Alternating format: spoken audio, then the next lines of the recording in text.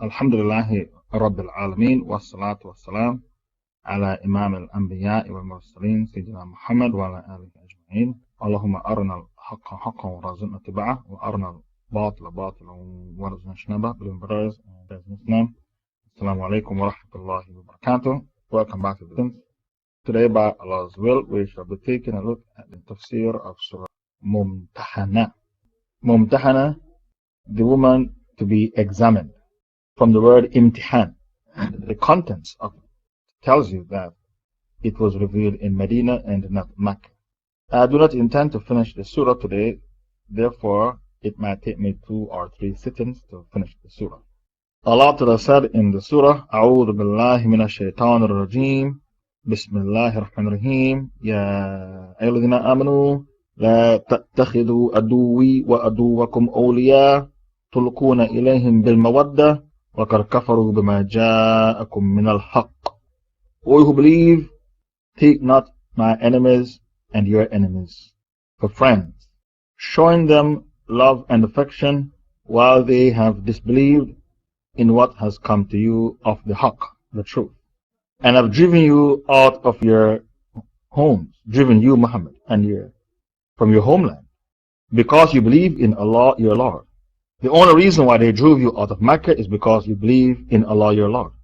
If you have come to wage jihad in the cause of Allah, seeking Allah's good pleasure, then take not these disbelievers as polytheists, as your friend, because you are contradicting yourself. If you are coming out for jihad, for the sake of Allah, don't take the kuffar for your friends, because it's a contradiction. It is a huge contradiction. Now don't contradict yourself. If you really come out to do jihad, to seek Allah's pleasure, then don't take the kuffar for your friends. You show them in secret, while I am all aware of what you conceal and what you reveal. And whosoever of you Muslims does that, then indeed he has gone far astray from the straight path. So, this is what Allah Ta'ala has commanded the believers in Surah Mumtahana, the very first ayah. Allah is saying that if somebody is my enemy, automatically they become your enemy. And if somebody is an enemy of the Ummah, automatically they become an enemy of Allah. If somebody declares war on the Ummah of Muhammad, automatically they declare war on Allah. Whosoever is an enemy of the Ummah is an enemy of Allah. Whosoever is a friend of the Ummah, that person is a friend of Allah. You can't separate Allah from the Ummah in regards to al-wala wal-bara. You separate Allah from the Ummah in regards to worship. You worship Allah, not the Ummah. But in regards to al-wala wal-bara, you can't separate Allah from His Ummah. Because in Surah Mumtahana, Allah said, Ya ayyuhalladhina amanu, la tattakhidhu aduwwi wa aduwwakum awliya. O you believe, don't take my enemies and your enemies for friends. Anyone who is an enemy of Allah, automatically they are your enemy as well. Where al-wala wal-bara is concerned, you cannot separate Allah from the Ummah. And because of that, Allah said, whosoever shows enmity to a servant of mine, I declare war on him. Whosoever shows enmity to a servant of mine, I declare war on him. Because where al-wala wal-bara is concerned, you can't separate Allah Ta'ala from His Ummah. When you show enmity, bring me the hadith. Man aada li waliyan faqad adhantuhu bil harb. Whosoever shows enmity to a friend of mine, one of my wali, I declare war on that person. Because where al-wala wal-bara is concerned, you can't separate Allah from His Ummah. When you love the Ummah, you will love Allah. When you hate the Ummah, you hate Allah. That's how important the Ummah is. The Ummah of Muhammad is so important. In Surah Mumtahana, Allah Ta'ala said, my enemies automatically become your enemies. And don't take them for friends. Showing them love and affection, even after they reject faith in what came down to you from the haqq, which is the Quran. They don't believe in the Quran, they reject faith in the Quran. Some of them even burn the Quran and brag about it on national television. They reject faith in what came down to you from the haqq, which is the Quran. And of course the Sunnah. These are two other things you can't separate, Quran from Sunnah. You can't separate them. because one was revealed to explain the other. So the haqq is not just Quran, it's Quran and Sunnah, because one was revealed to explain the other. Then Allah said in the same ayah concerning them, they have driven you out from your homeland. These kuffar, they drove you out of your homeland. They forced you to migrate from Mecca to Medina. And nothing caused them to hate you and drive you out of your homeland except that you believe in Tawheed, you believe in Allah, and you refuse to worship Lat, Uzza, Hubal, Manat, the idols of the Kaaba. You said to them, Lakum dinukum waliyadeen, you to your way, me to my way. You to your falsehood, me to my Islam. Lakum dinukum waliyadeen. And you refuse to compromise. So they hate you for Tawheed. And they drove you out of your homeland for Tawheed. Not because you robbed their money or raped their women or seduced their wives. They call you As-Sadiq Al-Amin, the truthful, the trustworthy. They respected you and call you As-Sadiq Al-Amin, the truthful, the trustworthy. Nothing caused them to drive you out of your homeland except that you believe in Allah and Allah alone, your Lord. If you come out to wage jihad in the path of Allah, seeking Allah's pleasure, then do not take the kuffar for your friends, because this is a huge contradiction. You are contradicting yourself. And this is the conquest of Mecca. You came out of your homes to conquer Mecca for the sake of Allah. If that's your intention, to conquer Mecca, you are going to conquer Mecca because they broke the treaty of Hudaybiyah. They helped some kuffar to kill a Muslim tribe, Banu Khuza'ah. So you are going to conquer Mecca because they broke their treaty. What treaty? The treaty of Hudaybiyah. And we covered that in the Surah 48. We covered that in details. They broke a treaty. Quraysh broke a treaty by helping a pagan tribe to attack a Muslim tribe. And they came to you begging you for help. The Muslim tribe came to you in Medina complaining and begging you for help. And you, the Prophet Muhammad, you left your home to conquer Mecca, and you told the Sahabas, we are going to conquer Mecca. Get ready. And you made a dua and said, Oh Allah, keep my plan a secret from the kuffar. Keep my plan a secret from the kuffar. If you came out of your home to wage jihad fi sabilillah, to conquer Mecca, to seek Allah's pleasure, then don't take the kuffar for your friends, because this is a huge contradiction. It doesn't make sense. You show them friendship in secret, while I, Allah, I am aware of what you conceal and what you reveal. And whosoever of you Muslims does that, then indeed he has gone astray from the straight path. Now the big question is, what is the reason why Allah revealed this surah, the ayah? Why Allah revealed the ayah? It's called Asbab al-Nuzul, causes of revelation. So now we come to the story of Hatib ibn Abi Balta'a. He is the Sahaba that caused Allah to reveal the surah, the ayah. Hatib ibn Abi Balta'a. It's impossible to study Tafsir and Sirah without coming across his name. Hatib ibn Abi Balta'a. That is the name of the Sahaba. Asbab al-Nuzul, the story of Hatib ibn Abi Balta'a. Narrated Ali ibn Abi Talib, Allah's apostle, sent me and Zubair and Miqdad, saying, proceed till you reach Rodat, where there is a lady carrying a letter. Now the story goes as follows. The Prophet made a dua and begged Allah to keep his plan a secret from Quraysh. I'm coming to conquer Mecca. But Hatib ibn al-Balta'a wrote a letter and gave the letter to a woman. And the woman was from Quraysh, to tip off Quraysh, to tell Quraysh, Muhammad is coming to conquer Mecca. Why he did that? Because he was from a weak tribe, a poor tribe, not a powerful tribe. So he was trying to ingratiate himself with Quraysh. That is a new word for you, ingratiate. I think you are intelligent enough to know the meaning of that word anyway.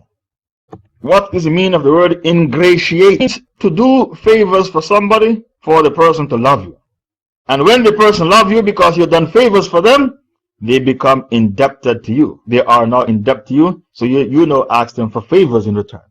So if you see a Muslim man with a beautiful daughter, you try to pamper the father and do things for him because you have eyes on his daughter. So you ingratiate yourself with the father because you have eyes on the daughter. So by doing things for the father, and the father now loves you because you did things for him. You now propose to his daughter because you have ingratiated yourself with the father to get to the daughter. That is the meaning of the word, to ingratiate yourself with somebody. To make them love you, to do things for them to love you, and then you said, do me a favor, can I have this from you? That is the meaning of the word ingratiate. Psychologists use this word a lot. Psychologists, they use this word a lot. Hatib ibn Abi Balta, why did he write the letter? To ingratiate himself with Quraysh. Muhammad is coming to conquer Mecca. He was from a weak tribe, a poor tribe. So by writing the letter, Quraysh will love him and look after his family, because he had wives and kids left behind in Mecca. He was an immigrant who migrated from Mecca to Medina. He left behind a family.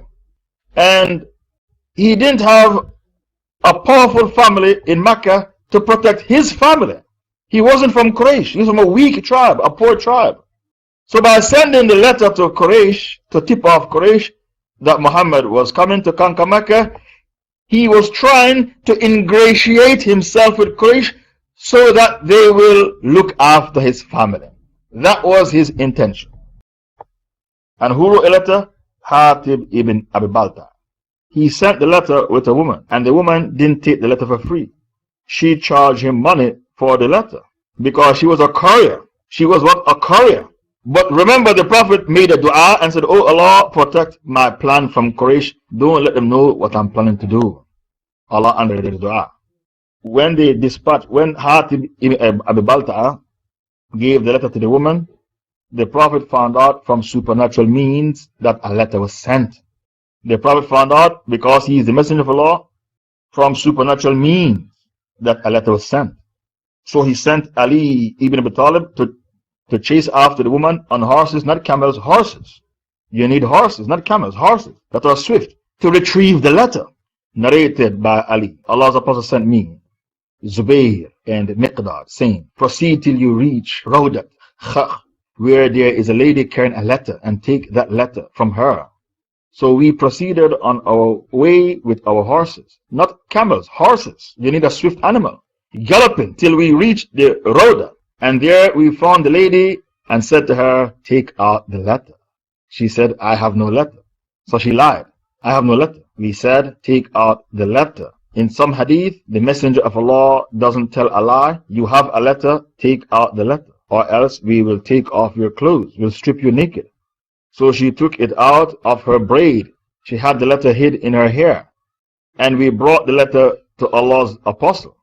The letter was addressed from Hatib ibn Abi Balta to some pagans in Mecca, telling them about what Allah's Apostle intended to do, to conquer Mecca. Why? Because Quraysh broke their treaty, the Treaty of Hudaybiyah, by killing members of a Muslim tribe. Quraysh didn't physically kill them, they provided ammunition to another tribe, a pagan tribe, to kill a Muslim tribe, members of a Muslim tribe. So they broke the Treaty of Hudaybiyah.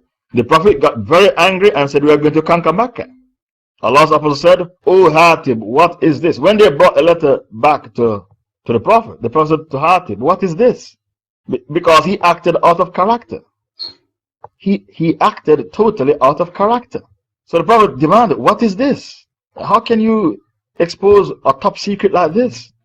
Omar said, O Messenger of Allah, give me the permission to chop off the head of the hypocrite. Omar was desperate to chop off his head. O Messenger of Allah, give me the permission to chop off the head of this hypocrite, because he sent a letter to Quraysh to tell Quraysh what we intended to do. O Allah's Apostle, listen to what Hatib said. O Allah's Apostle, do not make a hasty decision about me. I was a person not belonging to Quraysh. He was from a weak tribe, and tribalism was rife in the Arabian Peninsula. Without a strong tribe to protect you, you're finished. I was a person not belonging to Quraysh, but I was an ally to them from outside and had no blood relation with them. And all the immigrants who were with you have got their kinsmen, their family in Mecca, who can protect their families and properties. So I like for them to do them a favor so that they might protect my relatives, as I have no blood relation with them. I will do them a favor. It's called to ingratiate yourself. I'll do them a favor so that they will become indebted to me and will protect my relatives, my blood relation. I did not do this to renegade from my religion, to apostate from Islam. Nor did I do it to choose kufr over Islam. Allah's Apostle said to his companions as regards him, he, Hatib, has told the truth. Omar, listen to Omar. Omar said, O Allah's Apostle, allow me to chop off the head of this hypocrite. Allow me to chop off the head of this hypocrite. The Prophet said, he, Hatib, has witnessed the battle of Badr, fought in it. And what could tell you? Perhaps Allah looked at those who witnessed Badr and said, O the people of Badr, the warriors of Badr, do what you like, for I have forgiven you. Then Allah revealed the surah, O you who believe, take not my enemies and your enemies for friends, offering them love and affection, even though they have disbelieved in the haqq, the truth that came down to you, which is the Quran. And whosoever of you does that, then indeed he has gone far astray from the straight path. This is called asbab an-nuzul, causes of revelation. This is the reason why Allah Ta'ala revealed Surah Mumtahanah, the very first ayah. Now, the Prophet didn't say to Omar, O Omar, listen carefully to this hadith, the sharh for the hadith. The Prophet didn't say to Omar, O Omar, a spy is not a kafir. The Prophet didn't say that. A spy is not a kafir. Because according to the ijma of the scholars, a spy is a kafir. What the Prophet said is, there has to be an explanation for what Hatib ibn Abi Balta'a did. Because he fought at the Battle of Badr. He can't be a munafiq. You know why? Because the Sahabas who fought at Badr, they are in paradise. So because he fought at Badr, and the Sahabas who fought at Badr, they are in paradise, there has to be some logical explanation for what he did to write the letter to Quraysh, because he acted totally out of character. His explanation is, he was from a poor family, a weak tribe, not Quraysh. So he thought he left behind a wife and kids in Mecca with no protection. So by sending the letter to Quraysh, he would ingratiate himself with Quraysh, make them be in debt to him, so they would be left with no choice but to protect his family. That was his intention. When Omar made his ijtihad, the only reason why the ijtihad of Omar was wrong to chop off the head of Hatib ibn Abi Balta'a is because he fought at the Battle of Badr. Today, if you are waging a jihad against the kuffar and somebody use his cell phone to send a text message to the kuffar to tell the kuffar our plans, you are allowed to chop off his head, because we can't make excuse for him because he didn't fight at the Battle of Badr. So today, when we catch spies, spying for kuffar, you are allowed to chop off their heads. Why? Because the spies in our midst today, they didn't fight at the Battle of Badr. And there is ijma among the scholars that spies are kuffar. And anytime the white men invade Muslim countries like Afghanistan or Iraq, spies always work for them. They are their translators. These spies who work for the white man who invade Muslim country to steal Muslim oil, they are very, very dangerous. In Afghanistan, they go there to steal the diamond. Afghanistan has more diamond than any country in the world, even more than Africa. The reason why the translators are so dangerous, the munafiqun are dangerous, who help the white man to carry out his occupation of the Muslim country. They are very dangerous because they know the language and they know the terrain. They know the language and they know the terrain. That's why they are dangerous. Without these munafiqun helping them to occupy the Muslim country, the occupation wouldn't have been successful for 10 years so far. But the spies are very, very dangerous. A spy is a kafir. A spy from Denmark killed Anwar Olaki, Imam Anwar Olaki, rahimahullah. Then I saw him on YouTube bragging about it. Oh, I was able to kill Anwar Olaki. I spoke radical Islam to win his trust. I spoke like a fundamentalist to win his trust. And he trusted me. The Arabs, because the Arabs worship the white skin, they gave him a beautiful Arab girl to marry. And he had 3 kids from her, and he was a kafir all this time. He impregnated a Muslim girl 3 times. He has 3 kids from her, and he was a kafir all this time. And the Arabs run into him because they worship the white skin. Arabs have a weakness. And the weakness of the Arab caused their death. The weakness, this weakness the Arabs have towards the white skin caused millions of Arabs to die, including Anwar Olaki. He had that weakness as well. They used a spy to kill him. The Arabs even gave him a girl to marry. And the man was a kafir, and he impregnated an Arab girl 3 times, 3 kids. So the weakness of the Arabs caused them to die by the millions, including Anwar Olaki. So when Omar made his ijtihad to chop off the head of Hatib ibn Abi Balta, the Prophet didn't say to Omar, in Islam we don't kill spies. The Prophet didn't say that to Omar. Because my sheikhs explain the ayah for me in details when we did the tafsir. They gave us Asbab al-Nuzul, why Allah revealed the ayah. It was revealed for Hatib ibn Abi Balta, who wrote the letter to Quraysh. And Omar was desperate to chop off his head. The Prophet didn't say to Omar, in Islam we don't chop off the head of spies. The Prophet didn't say that. The Prophet said, this one is not a munafiq because he fought with us at the battle of Badr, and Allah promised all those who fought at Badr the paradise. So this one is not a munafiq. Therefore, there has to be a logical explanation for what he did, because he acted totally out of character. That is the shar for the ayah. We have Madkhalis who spy for the FBI, MI5, MI6. And they claim we can spy for the kuffar because Hatib ibn Abi Balta, he did it. He wrote a letter to Quraysh. A Madkhali, a Salih Salafi, is a kafir, a hypocrite, a zindiq, and a waste of space. How can you use the mistake of a Salih to justify your kufr and your zandaka, your apostasy? How can you do that? You see what evil these people are? They use the story of Hatib ibn Abi Balta as evidence that they can spy for the FBI and the MI5, Scotland Yard, the CIA, the Homeland Security. And they claim we are helping the kafirs to catch the Khawarij. So the Munafiqun, they use the mistake of Hatib ibn Abi Balta to spy for the kuffar, claiming it's a job to earn a living. If Hatib can spy for Quraysh, why can't I spy for the British and the Americans and the French and the Dutch? Why can't I? I'm just earning a living for my family. This person is a scum of the earth, a kafir, a hypocrite, a zindiq, and a waste of space. Ma'idah 51 is the other ayah.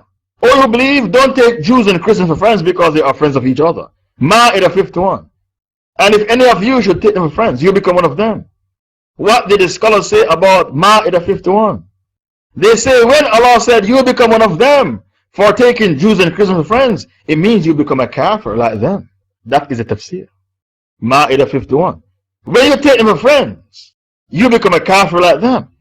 Bring me the fatwa of Ibn Hazm, the Muhalla of Ibn Hazm. Please take not Jews and Christians for friends because they are friends of one another. And any Muslim amongst you take them for friends, he become one of them. The scholars say this ayah means you become a kafir like them, and there is no other tafsir for the ayah. Ibn Hazm, bring me the fatwa of Ibn Hazm. He said there is no other tafsir for the ayah. You're a kafir like them. Okay, shukran for the hujjah. Ibn Hazm stated in Al Muhalla. This is a book of the classic, one of the classical scholars, Ibn Hazm. What is correct is that his statement, the Most High, and if any amongst you take them as awliya, then surely he is one of them. Ma'idah 51. Will be understood on the basis of its apparent meaning. The person being referred to is a kafir from the generality of disbelievers. And no two Muslims disagree regarding this. Do you follow the fatwa? These are the fatwas you should take from. Don't listen to soft Islam. Don't be a munafiq and listen to soft Islam. Now people who gravitate towards soft Islam, they're hypocrites and a waste of space. These are the fatwas you are supposed to relate to. Strong Islam, not soft Islam. Ibn Hazm stated in Al Muhalla, what is correct is that his statement, the Most High, وَمَنْ يَتَوَلَّهُمْ مِنْكُمْ فَإِنَّهُ مِنْهُمْ. And any one of you Muslims who take them for his awliya, he becomes one of them. Ma'idah 51 should be understood on the basis of its apparent meaning. The person being referred to in the ayah is a kafir, a disbeliever from the generality of disbelievers. And no two Muslims disagree regarding this. This is the type of Islam I want you to listen to. This is the type of fatwa I want you to listen to. Not soft Islam. If you're a munafiq who believes in soft Islam, this room is not for you. We have enough rooms on Pal Talk that are run by munafiqun. You will fit in there comfortably. Comfortably. If you're a munafiq who don't believe in al-wala al-bara, I'm sorry, this room is not for you. We have enough munafiqs on Pal Talk, you will be able to fit in there. Muhammad ibn Abdul Wahhab, when he wrote a book, the 10th, he said one of the things that cause you to become an apostate and a kafir from Islam is helping the kuffar against the believers. Taking sides with the kuffar. Where's the fatwa of Muhammad ibn Abdul Wahhab? Taking sides with the kuffar against believers. This is one of the nawaqid al-Islam, the nullifiers of Islam. Where's the fatwa of Muhammad ibn Abdul Wahhab? So one of the nawaqid al-Islam is aiding and abetting kufr. Aiding, helping. Aiding and abetting kufr. Taking sides with them against the believers. That is one of the nawaqid al-Islam, one of the things that nullify your Islam.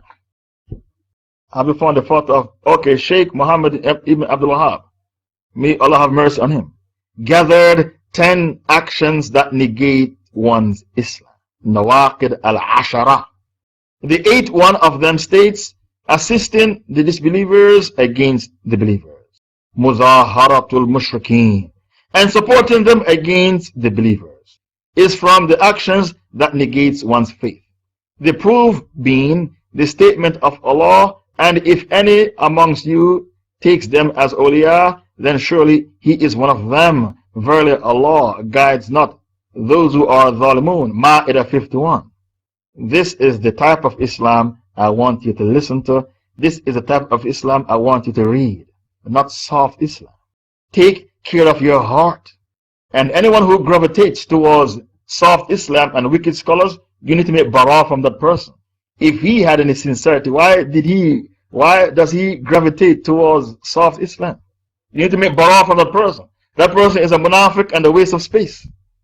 Such a person who gravitates towards wicked scholars who preach democracy and cement the thrones of the apostate regimes. Recently, a fatwa came from Saudi Arabia. It is halal to incarcerate, to lock up, and torture, and kill anyone who demonstrates against the Taghut. Or dare you demonstrate against the Taghut? The Taghut is our kafir paymaster. Bring me the fatwa. It is halal to lock up, incarcerate, torture, and kill anyone who demonstrates against the Taghut. How dare you demonstrate against the Taghut? The Taghut, they are our kafir paymasters. That is the latest fatwa coming out of KSA. Where is the fatwa? So Allah Ta'ala told the Sahabas, don't take my enemies and your enemies for friends. Showing them love and affection when they reject faith in the haqq that came to you from your Lord.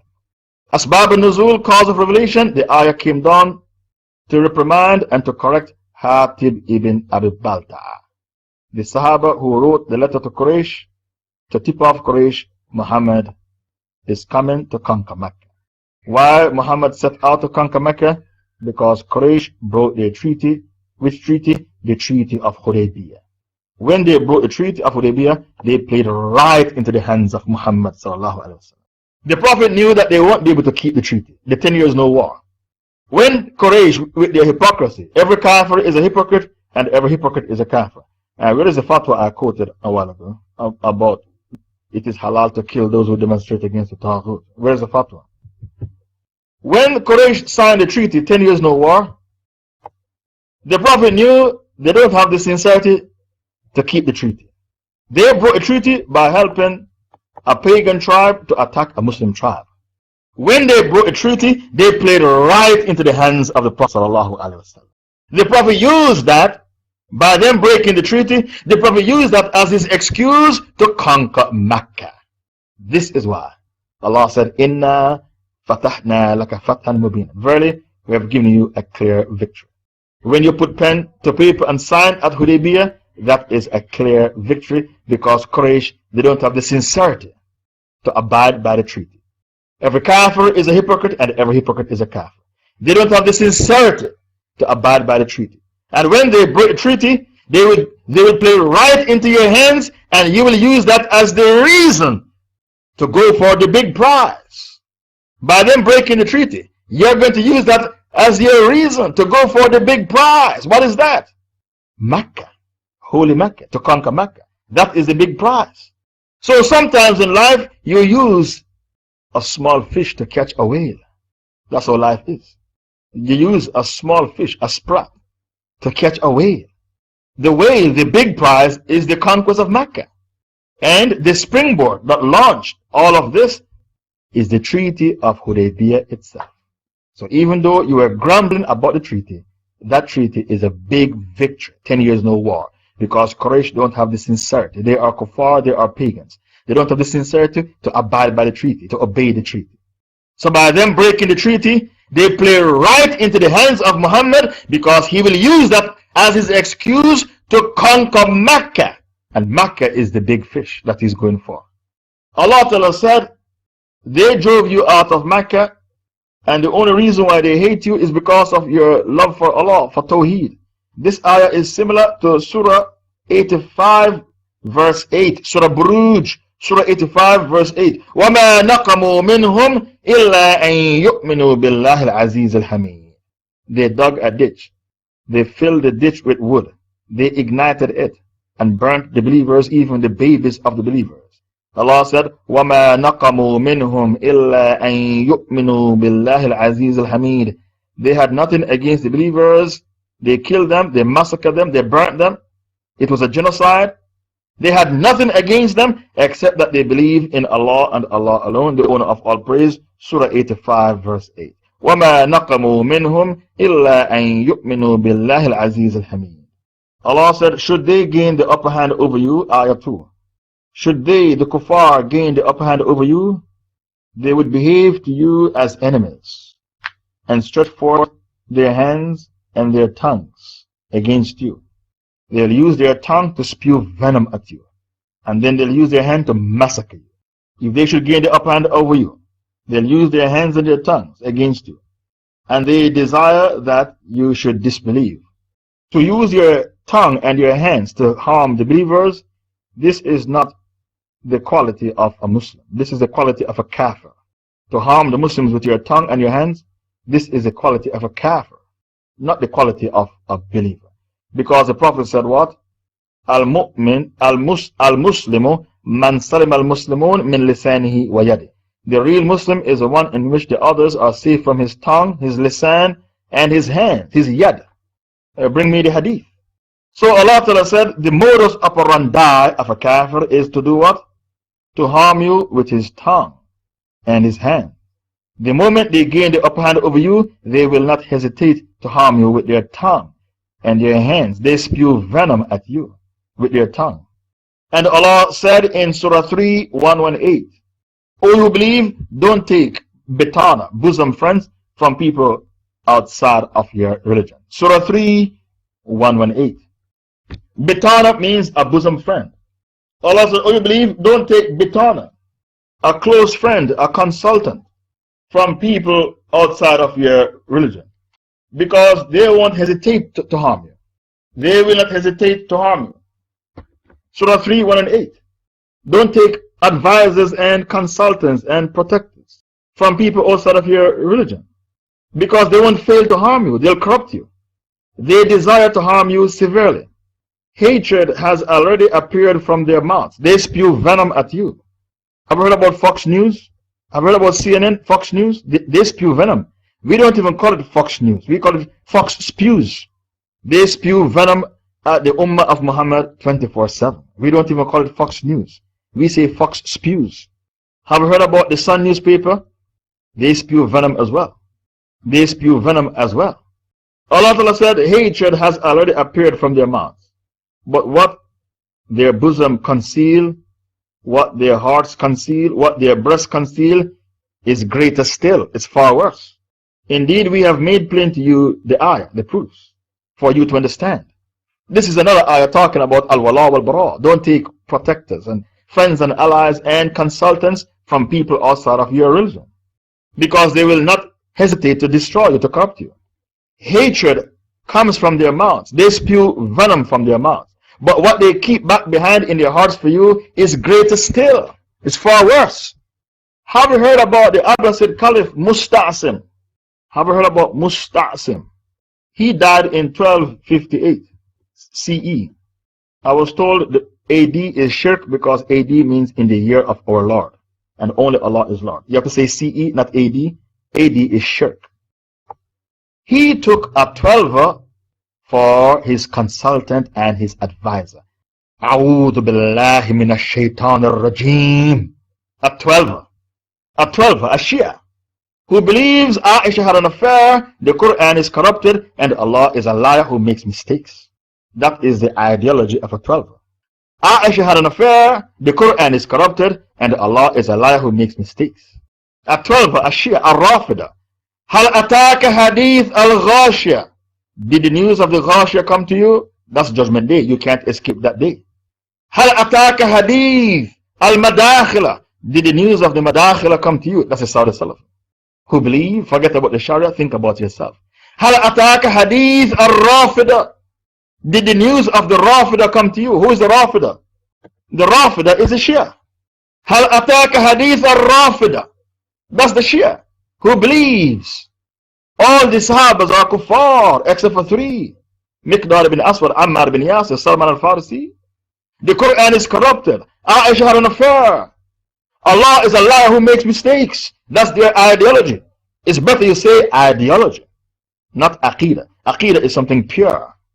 Aqidah is something pure. Aqidah comes from Quran and Sunnah, taken from the Arabic word aqadah, which means to tie something tight. Aqadah, to tie something tight. So your creed is tightly tied to Quran and Sunnah, and you don't digress from Quran and Sunnah. Musta'sim did not follow Allah's words in Surah 3:118. يَا الَّذِينَ آمَنُوا لَا تَتَّخِذُوا بِطَانَةً مِّن دُونِكُمْ. Or you believe, don't choose bitana from people outside your religion. Bitana, a consultant and advisor. A friend, an associate, a consultant, an advisor, a protector. That is the meaning of the word bitana. From the word batania, which means a blanket that you use to cover up when you are cold. You seek protection from the cold, from the blanket. The Arabs say batania. So the bitana means your consultant, your advisor, your protector, your helper, your friend. He chose a 12er to be his advisor. So when the Tatars were getting ready to attack Baghdad, listen to his advice, cut back on the army. We can't afford so many soldiers. We don't have salary for them. And that was a lie. Cut back on the army. When the Caliph asked him, why should I cut back on the army? And when he was an advisor to the Caliph, this Shia, he was a spy for the Tatars. So he was a double agent. He was a double agent. When the Caliph said, why should I cut back on the army? He said, when the Tatars invade Baghdad, the women and children will be able to throw stones at them and they will run away from the battlefield. What a ridiculous advice. And the Caliph, he listened to the Shia and cut back on the army. And when they invaded Baghdad, they killed Muslim men, women and children, blood run knee high to the horses, and they killed 500,000 Muslims. The books of Aqidah, Fiqh, Tafseer, Usul al-Fiqh, Quran, Ulum al-Quran, Mantiq, Balaga, they dumped them in the Tigris River, and the ink from the river made the water black like the tarmac, like the tar. And thousands of books written by classical scholars have been lost because Baghdad was the seat of learning when they invaded the Muslim world. That was the capital of the Muslim world. When they captured Musta'sim and his 2 sons, they put blankets over them and trampled on top of them with their horses until they died under the blanket. They died under gruesome circumstances. When they captured the other son, they didn't kill him because they didn't want to wipe out the royal family. So they took him back to Mongolia and married him to one of the local girls because they think if they wipe out the royal family completely, they will be cursed because they were very superstitious. They were pagans. So when they captured one of them, and this family, they are the descendants of Ibn Abbas, the Prophet's family, Ibn Abbas. And look what happened to them. Why? They didn't practice al-wala wal-bara. They took the greatest enemy of Islam for their consultant, their ally, who? A Shia, a Rafida. And a Shia is the worst kafir under heaven. A Shia is still a Zoroastrian. A Sufi is a Christian. A Brahmi is a Hindu. A Saudi Salafi is a Jew. A Shia, at no time did they ever come into Islam. They are still Zoroastrians. They carry a grudge against Islam and Muslims because Islam destroyed their Persian Empire. So because Islam destroyed their Persian Empire, they, the Shiites, they carry a permanent grudge against Islam and Muslims. And how on earth can the Shiites love you? They hate Abu Bakr and Umar. If they hate Abu Bakr and Umar and Aisha, the mother of the believers, how on earth can they love you? That's impossible. So stop calling for unity between Sunnis and Shiites. By you calling for unity, it means that you are brain dead. And you don't understand Allah's words. Or you who believe, don't take my enemies and your enemies for friends. Surah Mumtahanah, the very first ayah. And Surah 3, 118. Or you believe, take not as your bitana, advisors, consultants, protectors, helpers, allies, those outside of your religion. If you want an advisor, choose an advisor from somebody who belongs to your religion, your creed, your aqidah, your manhaj and your fiqh. Don't take kuffar, who are enemies of Islam, as your consultants and your advisors. Don't make the mistake of musta'sim. And whenever you are weak in Iman, your al-wala wal-bara suffers. Did you know that? Whenever you are weak in Iman, your al-wala wal-bara suffers. You are going to take the enemies of Islam for your friend. Why? Because your Iman is weak. And when you are weak in Iman, you have no furqan. Furqan is the criteria to judge between the right from the wrong, the good from the bad, the pure from the corrupted. And you have al-wala wal-bara. If you have weak Iman, you will have friends who hate Islam, and for you it's business as usual. So what? It's business as usual. You have friends who are enemies of Islam, and for you it's business as usual. Why? Because you are a hypocrite and a waste of space with weak Iman and no furqan and no firasa. Firasa is intuition. Firasa, intuition. No furqan, criteria to judge between the right from the wrong, the good from the bad, the pure from the corrupted. And no al-wala wal-bara, al-wala wal-bara, solidarity with the ummah and disavowal from the enemies of Islam. Solidarity. Al-wala wal-bara, solidarity. To show solidarity with the ummah, solidarity to Quran and Sunnah, to Allah, His Rasul and the ummah, and to disavowal from the enemies of Islam. That is al-wala wal-bara. Al-wala wal-bara is one of the 7 conditions of Shahada. So if you don't practice al-wala wal-bara, you have no Iman. So Allah Ta'ala said in Surah 58, verse 22, لا تجد قوما يؤمن بالله واليوم الآخر يوادون من حاد الله ورسوله ولو كانوا آباءهم أو أبناءهم أو إخوانهم أو عشيرتهم أولئك كتب في قلوبهم الإيمان. Surah 58 verse 22. Surah 58 verse 22. Allah said what? You will never find people who believe in Allah and the last day making friendship with those who oppose Allah and His Messenger, even though they may be your parents, your Abba, even though they might be your children, even though they might be your cousins, brothers and sisters, even though they might be your brothers and sisters, your siblings, and even though they might be your cousins, your tribe. For such people I have written in their hearts Iman. أُولَٰئِكَ كَتَبَ فِي قُلُوبِهِمْ الْإِيمَانِ. When Allah said, these people who practice al-wala wal-bara, who love and hate for my sake, I have written in their hearts Iman. What Allah is saying is, if you are not blessed with Iman, you can't practice al-wala wal-bara. If you are weak in Iman and you're a munafiq, you are going to have the enemies of Islam for your friends, and for you it's business as usual. You have the greatest enemies of Islam for your friends, and for you it's business as usual because you are a munafiq and a waste of space with no al-wala wal-bara. A'udhu billah. We seek refuge in Allah from that state.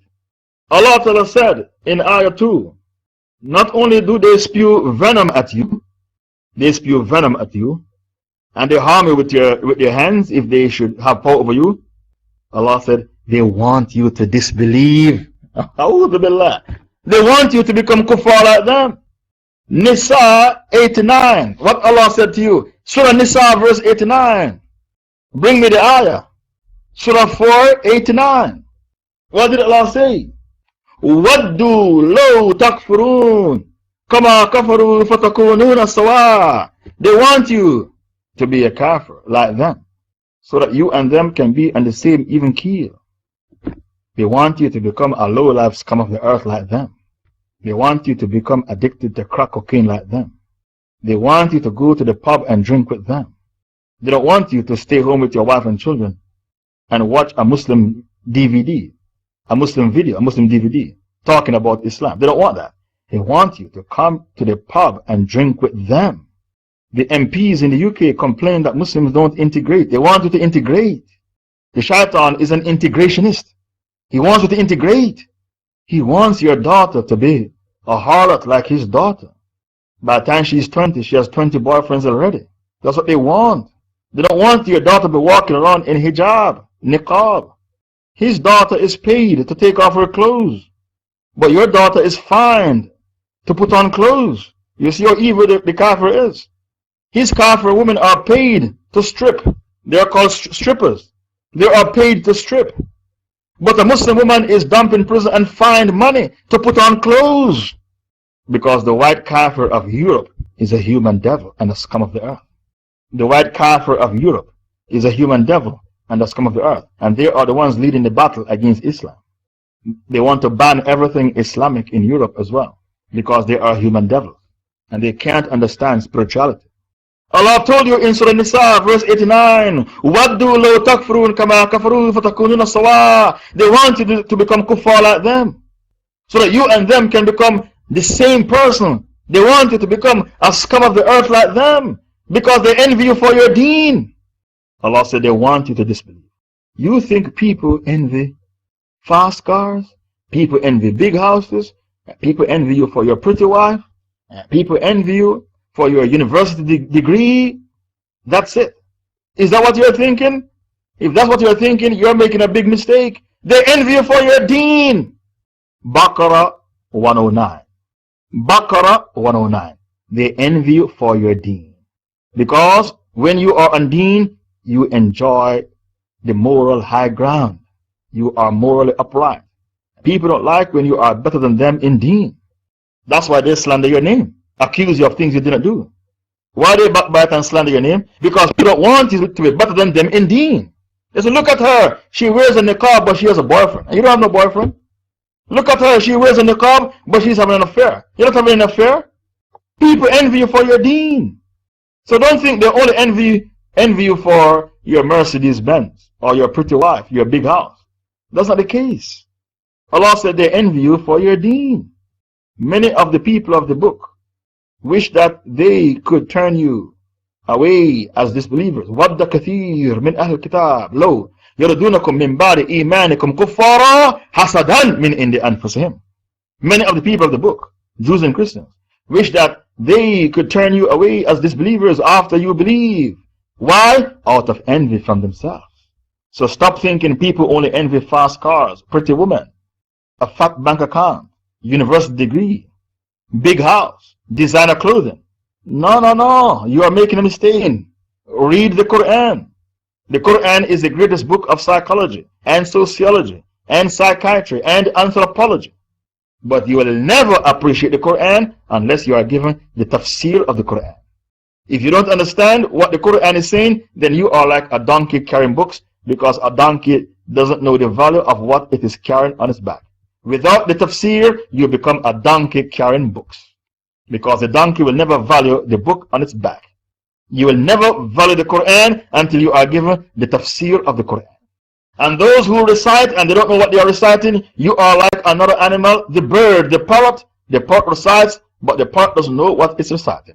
We need to understand what you are reciting, because Allah put a curse on those who recite and they don't know what they are reciting. أَفَلَا يَتَدَبَّرُونَ الْقُرْآنَ أَمْ عَلَىٰ قُلُوبٍ أَقْفَالُهَا. Won't you contemplate on the Quran?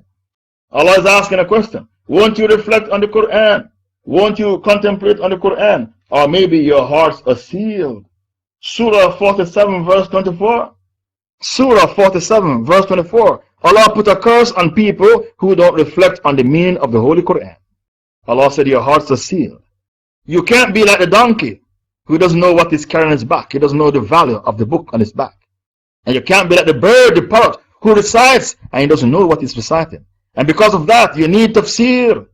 And because tafsir is important, the Rasul said, خَيْرُكُمْ مَنْ تَعَلَّمَ الْقُرْآنَ وَعَلَّمَ. The best of you are those who learn the Quran and teach it to others.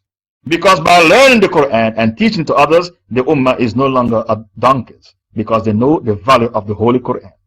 Allah Ta'ala said in Ayah 3, neither your relatives nor your children will benefit you on the day of resurrection. He will judge between you, and Allah is the all-seer of what you do. What Allah said? Shukran for the hujjah. Yes, neither your relatives nor your children will benefit you on the day of resurrection. He will judge in you. Bismillah, I'm back if you can hear me. Any voice? Okay, bring me the ayah that I quoted, Surah Al Mumtahanah, verse 3. Allah Ta'ala said, neither your relatives nor your children will benefit you on the day of resurrection. They can't benefit you against Allah's verdict, Allah's decree. If He decree for you the hellfire, He will judge between you, and Allah is the all-seer of what you do. I don't have the ayah in front of me, bring me the ayah. Now, what I'm saying is, when you read this ayah, I am sure there's another ayah that comes to mind. The other ayah that comes to mind that matches this ayah, Surah 26, verses 88 to 89. Surah 26, verses 88 to 89. I'm sure that ayah comes to the mind of every Muslim in this room when they read this ayah in Surah Mumtahanah. So what Surah 26 is saying? Surah 26, verses 88 to 89. يَوْمَ لَا يَنْفَعُ مَالٌ وَلَا بَنُونَ إِلَّا مَنْ أَتَى اللَّهَ بِقَلْبٍ سَلِيمٍ. That is the ayah. يَوْمَ لَا يَنْفَعُ مَالٌ وَلَا بَنُونَ إِلَّا مَنْ أَتَى اللَّهَ بِقَلْبٍ سَلِيمٍ. The day whereupon neither wealth nor sons will avail, except him who comes to Allah with a clean heart, a heart which is clean from kufr, shirk, and zandaqah. These two ayah, they match. If you can hear me. Okay, bring me ayah 4, Surah Mumtahanah. قَدْ كَانَ لَكُمْ أُسْوَةٌ حَسَنَةٌ فِي إِبْرَاهِيمَ وَالَّذِينَ مَعَهُ إِذْ قَالُوا وَبَدَأَ بَيْنَنَا وَبَيْنَكُمْ الْعَدَاوَةُ وَالْبَغْضَاءُ أَبَدًا حَتَّى تُؤْمِنُوا بِاللَّهِ وَحْدَهُ. There has been an excellent example for you in Ibrahim and those with him. Millat Ibrahim is all about al-wala wal-bara. Even Abu Muhammad al-Maqdisi wrote a book, Millat Ibrahim. It's all about al-wala wal-bara, solidarity to the Ummah of Muhammad and disavowal from the enemies of the Ummah. Solidarity to show love and affection towards the believers and hatred and enmity towards the enemies of the Ummah. That is al-wala wal-bara, solidarity. To stick together as a single solid structure to support each other. Millat Ibrahim is all about al-wala wal-bara. Abu Muhammad al-Maqdisi wrote a book, al-wala wal-bara. It's all, he called his book Millat Ibrahim. I wrote the book is in English. If it's in English, all of you should read the book. That book is a masterpiece. I read it in Arabic some 10 years ago. All of you should read that book if it's in English. I don't know if it's in English. Allah said, indeed there has been an excellent example for you in Ibrahim and those with him, when they said to their people, verily we are free from you, we are different from you, and whatever you worship beside Allah, your false deities, whatever you worship beside Allah, we have rejected you, and there has appeared between us and you hostility and hatred forever until you believe in Allah and Allah alone. The apostate regimes that are in our midst today, the people who believe in democracy, the people who have dismantled the Sharia, the people giving their al-wala wa bara to the Jews and the Christians and gang up with them, the Jews and the Christians, against the Ummah. We say to them, the apostate regimes, we are innocent of you and whatever you worship beside Allah. We say to you what Ibrahim said to his father and his people. We repeat the words of Ibrahim. The apostate regimes in our midst to dismantle the Sharia of Muhammad and govern the people with their whimsical ideas and opinion. And they have usurped the wealth of the Ummah and bank it in Kafir banks, and have declared war on the Sharia. We say to you what Ibrahim said to his people. With of you and your man-made isms and schisms, you and your kafir ideas. We are innocent of you and the false gods that you worship beside Allah. Hatred and envy have arisen between us and you forever until you worship Allah alone, until you return to Islam, until you turn to the Sharia of Muhammad and abandon man-made isms and schisms. We are innocent of your police force. We are innocent of your army. We are innocent of your state security services who spy on the Ummah and lock them up in prison for a very, very long time. We are innocent of your government. We are innocent of your parliament who sit in these councils and legislate for us, even though Allah Ta'ala is the one and only legislator. We don't respect your parliament. We don't respect your courthouses, your judges, your false judges. Because Allah has made takfir on those who believe in the kafir courthouse in Ma'idah 60. We don't respect your kafir courthouse. We make bara from you and your kafir courthouse. We only believe in Sharia law. We make bara from you and your army. Because Allah said those who believe, they fight for Allah. But those who are kuffar, they fight for the Taghut. Surah Nisa, verse 76. الَّذِينَ آمَنُوا يُقَاتِلُونَ فِي سَبِيلِ اللَّهِ وَالَّذِينَ كَفَرُوا يُقَاتِلُونَ فِي سَبِيلِ الطَّاغُوتِ. Those who believe, they fight for Allah. Those who are kuffar, they fight for the Taghut. Surah Nisa, verse 76. So we make bara from you and your army, your kafir army. The only army we believe in is the Mujahideen, who fight for La ilaha illallah Muhammadun Rasulullah. That's the only army we will fight with. And the only flag we will fight under and die for that flag is the flag that has on it La ilaha illallah Muhammadun Rasulullah. We don't fight for racism, tribalism, nationalism. We don't fight for capitalism. We don't fight for man-made isms and schisms. We don't fight for democracy, because democracy means the demons have gone crazy. That is the literal meaning of democracy. The demons have gone crazy. And because of that, in a democracy, a woman can marry a woman. A man can marry a man. A man can date his own daughter and have sex with his daughter in a democracy, like what they do in France. Because democracy is a religion. We make bara from your ideology, which is democracy. We make bara from your parliament system, your legal system. The only justice system and legal system that we believe in is Sharia law. We only accept Sharia law because of Surah Nisa, verse 60. Allah put a curse on those who go to the kafir courthouse in Surah Nisa, verse 60. We make bara from your education system because Western education is haram. Why Western education is haram? Because they preach in their school to be gay is normal.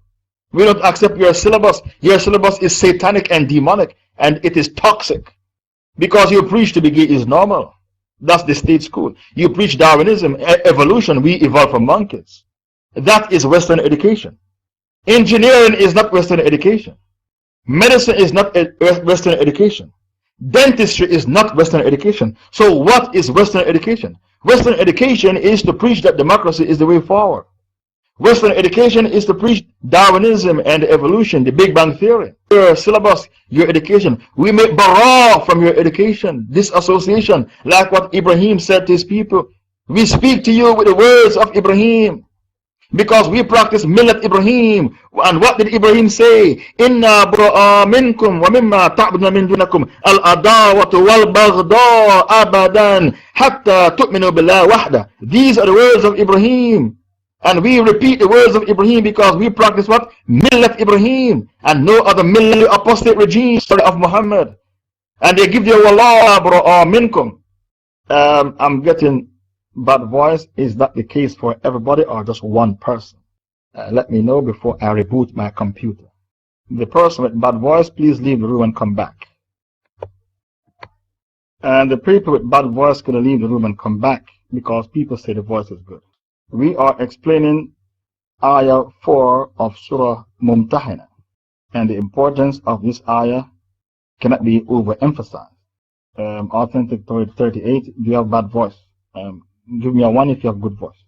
Authentic 38, give me a 1 if you have good voice. Okay. Anyway, we continue the tafsir. We, the Muslims, we practice Millat Ibrahim. and we practice nothing other than Millat Ibrahim. And Ibrahim said to his people, we are innocent of you and the false deities you worship beside Allah. We have rejected you, and there has arisen between us hostility and hatred forever until you believe in Allah and Allah alone. We say the same words to the apostate regimes today who govern the people with their evil and corrupted desires. They dismantle the Sharia of Muhammad and govern the people with man-made isms and schisms. And even when they say they have Sharia, they mix it with capitalism and establish riba banks. So their Sharia is not pure. It's like giving a person a bottle of Zamzam water, but urine is inside of it. You will throw it away because it's contaminated. Their Sharia is mixed with capitalism and sometimes nationalism and even racism. Because you can't marry from their citizens, they make it haram. Your Sharia is contaminated. And many of your women try to commit suicide because they want to get married and they can't because you make it haram for them to marry a foreigner. Many of your women attempted suicide because of your racist laws. We say to you, we are innocent of you and the false deities that you worship beside Allah. We reject you and your system. Hatred and enmity have arisen between us and you forever until you worship Allah and Allah alone. We reject your parliament, your satanic parliament that doesn't govern with Sharia. We reject your courthouses. We reject your education syllabus, which is coming from the West, because you believe in the colonial master. We reject faith in your army, because Allah says, those who believe, they fight for Allah, but those who are kuffar, they fight for Taghut. The only army we don't reject is the Mujahideen. Every other army we reject. We reject your courthouse because Allah said in Nisa 60 that only the Munafiqun, they go to the Kafir courthouse for judgment. We reject your police force, the law enforcement officers.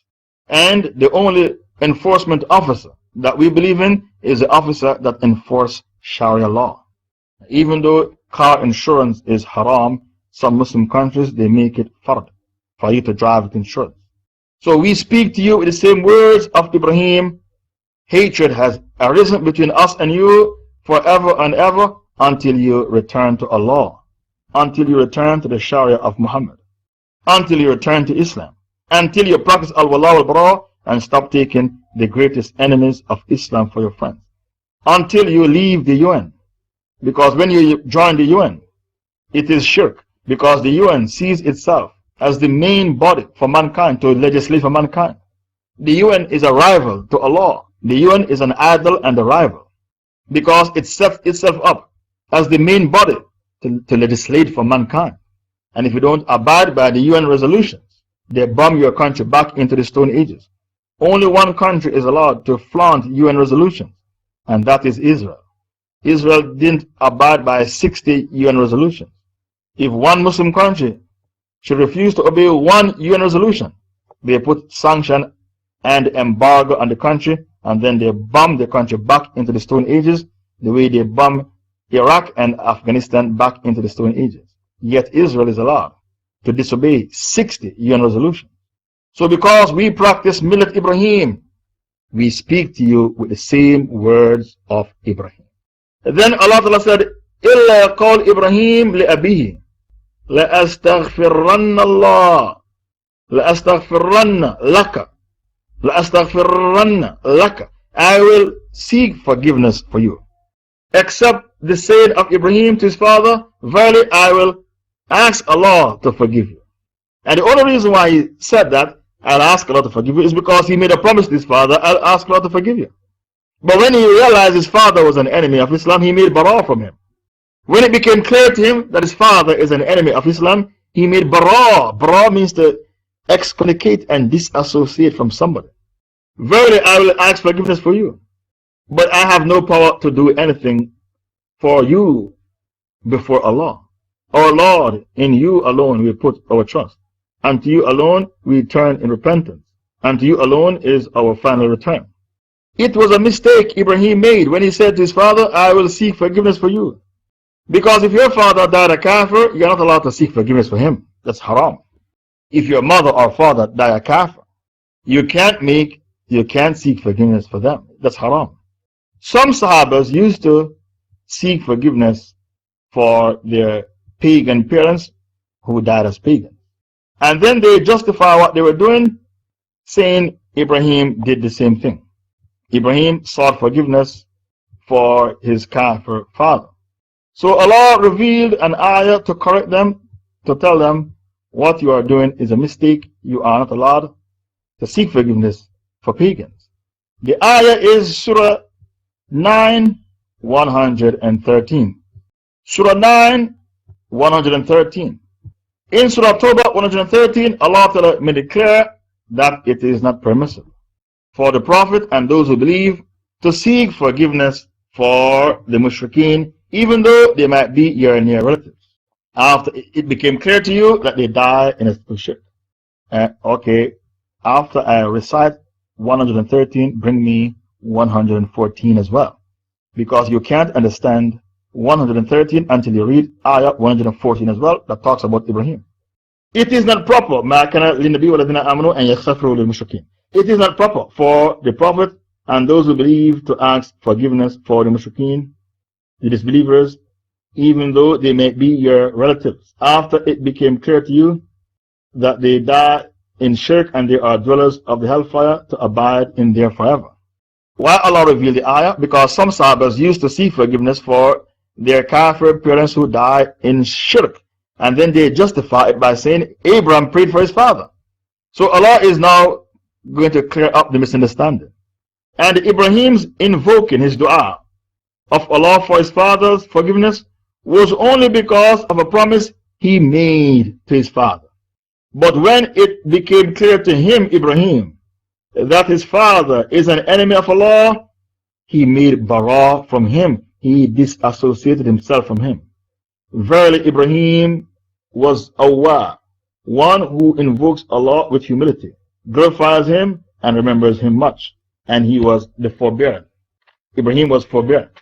So the reason why Allah Ta'ala revealed the ayah is because some Sahabas were praying to Allah and begging Allah to forgive their kafir relatives, their mother and father who died as kuffar. Then they justified by saying Ibrahim prayed for his kafir father. So Allah revealed Tawbah 113 to make it haram to pray for kafir relatives who die in a state of shirk. Then Allah revealed Tawbah 14 to say the only reason why Ibrahim prayed for his kafir father is because he made a promise to him that he'll beg Allah to forgive him. But when Ibrahim realized that his father was an enemy of Islam, he made bara from him. He cut all links with him. He broke off links with him. He disassociated from him. Therefore, you are allowed to break off family ties if the family member is an enemy of Islam. You are allowed to break family ties if that family member is an enemy of Islam. The way Abraham's father was an enemy of Islam. But if that family member who is a kafir is not antagonistic towards Islam, then you are not allowed to break family ties, because those who break family ties will never enter the paradise. Our Lord, make us not a trial for the disbelievers, and forgive us, our Lord. Verily, you are the Almighty, the All-Wise. What is the meaning of this ayah? Rabbana la taj'alna fitnatan lilladhina kafaru waghfir lana Rabbana innaka antal azizul hakim. What is the tafsir of the ayah? It means, O Allah, don't let them conquer us on the battlefield. Listen to the tafsir. Bring me the ayah. Surah Al Mumtahanah, verse 5. O Allah, do not allow the kafirs to conquer me on the battlefield, because if they should conquer me and defeat me on the battlefield, I become a fitna for them. They are going to say, my Christianity is right, that's why I defeat you, and Islam is wrong. They are going to say on the battlefield, Islam is wrong, Judaism is right. They are going to say Hinduism is right, that's why I defeat you. Buddhism is right, that's why I defeat you. So when the dua was made, O Allah, do not make me become a fitna. Don't let us become a fitna for the kuffar. The tafsir is, do not allow them to defeat me on the battlefield. Don't allow them, O Allah, don't allow the kuffar to defeat us on the battlefield. Because if they should defeat us on the battlefield, I will become a fitna for them. They are going to say, Islam is wrong, Christianity is right. That's why we are victorious. And do not let me become a captive in their midst. Do not let me live in Dar Harb. Because by living in Dar Harb, they are going to ill-treat me. They are going to trump up charges against me, put me behind bars. When I live hands, I am a fitna for the kuffar. Because they can't treat me right. It's impossible for them to treat me right. They hate me. Let me live in the Islamic State, not among the kuffar. Our Lord, make us not a trial for the disbelievers. Mujahid said, it means do not punish. Listen to what Mujahid said when he gave the tafsir. Do not punish us by their hands, nor with a punishment from you. Or they will say, had these people been following the haqq, the truth, the torment would not have struck them. You see that? That's the tafsir. The haqq, another mufassir, said something similar. Qatada said, Qatada, a student of Ibn Abbas, do not give the disbelievers victory over us, thus subjecting us to trials by their hands. Surely if you do so, they would then think that they were given victory over us because they are on the haqq. This is the meaning that Ibn Jarir preferred. Ibn Abdallah reported from Ibn Abbas, do not give them dominance over us, lest we suffer trials at their hands. That is the tafsir of the ayah. O Allah, do not allow us to become a fitna for the kuffar. The tafsir is, O Allah, do not allow them to defeat us on the battlefield. Because if they should win on the battlefield, they will say Christianity is right and Islam is wrong. And that is fitna for the kuffar. Because they are going to die as Christians and go to the hellfire to abide forever and ever. It was indicated to me my time is up. We stopped at ayah 4. Inshallah ta'ala, tomorrow we'll continue with the tafsir of Surah Mumtahanah, which was revealed in Medina. The importance of this surah cannot be overemphasized. I'm taking 5 questions in regards to what you have just heard. A group of Asha'ira who condemned the Mujahideen in Mali, Somalia, Syria, etc. for the jihad efforts and calling them Khawarij, saying we should come at the kuffar and the leaders with kindness. We should come at the kuffar and the leaders with kindness. But now they are ready to up arms against the Mujahideen after hearing reports of the destroying of the graves. What is there to say about such people, and what a hujjah I can give to them to humiliate them for such an utterance? This person asked the same question yesterday. If the Asha'ira are a fitna for you, it's better for you to go and Google my refutation of the Asha'ira. Go and go. It seems you are new to the room. I've refuted the Asha'ira, the devil's deception of the Asha'ira. Go and Google the notes. The admins, we did the donkey work, myself and the admins did the donkey work, and all it took is for you to read the notes, and you don't read the notes. Okay, Authentic 35, bring me the link for refuting the Asha'ira. And many of you, you go to talk to Asha'ira and Mu'tazila and Saudi Salafis, the Madakhila, with no knowledge. So you are like the man who went to the battlefield with no weapons and got killed. You don't go with knowledge to talk to Asha'ira, to debate with them. We did the donkey work, and all it took is for you to read the notes, and you don't read the notes. This is how you refute the Asha'ira. And they have no al-wala wal-bara because they hate the Mujahideen and love the kuffar. Also, read the notes refuting the goofy Sufis, because these Asha'ira, they are Sufis. That's why they are against the Mujahideen for breaking down the monuments that were built over the graves. These graves were worshipped by the people in Mali. So for them to get upset because the graves were demolished, it means that they are Asha'ira and they are goofy Sufis. They are grave worshippers. The Prophet said the grave is an idol that people worship. The Prophet pronounced the grave as an idol. This hadith is found in the Muwatta of Imam Malik. So all these issues that you're having, how to refute the Asha'ira, how to refute the goofy Sufis, we have refuted all these people already in this room. All it takes is for you to read the notes. We did the donkey work. All you need to do is to read notes. I cannot spoon feed you. Next question, please. By the way, Allah said the grave worshippers are liars and kafirs. The grave worshippers are liars and kafirs. Surah 39, verse 3. Assalamu alaikum, Shaykh. Can you please clarify the position of the people who fought to uproot the forces of Gaddafi in Libya by using the kuffar air support? if they were Muslims in Gaddafi's army, does that mean that those people who fought for tribal and national reasons against Gaddafi became kafir by guilt of association with kuffar? Just yesterday, 2 Pakistani girls were raped in front of their father in Libya because they wanted to catch a flotilla to Gaza. Obviously, the people in control of Libya are the kuffar. So the Mujahideen, who also participated to kill Gaddafi, play in the hands of NATO. And if can they be called Mujahideen because they took the kuffar as blanket? And this is a very important question because it is talking about al-wala wal-bara, and it's talking about isti'ana bil kuffar, seeking help from the kuffar. When they got the air support of NATO, it was an act of necessity because Gaddafi was butchering them by the hundreds with the air power. So it's an act of necessity. Those who fought to topple Gaddafi and they had Sharia on their agenda, they died as Mujahideen. Those who fought to topple Gaddafi and they had democracy on their agenda, they only committed suicide to be in hellfire forever because democracy is the greatest shirk and democracy is the religion of the Satan. Obviously, those who are in control of Libya are secular, and they are kuffar because they are secular and they believe in democracy. But those who fought with the sincere intention of toppling Gaddafi to bring about Sharia state, if that was their intention, when they die in that situation, they will be in paradise because their intention was pure. NATO got involved with Libya because Libya has the most oil in Africa. NATO refused to get involved with Syria if he smells the Benjamin. If he can smell petrodollars, then he'll get involved.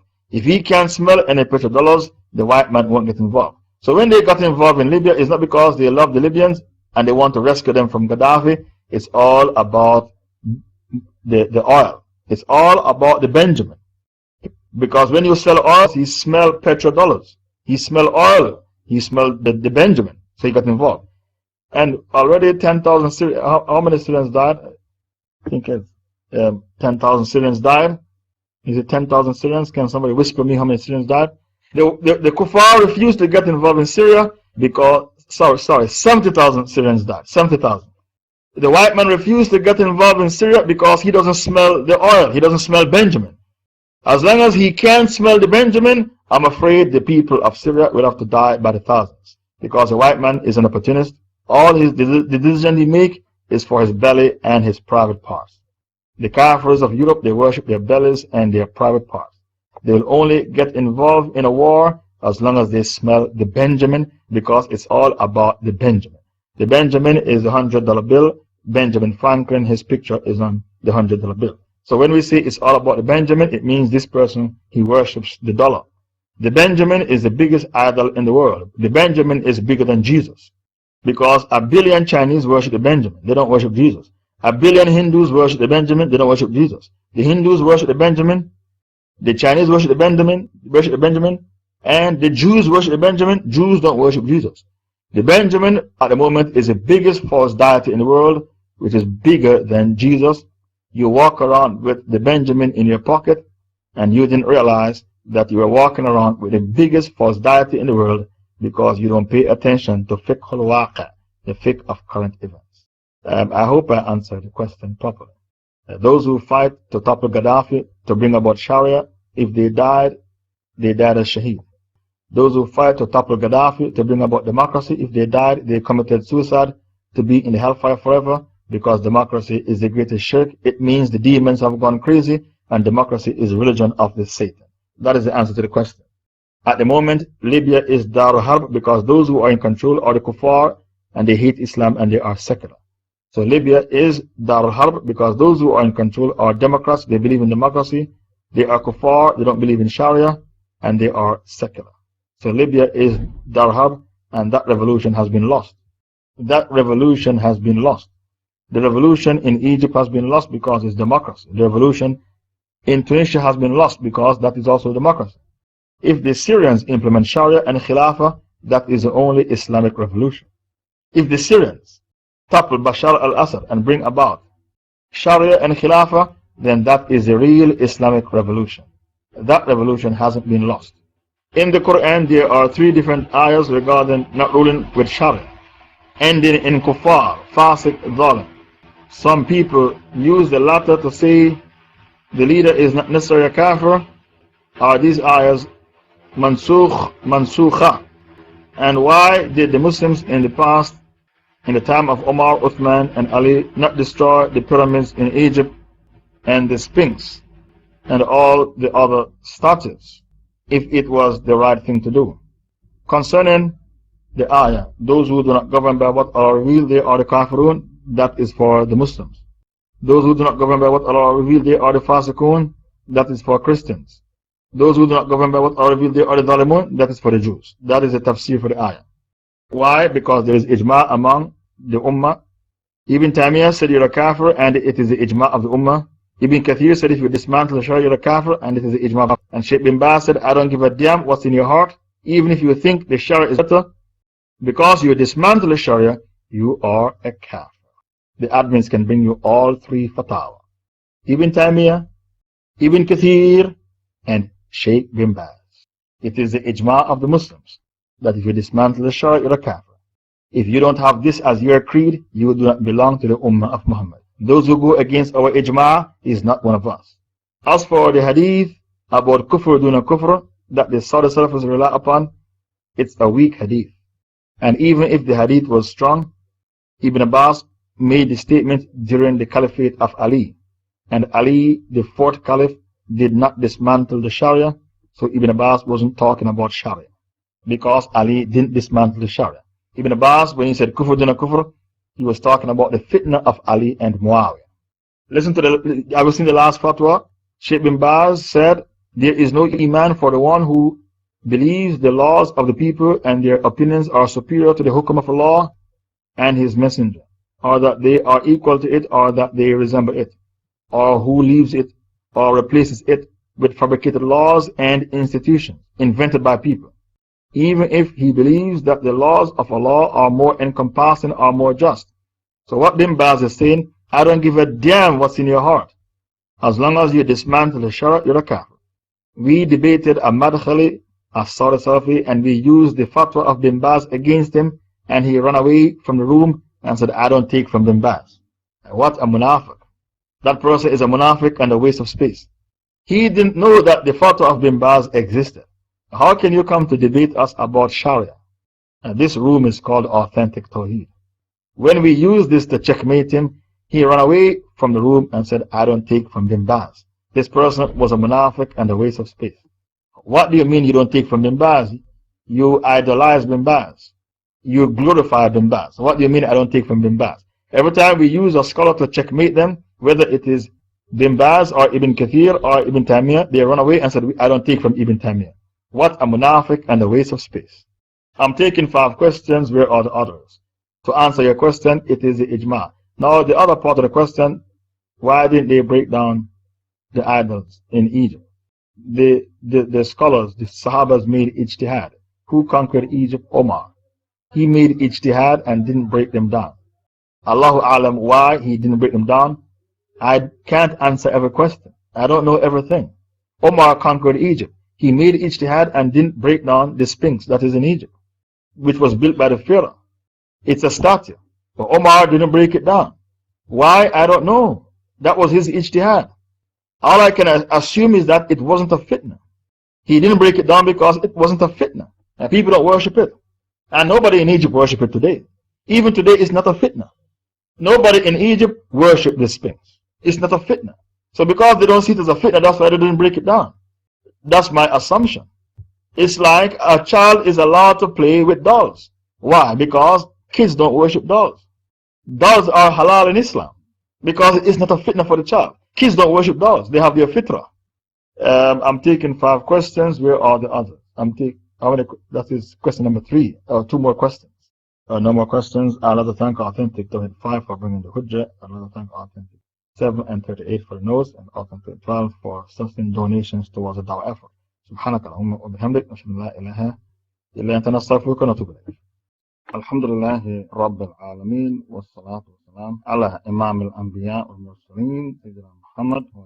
اللهم أرنا الحق حقا واتبعه وأرنا الباطل باطلا brothers and sisters, Assalamualaikum wa rahmatullah. Today's topic is the tafsir of Surah Mumtahanah, and it is a Muslimah marrying kafir. A Muslimah, today's topic, so that they know that the dars has started. Allah Ta'ala said in the Holy Quran, Surah Mumtahanah, verse 10, أعوذ بالله من الشيطان الرجيم. يا أيها الذين آمنوا إذا جاءكم المؤمنات مهاجرات فامتحنوهن الله أعلم بإيمانهن فإن علمتموهن مؤمنات فلا ترجعوهن إلى الكفار لا هن حل لهم ولا هم يحلون لهن. O you who believe, listen to the ayah carefully, because it's going to take me some time to explain the ayah. O you who believe, when believing women come to you as immigrants from Mecca to Medina, leaving Dar al-Harb to come to Dar al-Islam, examine them properly.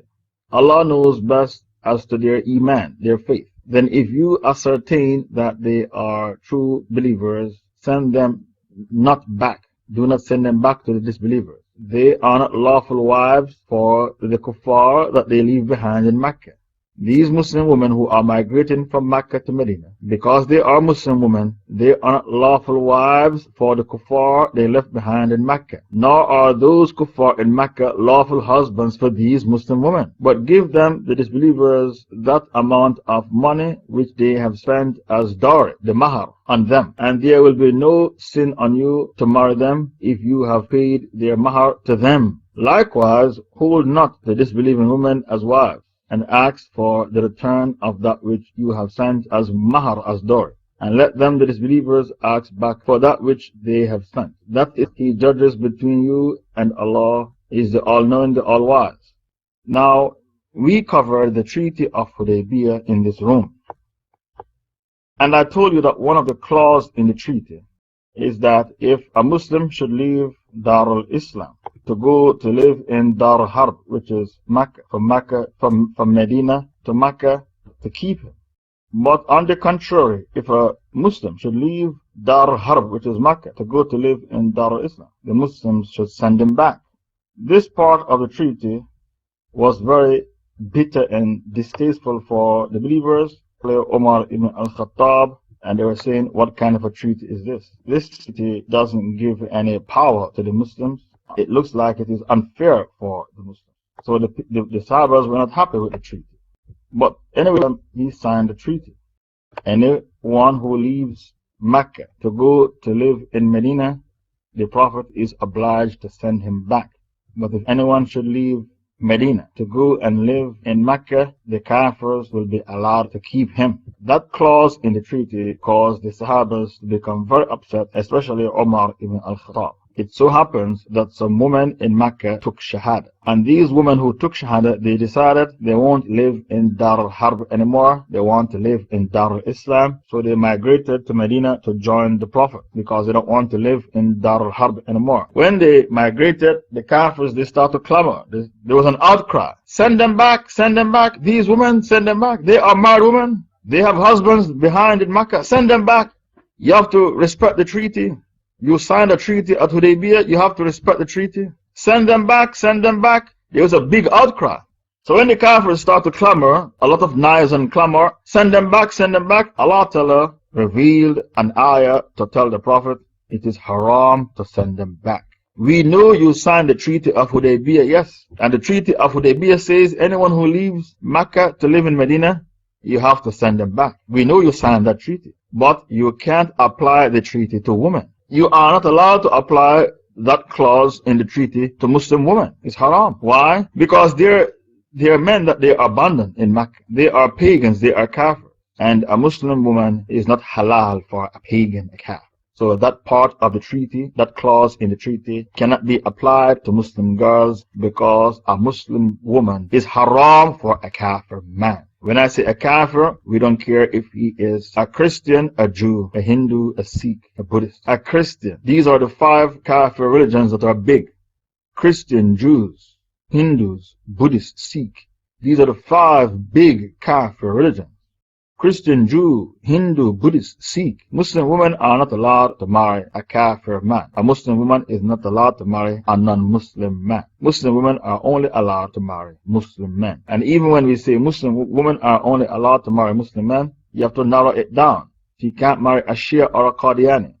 She cannot marry a goofy Sufi who believes that Allah is everywhere and who believes in Wahdatul Wujud. She can't marry a Barelwi who believes the Prophet Muhammad is alive in the grave. He has all of his faculties, and you are allowed to make dua to Muhammad in the grave and beg him for what you want. That's called a Barelwi. So you have to keep narrowing it down. Narrow it down. Not everybody with the name Muhammad and say Assalamu alaikum is a Muslim. Some of them have Aqidah which is toxic. Their Aqidah is obnoxious and repugnant, repellent. Their Aqidah is toxic. So you have to keep narrowing it down. She cannot marry a Madkhali who believes that the Mujahideen are Khawarij, and to lock up and torture and kill the Mujahideen is halal.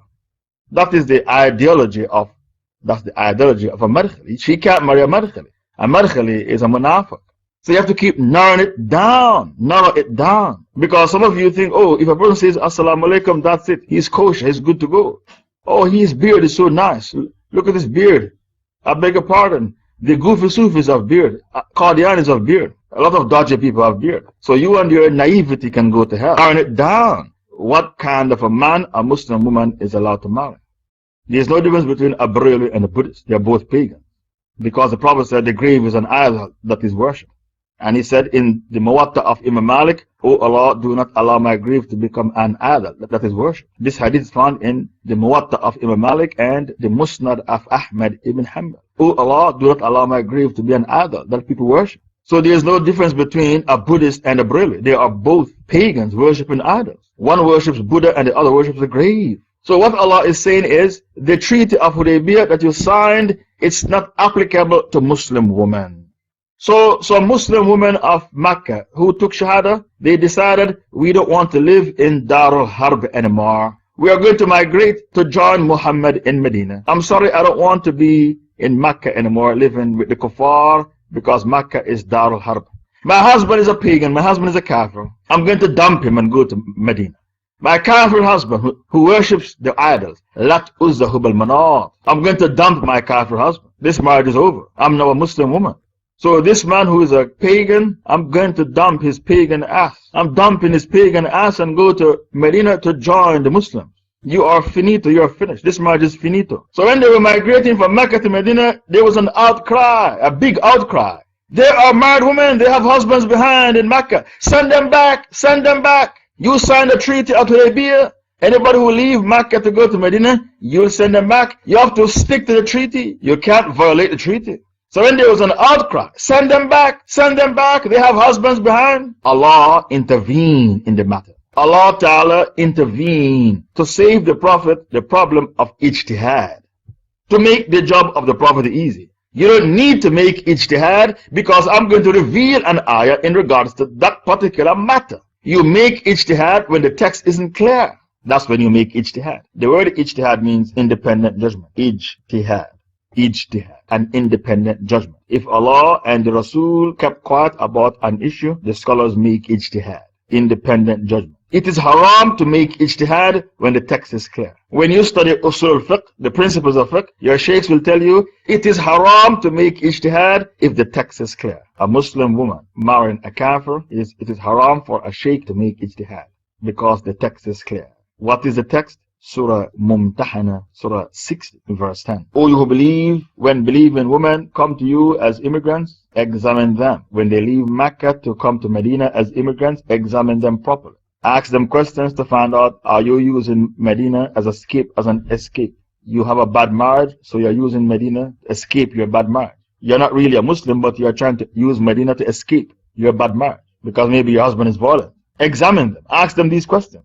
If you examine them, you interview them, you examine them, and you find out, you ascertain that they are real Muslim women, not pretending to be Muslims. They are real Muslim women. What did Allah say? فَإِنْ عَلِمْتُمُوهُنْ مُؤْمِنَاتٍ فَلَا تَرْجِعُوهُنَّ إِلَى الْكُفَّارِ. If you are absolutely sure that they are mu'minat, believing Muslim women, do not send them back to the kuffar in Mecca. Why? Listen to that reason. لا هن حل لهم ولا هم يحلون لهم. Because they are not lawful wives for those kuffar men, and those kuffar men are not lawful husbands for them.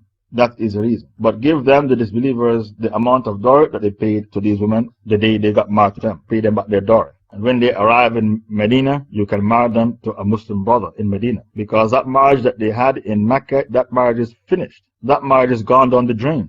You can forget about that marriage that they had in Mecca. The marriage that they are leaving behind, that marriage is finished. That marriage is gone down the drain. So when they arrive in Medina, pay the kafir they left behind in Mecca a dowry, the amount of money they pay them the day they got married to them, and then marry her to a pious Muslim brother of Medina who is a believer like her.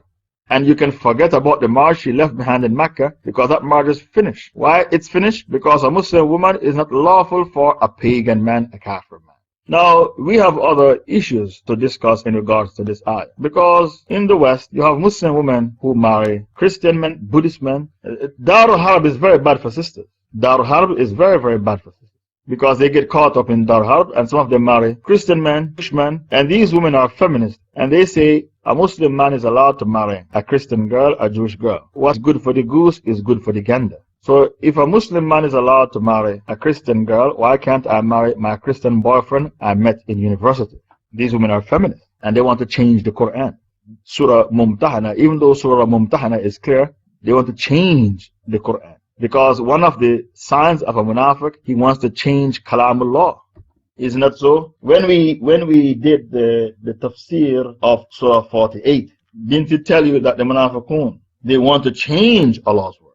يريدون أن يبدلوا كلام الله. Surah 48 verse 15. يريدون أن يبدلوا كلام الله. Surah 48 verse 15. One of the qualities of a munafiq, he wants to change the Quran. He wants to change Kalam Allah. So these Muslim women who live in Darul Harb, have you found the ayah? They will say, nay, you envy us, but they will say, you envy us. Nay, but they understood not exactly. What I want is, يريدون أن يبدلوا كلام الله. They want to change Allah's words. That part is enough for me. 1, 2, 3, 4. These six words. They want to change Allah's words. That's all I want from the ayah. When a person is a munafiq, they want to change Allah's words. So Allah Ta'ala said in Surah Mumtahana that a kafir man cannot marry a Muslim woman. And we don't give a damn if he's a Jew, a Christian, a Hindu, a Buddhist, a Sikh, a Rastafarian, an atheist, and agnostic. We don't care what persuasion he belongs to. As long as he's a non-Muslim, he is haram for a Muslim girl. That marriage is batil, and the kids born from that marriage are bastard kids. Listen carefully to the verdict. A marriage between a Muslim girl and a kafir man. The marriage is not accepted. And the kids born from that marriage are classified as bastard kids. And they can't inherit. They can't inherit from the father because they are bastard kids. A bastard child cannot inherit according to Sharia law. And they can't take the name of the father. They have to take the name of the mother. Because in Islam, a bastard child cannot take the name of the father. Do you have authentic 25? Do you have any hukum? Also, a Muslim man cannot marry a Hindu woman or a Sikh girl, a Buddhist girl. That's another word of Allah they want to change. A Muslim man cannot marry a Hindu girl or a Buddhist girl or a Sikh girl. You have to give her the Shahada before you marry her. But to marry her while she's a Sikh or a Hindu or a Buddhist, that marriage is batil. And the kids born from that marriage are bastard kids because the marriage is invalid. Muslims who live in Darul Harb, they want to change Allah's words. They want to marry Sikh girls, Hindu girls, Buddhist girls, even before they take the Shahada. They want to change Allah's words. They want to change the Quran. There is a verse in Surah Baqarah that it is haram to marry these women. Baqarah 221. Bring me the ayah. Baqarah 221 tells you can't marry a Sikh girl or a Buddhist girl or a Hindu girl. Baqarah 221. Bring me the ayah. Baqarah 221 tells you cannot marry a Buddhist girl, a Hindu girl, a Sikh girl. ولا تنكحوا المشركات حتى يؤمن ولا أمة مؤمنة خير من مشركة ولو أعجبتكم. Listen to Baqarah 221. Listen to Allah's words in Baqarah 221. It doesn't get clearer than this. And do not marry the mushrikat, the idolatrous, the woman who is a mushrika, the pagan woman, till they believe, till they worship Allah alone. And indeed, a slave woman who believes is better than a free mushrika and idolatress, even though she pleases you. Meaning, she is educated, she is rich, and she's pretty. That's why Muslim men chase Hindu girls and Sikh girls. They are pretty, educated, and rich. And they marry for money. I've seen Muslim men marry Sikh girls, Hindu girls. Why? They are pretty, they are rich, and they are educated. Because when I was in South Africa, I saw some of my friends who marry Hindu girls who are rich, pretty, educated, but they made sure they took Shahada. They made sure that these women took Shahada. I said, they said, Shaykh Faisal, my wife didn't know she was a Hindu before. I said, no, she looks like a born Muslim to me. I said, no, she was a Hindu before. She took Shahada, she was a Hindu before. She's not a born Muslim. I said, I didn't know that. If you didn't tell me, I wouldn't know. She looked like a born Muslim to me. So when Allah Ta'ala said, even though the mushrika, the pagan woman might please you, Allah is talking about wealth and beauty. Wealth, beauty, education. And they'll tell you to your face, I will never marry in poverty. To be born in poverty is destiny. To marry in poverty is insanity. They'll tell you to your face, I will never marry in poverty. To born in poverty is destiny. To marry in poverty is insanity. They tell me to my face in South Africa. They only marry rich women. And a lot of these women were Hindu girls that they met at university and they converted them to Islam. I did not know they were Hindus before because they wear hijab. They are now wearing hijab. So if they didn't tell me, oh, my wife was a Hindu before, Shaykh Faisal, it would never occur to me. So you're allowed to marry a Hindu girl if she takes Shahada, not if she hung on to Hinduism and refused to take Shahada. If you marry her while she's still a Hindu, refusing to take Shahada, that marriage is batil. That's a make-believe marriage. That marriage is batil. And the kids born from that marriage are bastard kids because the marriage is invalid. Allah said, and do not marry mushrikat. Baqarah 221. Mushrikat means Hindu girls, Buddhist girls, Sikh girls, atheist girls, Rastafarian girls, agnostic girls. A girl who's an agnostic, she is sure that Allah exists. He said, maybe there's a God, I'm not sure. Lucky you, you find your God. I'm still searching for my God. That's what the agnostic speak. Lucky you, you found your God. I'm still searching for my God. I'm not sure there's a God. Maybe there's something up there. Maybe. I'm not sure. That's an agnostic. You can't marry an agnostic or an atheist or a Rastafarian. You cannot marry a Sikh girl, a Buddhist girl, a Hindu girl, an atheist girl. Allah Ta'ala said, a slave woman is better than the mushrika, even though the mushrika impresses you. So even though the slave woman doesn't have wealth and status and beauty, because that's what people marry for, beauty, wealth, education. That's what they go for. Beauty, wealth, education. And Islam is on the back burner. A slave woman is better than the mushrika, the pagan woman.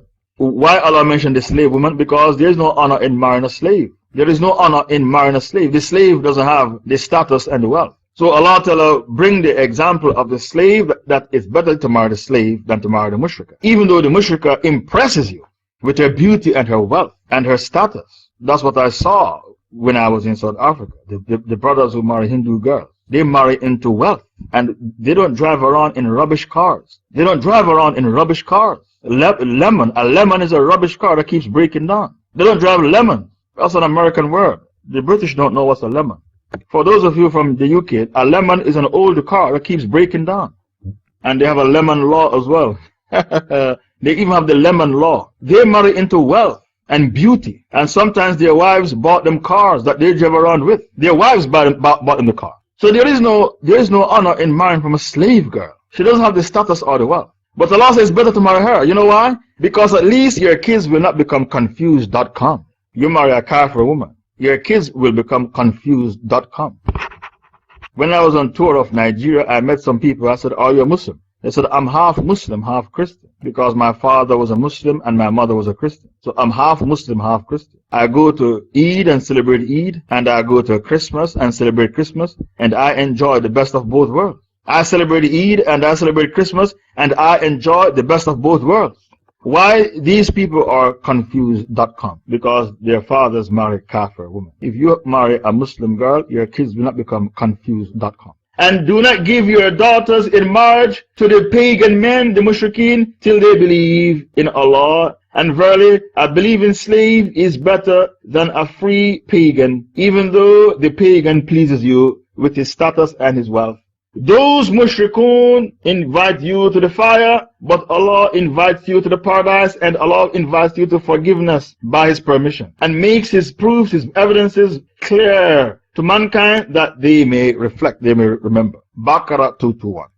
Now, what did the ulama have to say about a Muslim marrying a Hindu? Authentic to 38, look in your site, is there hujjah in there? Or authentic 5, what did the ulama have to say about marrying a Hindu? Because it is rife in some Muslim countries. Not Muslim countries, countries like India where you have Hindus and Muslims living side by side. places like Trinidad, Guyana, Suriname. Trinidad, Guyana, Suriname. Listen to the question they put to the sheikhs. I have a Muslim friend who is being orthodox. Orthodox means practicing Muslims. Orthodox won't accept this. Would it be a sin if I help my friend in getting married with this girl? Praise be to Allah. That's the question. Listen to the answer. It is not permissible for a Muslim to marry any non-Muslim woman unless she is one of the people of the book, a Jewish girl or a Christian girl. If he does that, then his marriage is invalid, batil. Do you understand the fatwa? If he married a Hindu girl, his marriage is batil, invalid. This is adultery, it's zina. It's not a marriage, it's zina. And he is a sinner who is committing a major sin. I have to embellish the fatwa. The scholars say the kids who were born from that marriage are bastard kids. Every time I read a fatwa, most fatwas, I have to embellish the fatwa. Because the scholar who gave the fatwa, he forgot to say the kids born from that marriage are bastard kids, illegitimate kids. The evidence for that is the words of Allah, made lawful to you this day are at-tayyibat, all kinds of halal lawful foods, which Allah has made lawful, meat of slaughtered and eatable animals, milk products, fats, vegetables, etc., etc. The food slaughtered of the people of the book, the Jews and the Christians, is lawful to you, and your meat is lawful to them. So what they kill is lawful to you, and also your meat is lawful to them. Lawful to you in marriage are the chaste women from the believers and chaste women from those who were given the book, the Jews and Christians. So if there's a Christian girl who sleeps around, it is haram to marry her. Because some Christian girls sleep around. It is haram to marry such women. Allah put a condition. They have to be chaste, meaning they are known to be women in the community who did not sleep around. They have to be chaste. So many times when Muslim men marry Christian girls, they keep forgetting Allah put a condition on the Christian girl that you marry. They have to be chaste. I know what you're thinking. You're saying, I'm sorry, Shaykh Faisal, every kafir woman sleep around. So chaste, to look for a Christian girl who's chaste, is like searching for a needle in a haystack. I know what you're thinking. I know what you're thinking. You're saying, I'm sorry, Shaykh Faisal, here in Dar al-Harb, there is no such thing as a chaste Christian girl. They all sleep around. Well, if that's your plight, if that's your problem, why don't you go for the Muslim woman then? Since that's what you're thinking. There's no Muslim girl there's no Christian girl who can be chaste. They sleep around. If that's how you think, why don't you go for the Muslim woman then? Anyway, we continue. The ayah says, lawful to you in marriage are the chaste women from the people, from the believers.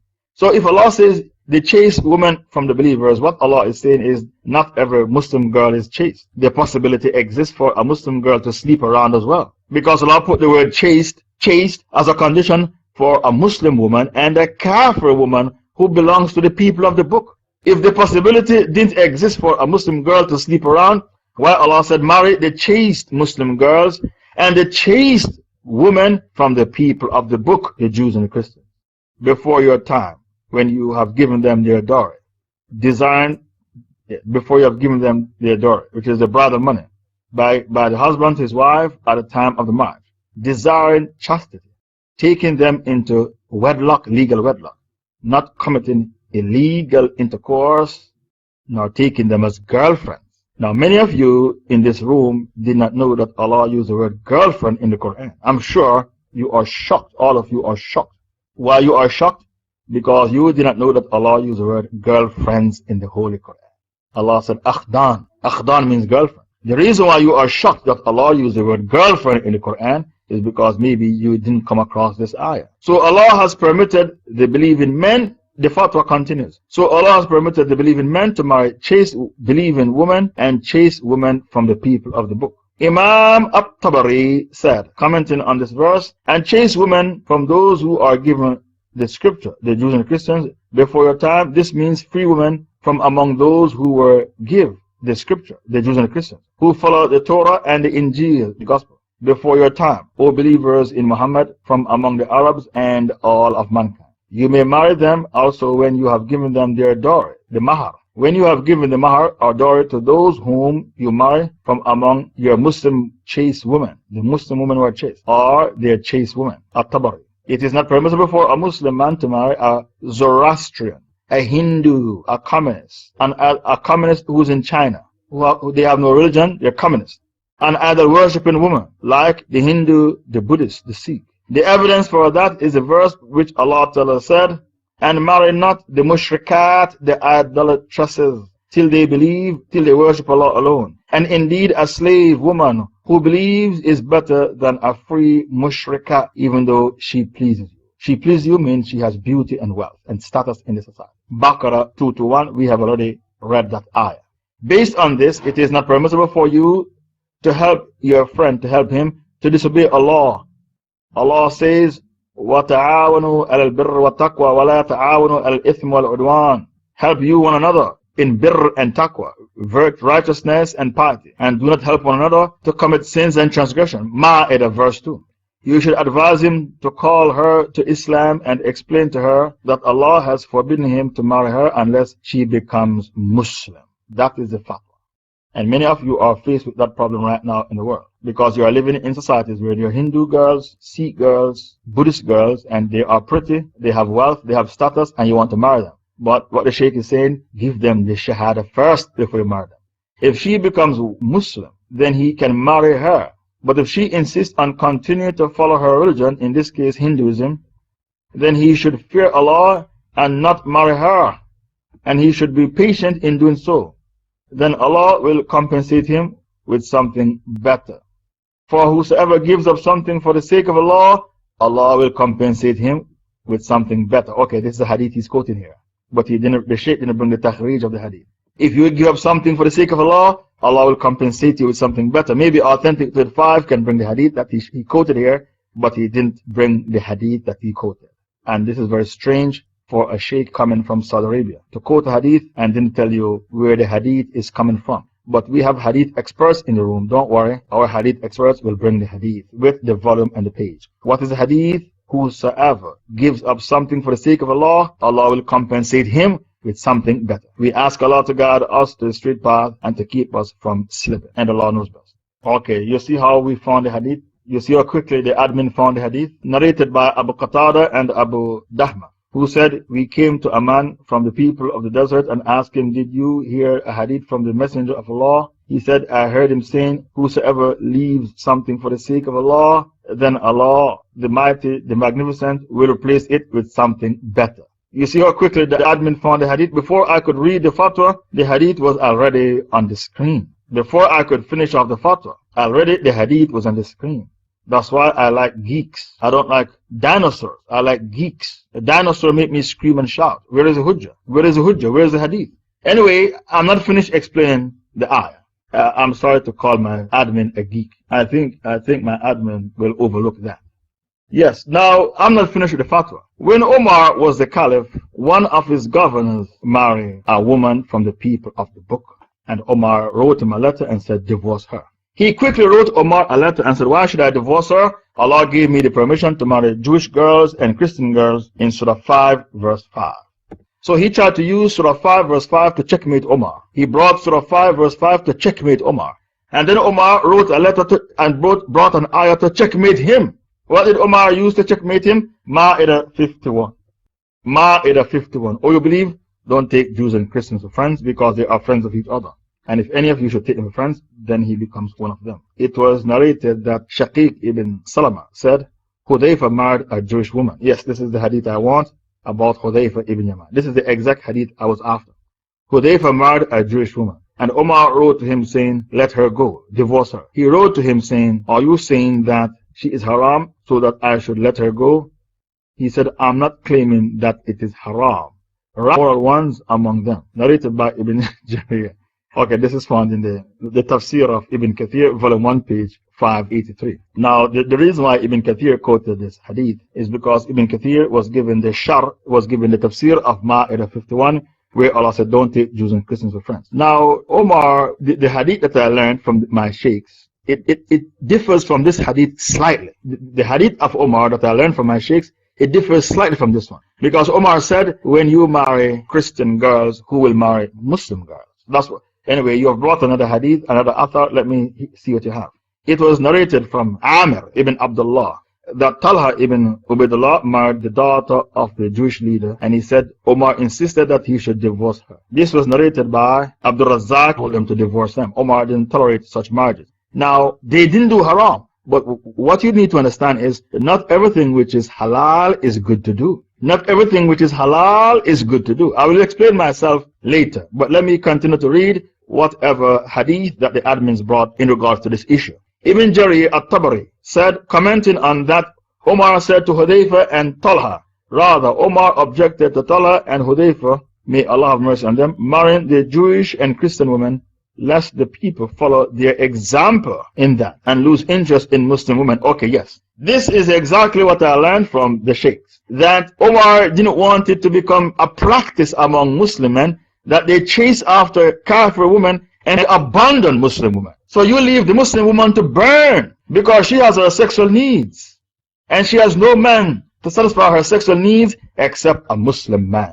A Muslim woman is not flexible. It's not like she can go and marry a Christian guy, a Jewish guy, a Christian bloke. That's a new word for those of you in America. That's a new word for you, a bloke. A bloke is a man. A Muslim woman, she can't just go off and marry a Christian bloke, a Jewish bloke. She can't. She is restricted to marrying just Muslim men.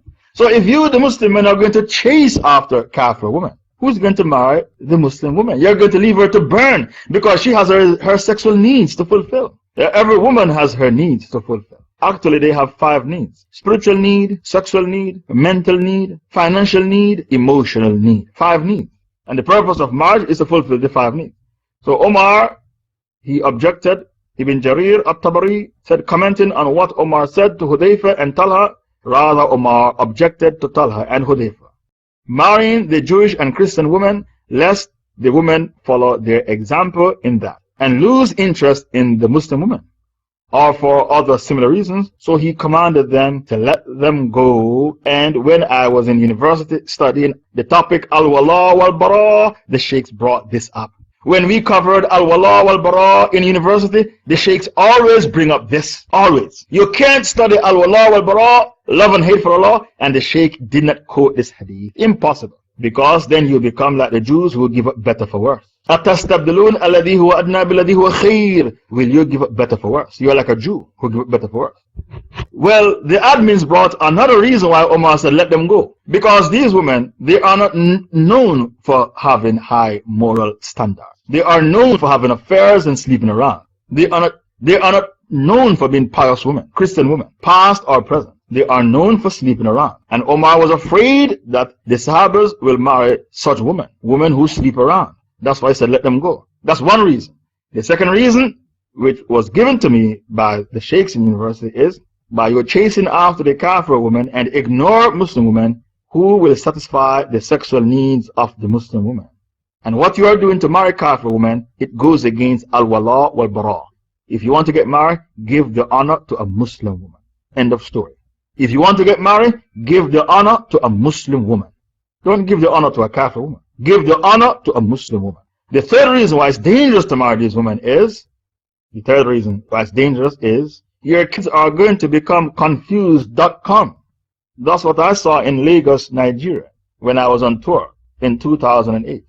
I met people who said, I am half Muslim, half Christian, half Muslim. My father was a Muslim. He's dead now. My father was a Muslim. My mother was a Christian. So I go to Eid and celebrate, and I go to Christmas and celebrate, and I enjoy the best of both worlds. That's what they told me. I go to Eid and celebrate, and I go to Christmas and celebrate, and because your kids are going to become confused.com. End of story. This is what I saw in Nigeria in 2008 when I was on my African tour of 12 nations.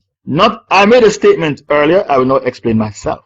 Not everything which is halal is good to do. I'll give an example. A woman is allowed to divorce her husband with khula or fasakh. Fasakh means an annulment of the marriage. Annulment of the marriage, because he abused her verbally and physically, and he doesn't provide for her financially, and he's impotent. He cannot rise to the occasion. He's impotent. So these are some reasons she can seek fasakh. A Muslim woman, listen carefully, a Muslim woman is allowed to divorce her husband with fasakh or khula and marry the younger brother who can rise to the occasion. That's halal. Well, is it good to do? No, it's not. Her first husband is 55 and he's impotent. He has a brother, a blood brother, who is 40 and he's not impotent. She can dump the first husband and marry the younger brother who is not impotent If she did that, she did not do anything haram. It is 100% halal. What she did is 100% halal. To dump one brother who is impotent and marry the younger brother who is not impotent. But I've never met any Muslim woman who is brave enough to do that. Even though it is halal, no Muslim woman is brave enough to do that. Why? Because it's fitna. It might cause bloodshed. She rather come out of the family completely and make a clean break from the family and marry a total stranger than to dump one brother and marry the other brother. No Muslim woman will do that. No Muslim woman is brave enough to do that, even though it's 100% halal. To dump one brother and marry another. What a Muslim woman will do is, if her husband died in a car crash, she will marry the other brother because he's dead, and dead man has no tales to tell. He's dead, he's finito. A Muslim woman will marry a brother if the other brother is dead. He's dead, he's gone. So there'll be no fitna. But for her to dump one brother with khula or fasq, to divorce him, and then marry another brother, which is perfectly halal. Even though it is halal, I don't know of any Muslim woman who has the guts to do that. And I have been given dawah since 1984. I've been given dawah since 1984. How many years is that? And I've never seen no Muslim woman do that, even though it is halal, because she can't cope with the fitna. So not everything which is halal is good to do. That's just one example of something which is halal, but it's not good to do. Another example of something which is halal, but it's not good to do, is to marry a Christian girl. Omar said, I'm not saying what Omar is saying to the Sahabas. I'm not saying you did haram. What Omar is saying is that what you're doing is unwise. Omar did not tell them in his letter to them that they did haram. How can Omar make it haram when Allah makes it halal in Surah 5 verse 5? In Surah 5 verse 5, Allah said, marry the Christian girls and don't take them as your girlfriend. It is not also wise to do, yes. Omar did not tell them they did haram. What Omar is saying is that it's not wise. The disadvantages outweigh the advantages. First of all, these Christian girls, do they make istinja? Do they know how to wash? I'm sure they don't make istinja. They don't know how to wash. You're going to have to teach them all these things. Their bathroom etiquettes are not good. They have inferior bathroom etiquettes. I don't like how some of my favorite students come to the class late. It happened in London and now history is repeating itself. My favorite students come to the class late. It happened in London and now history is repeating itself. So when Omar told them to divorce these Christian girls, well, they were Jewish girls. They were Jewish girls. According to Judaism, listen carefully, something you did not know. According to Judaism, if your mother is a Jew, you're a Jew. Didn't you know that? According to Judaism, if your mother is a Jew, you're a Jew. Why do you think Hitler is so upset with the Jews? Because Hitler, his mother was working as a maid in the house of a rich Jew called the Rothschild. And he seduced the maid. Allah knows best, did he pin down the maid and have sex with the maid, or did he seduce the maid? However, he impregnated the maid. The maid was a Catholic girl, a pretty Catholic girl, and that was Hitler's mother.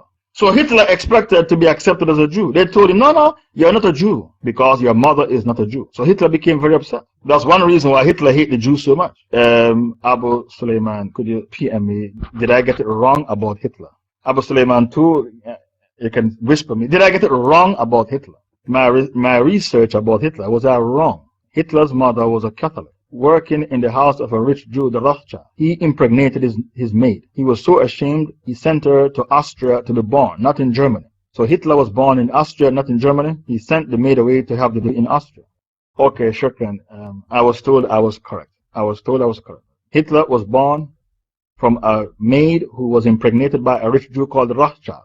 And Hitler was expected to be accepted as a Jew, as a Rothschild.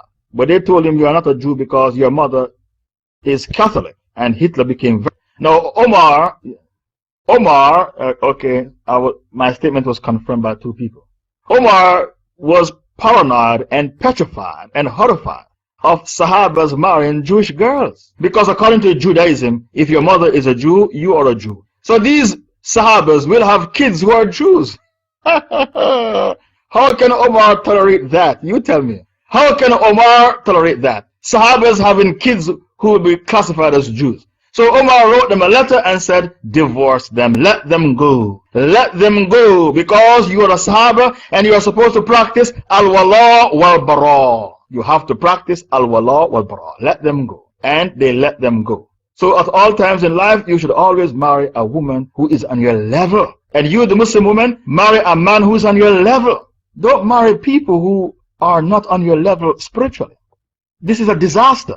You know how many times people come to Pal Talk in private rooms? They open up private rooms. They open private rooms for counseling because they and their husbands are having arguments every day because they marry people who are not on their level. I know you all have sexual needs and you want to get married. Don't just rush to marry a person. Find out if they are on your level, because you're only going to be arguing every day and then you're wasting the time of the sheikhs trying to solve the problems in the marriage, trying to save the marriage. The sheikhs are trying to save something that cannot be saved. That's what the sheikhs are trying to do. To save something that cannot be saved. Always marry people on your level. Because Allah Ta'ala told you in Surah Nur, another reason why Omar told them to let them go. In Surah Nur, Allah Ta'ala told you that good women are for good men.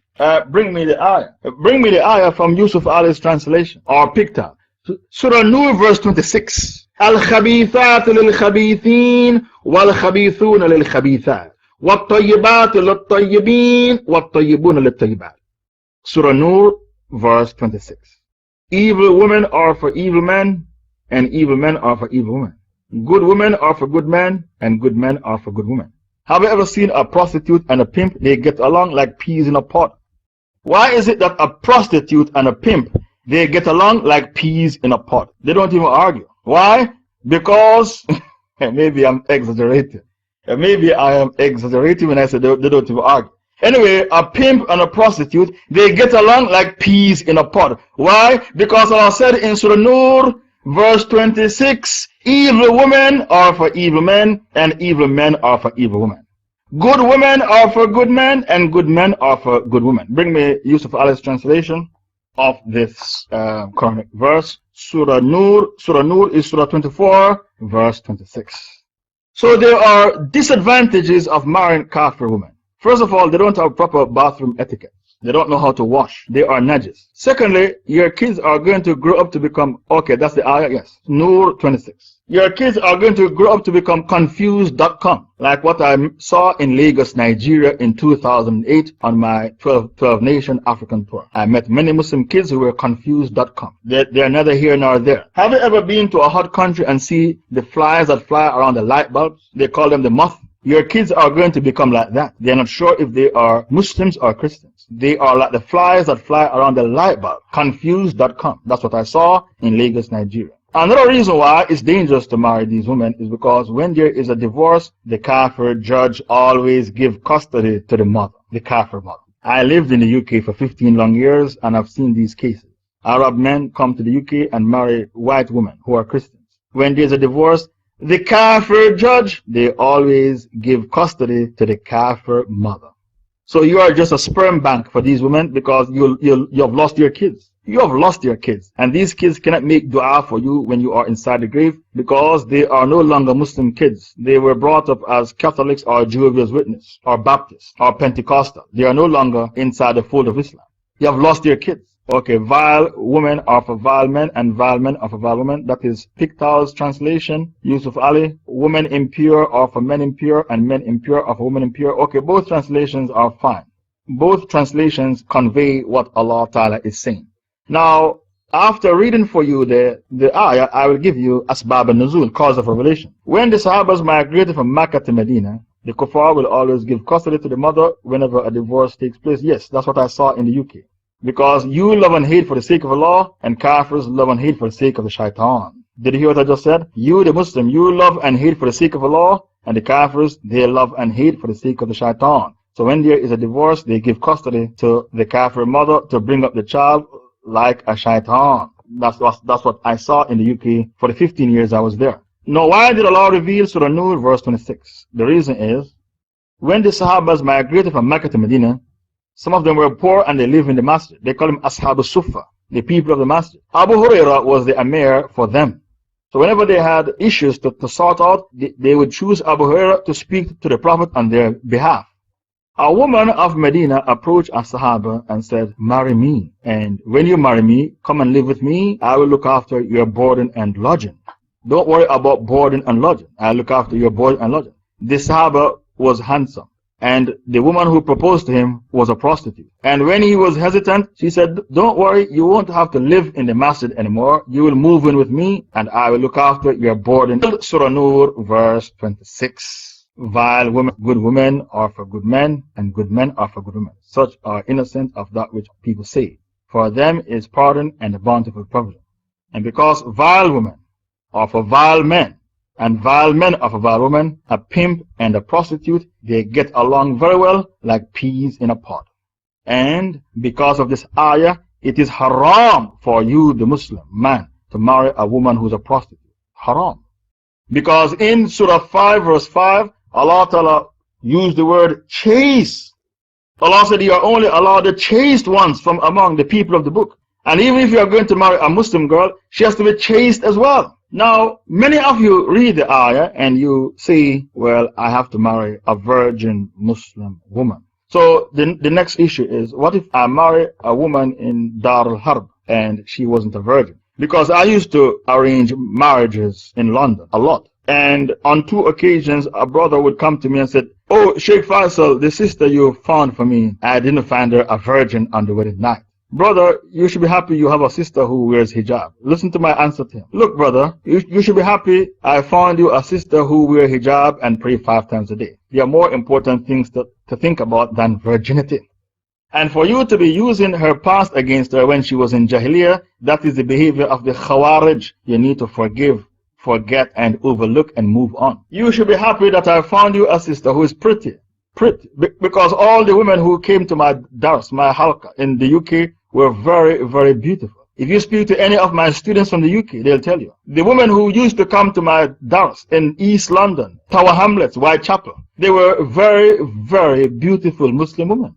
The most beautiful Muslim women of London used to come to my dars. And people used to come to me for wives. I don't know their background. I don't know when they start practicing. Shaykh, you're saying that because people ask, how did you know? Yeah, I never imposed niqab in my dars. They came without niqab. And I didn't impose niqab because I believe niqab is sunnah, not farz. So I didn't impose it when I was in London. So they came without niqab.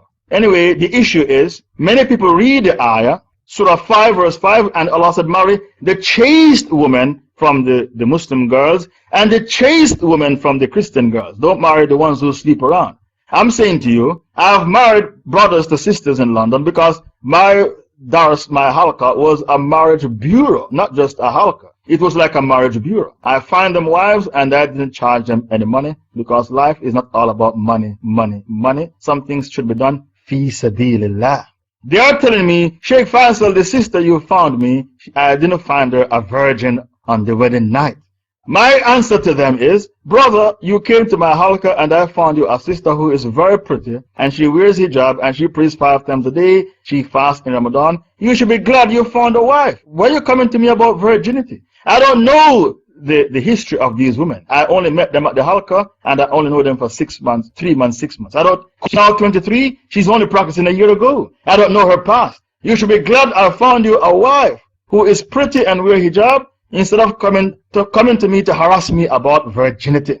I'm going to quote a hadith and make sure you can find the hadith. When Umar was the caliph, a girl committed zina and she was embarrassed about what she did and she was punished. And she tried to commit suicide. I think this is found in Bayhaqi. She tried to commit suicide because of her sin of zina. But she did not succeed with her suicide. After that, she became very, very pious. The same girl who committed zina became very, very pious.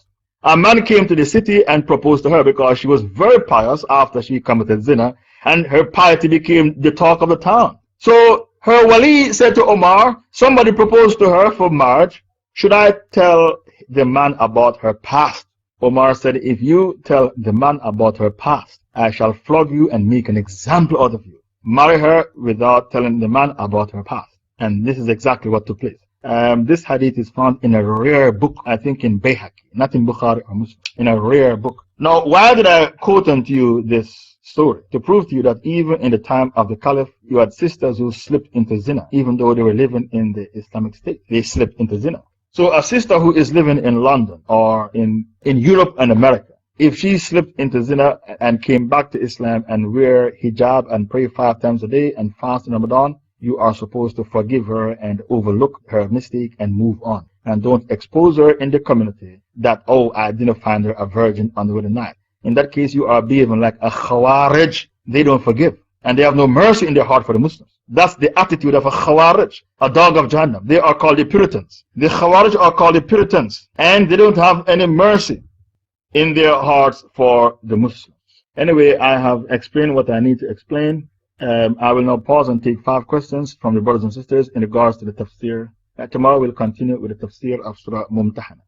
If there are no questions, I'll continue speaking. Okay, I'll explain Ayah 11. And if any of your wives have gone from you to the disbelievers. In other words, your wife apostated, you have questions, she apostated, and you asked them to return back your dowry, but they refused. Then you went out for ghazwa, military expedition, jihad, against them and gain booty. Then pay from the booty to those whom wives have gone, the equivalent of that which they had spent on them as a dowry, and fear Allah in whom you believe. Okay, bring me Ayah 11. So if a man has a Muslim wife who apostated from Islam and went back to Kufr, he is supposed to get back the dowry he spent on her. If the woman refused to give back the dowry, when you go for jihad and you recover booty from the kuffar, give the man his dowry from a portion of the booty. That is Ayah 11 of Surah Mumtahanah. That is Ayah 11 from Surah Mumtahanah. Who shall inherit the Firdaus? They shall dwell. Surah Mumtahanah. Yes, that is the ayah I want on the screen. And if any of you gone to the kuffar, his wife apostated from Islam and went to the kuffar, and you have an accession by coming over of a woman, which translation is this? Okay, bring me the translation of Muhsin Khan, because I don't understand this translation. Bring me the ayah again, but this time bring me Muhsin Khan's translation, Surah Mumtahanah, verse 11, because I don't understand what this person is saying. This is from Muhsin Khan, Surah 60, verse 11.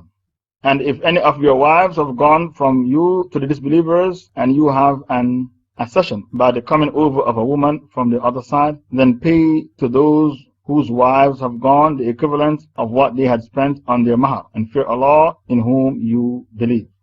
I will read you the ayah again. Yahya related to me from Malik. Somebody asked a man for his sister in marriage, and the man mentioned that she had committed fornication. Omar ibn Khattab heard this, and he beat the man, and he heard about this, and he beat the man, or almost beat him, and said, what did you mean by giving him such information? So what Omar is saying, don't expose your Muslim sisters. If they slip into Jahiliyyah, and then they make Tawbah and became pious, marry them as a pious Muslim woman. Don't expose the faults of a Muslim. Because don't forget, the Prophet said, Man satara muslimah, satara Allah fi dunya wal akhirah. If you hide the secret sins of a believer, Allah will hide your sins in this life and the next life. So to be exposing Muslims is not the sunnah. That's why Omar beat him, or he almost beat him. Okay, you brought me the hadith from the Muwatta of Imam Malik. I thought the hadith was in Bayhaqi. But the hadith I read in Bayhaqi was longer than this. It says that the girl attempted suicide because she did zina and she was ashamed. But her suicide wasn't successful. Then she became pious later.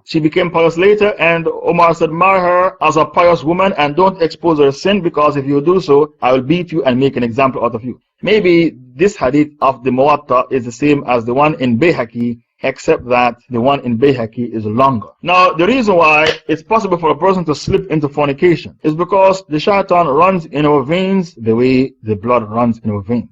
Abu Hurairah reported Allah's apostle as saying, the servant conceals the faults of others in this world, Allah would conceal his faults on the day of resurrection. So it's possible a person can slip into fornication or adultery. Why? Because the shaitan runs in our veins the way blood runs in our veins. So you're not allowed to be in seclusion. Seclusion means to be locked up in a house with a woman by yourself, not even a sheikh. A sheikh should not use Islam for his advantage to say, I lock myself up in a room with a girl because I was teaching her how to recite the Quran with proper tajweed. A'udhu billah. To lock yourself up in a room with a girl claiming I was teaching her how to recite the Quran properly with tajweed. That's using Islam for your own selfish gains and your own convenience, and this is hypocrisy. Always remember the story of Barsisa, the monk who was alone with a girl and he impregnated her. And he lied and said she died from fever. And then he killed her.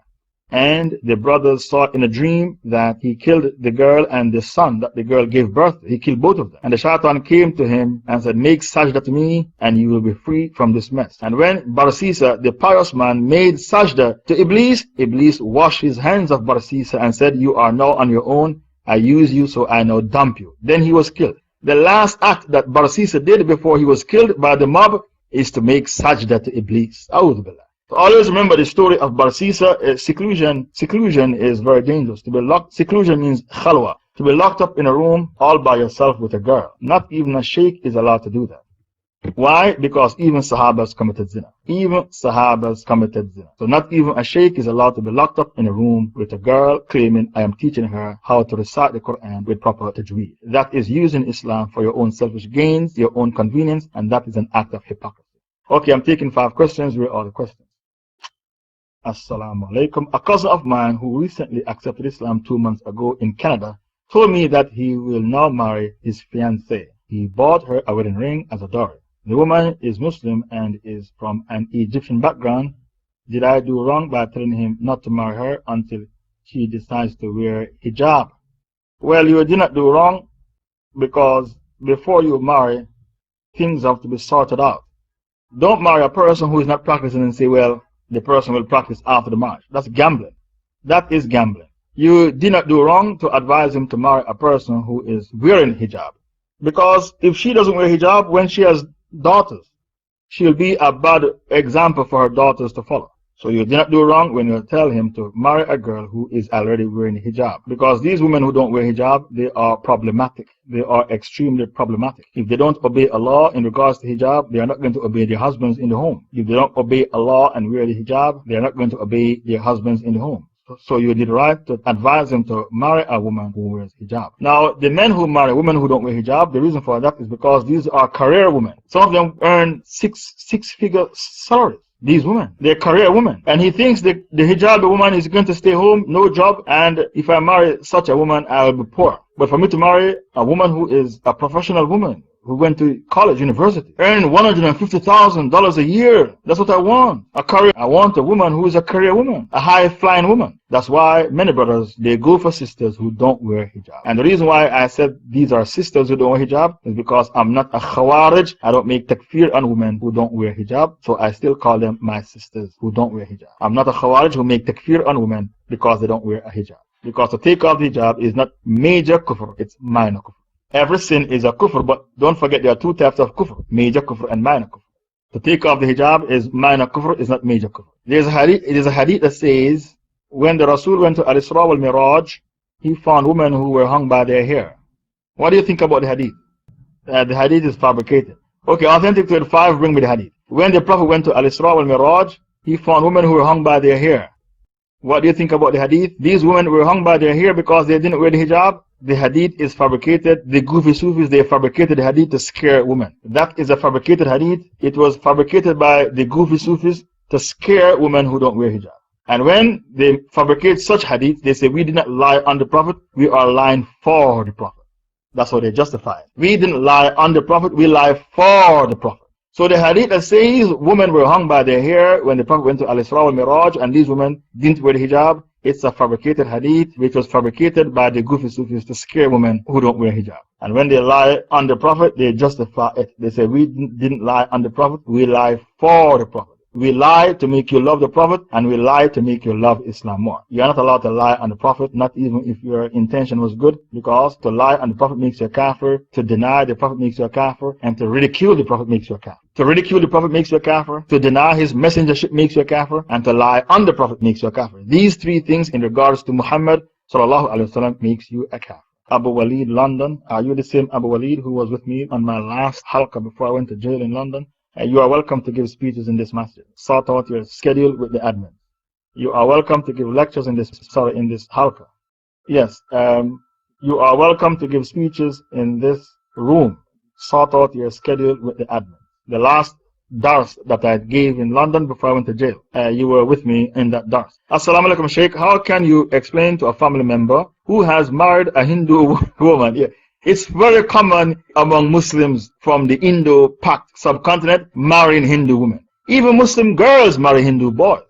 It's very common and it's a disaster. Anyway, how can you explain to a family member who has married a Hindu woman and that woman refuses to accept Islam. That what he is doing is haram. The brother prays his salah but does not keep a beard. I want to know how to approach this brother and explain to him what he is doing is haram. Well, maybe you came late to the dars because we brought such a fatwa. Okay, Authentic 25, bring back the fatwa about marrying a Hindu woman. Maybe you arrived late in the dars because we covered this. Why we covered all these issues? Because we know that during the question and answer session, people are going to ask me about marrying Hindu girls. So before you come up with the question, we covered those areas. So maybe you arrived late in the dars. Anyway, bring me the fatwa. Listen to the question. I have a Muslim friend who is in love with a Hindu girl. His family, being Orthodox, won't accept this. Would it be a sin if I help my friend in getting married with this girl? Listen to the answer. It is not permissible for a Muslim to marry any non-Muslim woman unless she is of the people of the book, meaning a Jewish girl or a Christian girl. If he does that, then his marriage is invalid, aborted. So tell your friend or your family member, such a marriage is aborted. It is adultery, is committing sin. It's not a marriage. And he is a sinner who is committing a major sin. I have to embellish the fatwa, and that is the kids born from this marriage are bastard kids.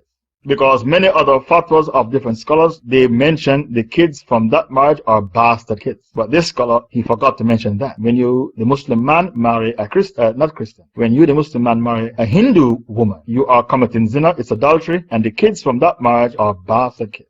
And the evidences are clear. The evidence is Baqarah 2:1. And do not marry the mushrikat, the pagan women, till they believe. And indeed, a slave woman who believes is better than a mushrika, a pagan woman, even though the pagan woman might please you. Please you means she has beauty, she has education, and she has wealth. That's why people go after these women. They have beauty, they have education, and they have wealth. Especially if she's driving around in a BMW convertible, working in the city as a financier. She has wealth, she has beauty, she has education. These things dazzle men. Sometimes they become a house husband.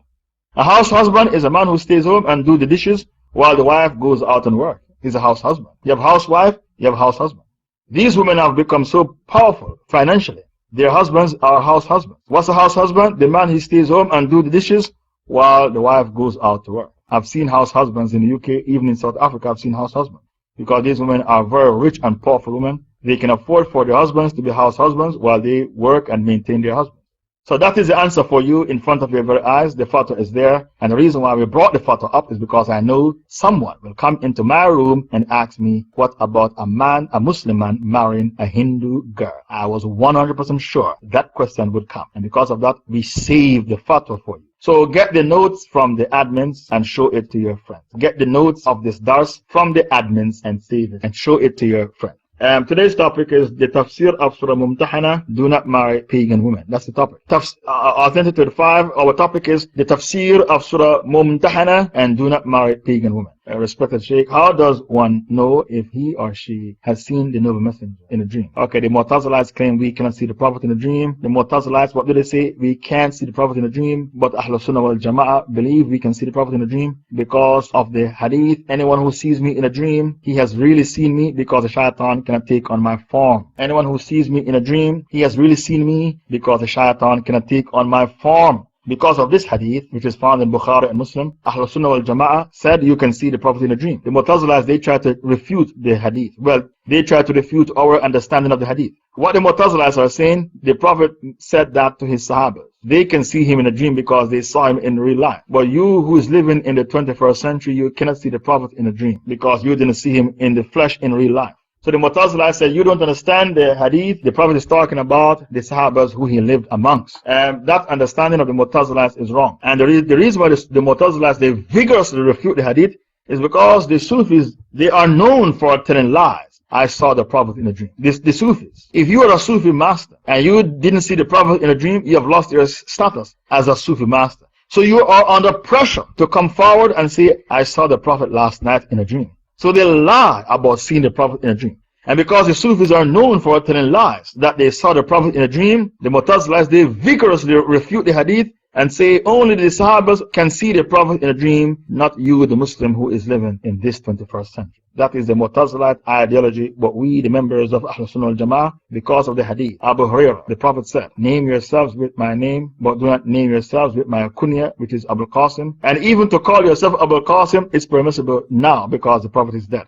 And whosoever sees me in a dream, then surely he has seen me, for shaitan cannot impersonate me. And whoever tells a lie against me intentionally, then surely let him occupy his seat in the hellfire. And the reason why the Prophet said, if you tell a lie on me, let him occupy his seat in the hellfire, is because many people, they lie on the Prophet to gain their status among the Muslims by claiming I saw the Prophet in a dream. Or they lie on the Prophet by fabricating hadith to support their dodgy ideology. That's why people lie on the Prophet. To fabricate hadith to support their dodgy ideology. To answer your question, when you see the Prophet in a dream, you will hear the Prophet speaking to other people in the dream and identify himself as a Prophet. You will hear the Prophet in the dream. You will see the Prophet in the dream speaking to people in the dream, other people in the dream, and identify himself as the Rasul Sallallahu Alaihi Wasallam. It is permissible and it is possible for you to see the Prophet in a dream today, even though you did not live in the time of the Prophet. We will never accept the ideology of the Mu'tazila because it is wrong. It is possible for a liar if they say they saw the Prophet in a dream. But if a Sufi master should say, I saw the Prophet in a dream, you take it with a pinch of salt because they are known for lying on the Prophet. Shaykh Nazim al-Haqqani of Cyprus, who they call Snake Nazim, he said he has the mobile number of the Prophet and he rings the Prophet up for his fatwa.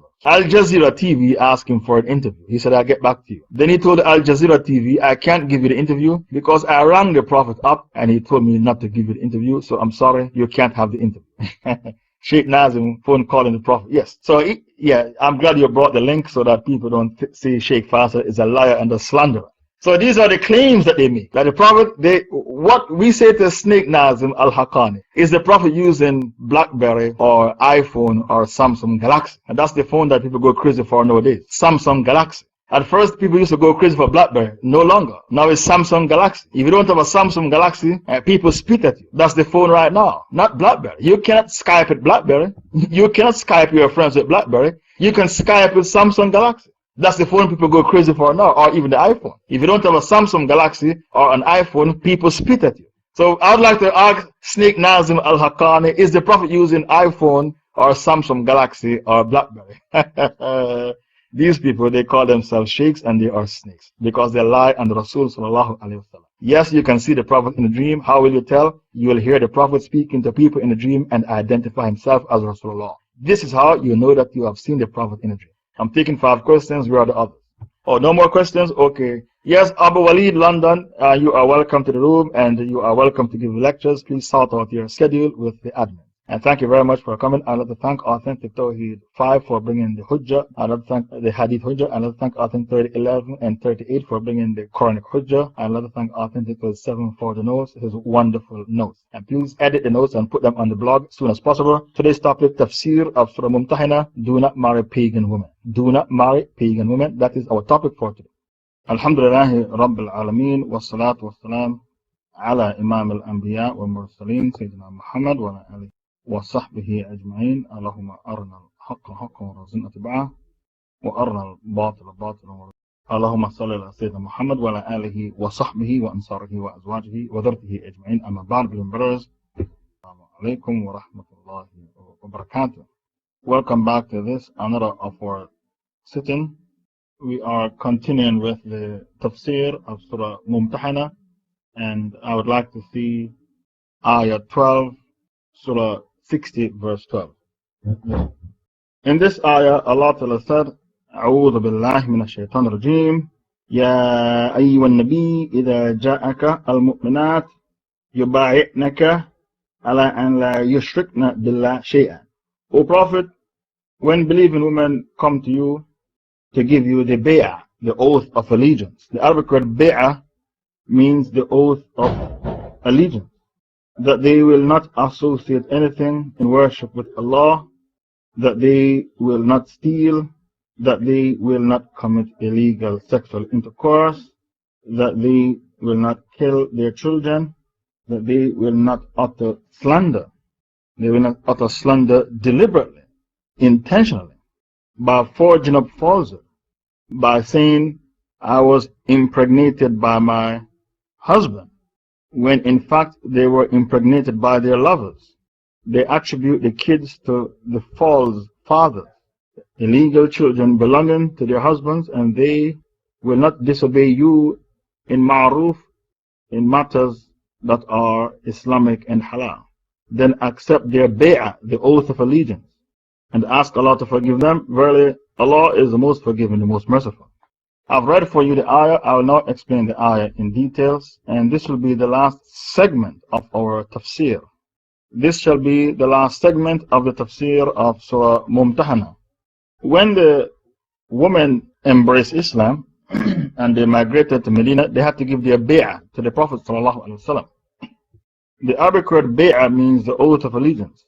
It is permissible for you to give bay'ah to a Shaykh in your country if he has the aqidah of the Mujahideen. So there is no harm in you giving your bay'ah, the oath of allegiance, to a scholar in your country, as long as he has the aqidah of the Mujahideen. And you give him bay'ah to obey him and help him to spread the aqidah of Ahlul Sunnah wal Jama'ah. That is the purpose of the bay'ah, to help him to spread the aqidah of Ahlul Sunnah wal Jama'ah. Not to be the caliph, but to help him to spread the correct aqidah, the aqidah of Ahlul Sunnah wal Jama'ah, and that aqidah is very, very rare. The majority of the Muslims are not upon the haqq.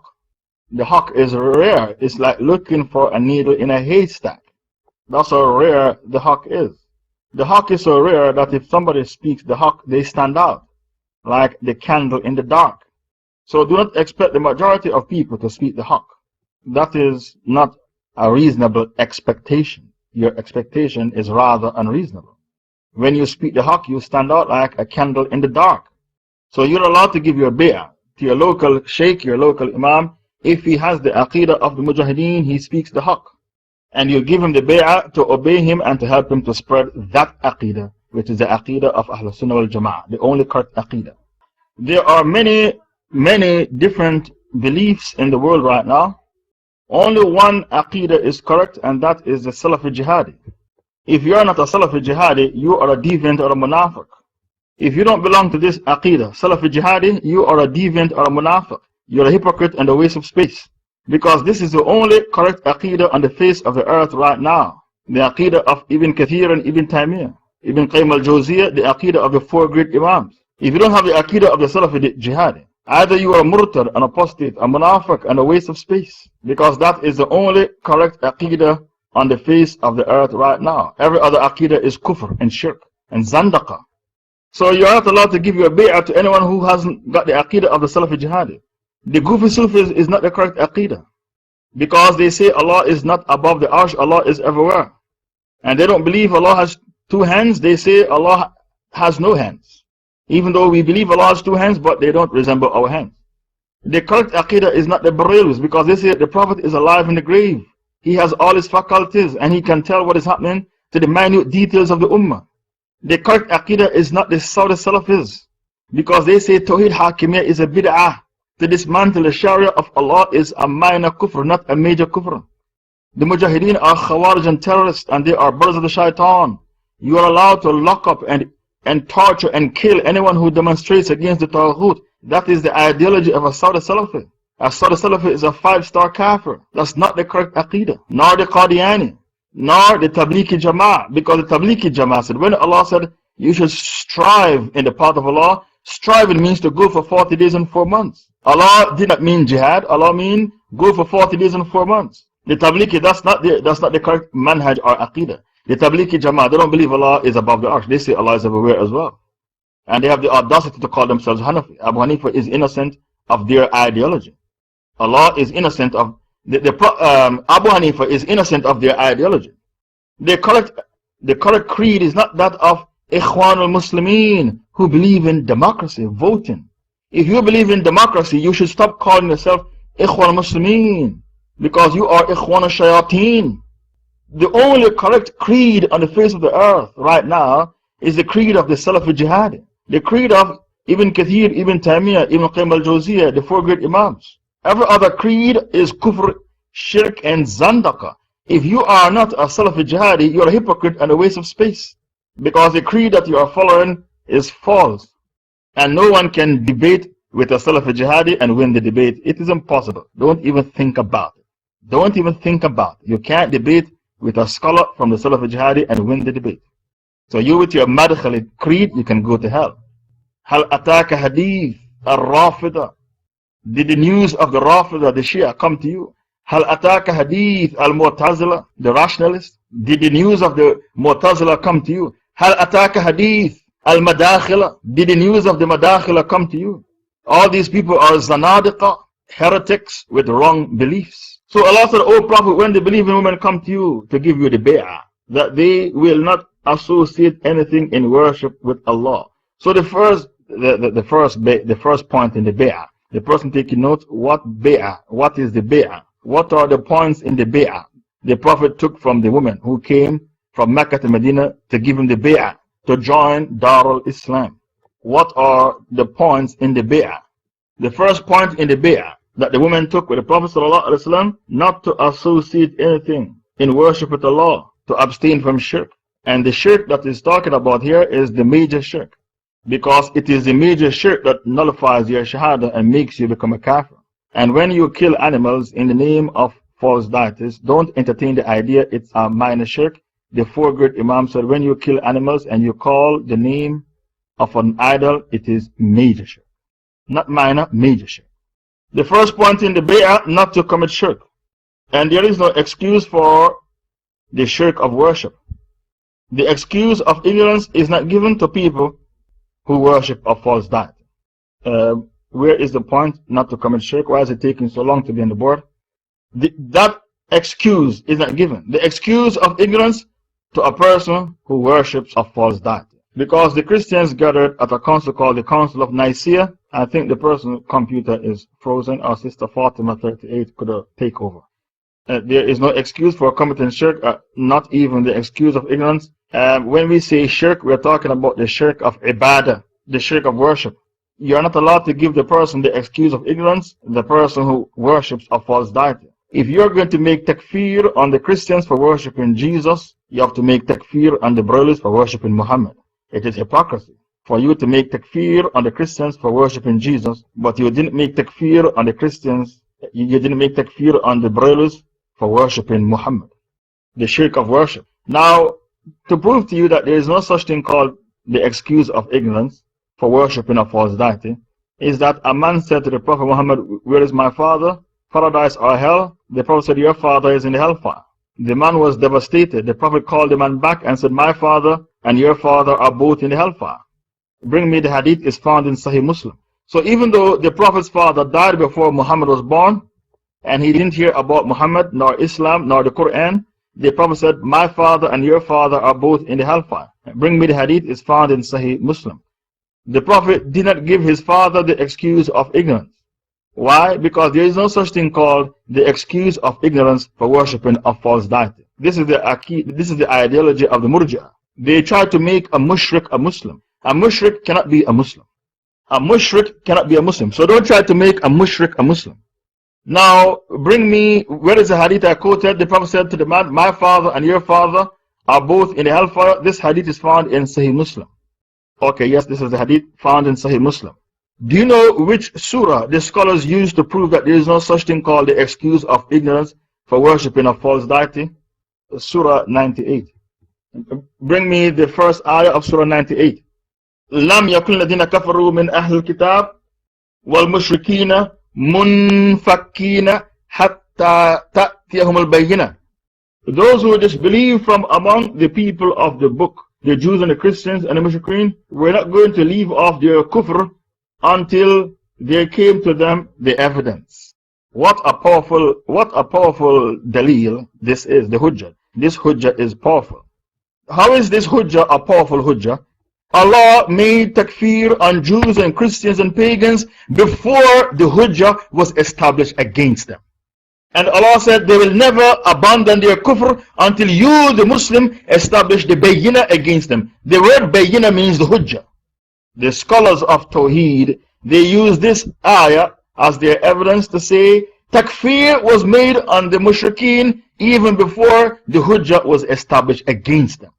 لم يكن الذين كفروا من أهل الكتاب والمشركين منفكين حَتَّى تَأْتِيَهُمُ الْبَيِّنَةِ. The Jews and the Christians and the pagans will never abandon their kufr until you, the Muslim, establish the evidence against them. The bayyinah, the hujjah, the dalil, the burhan.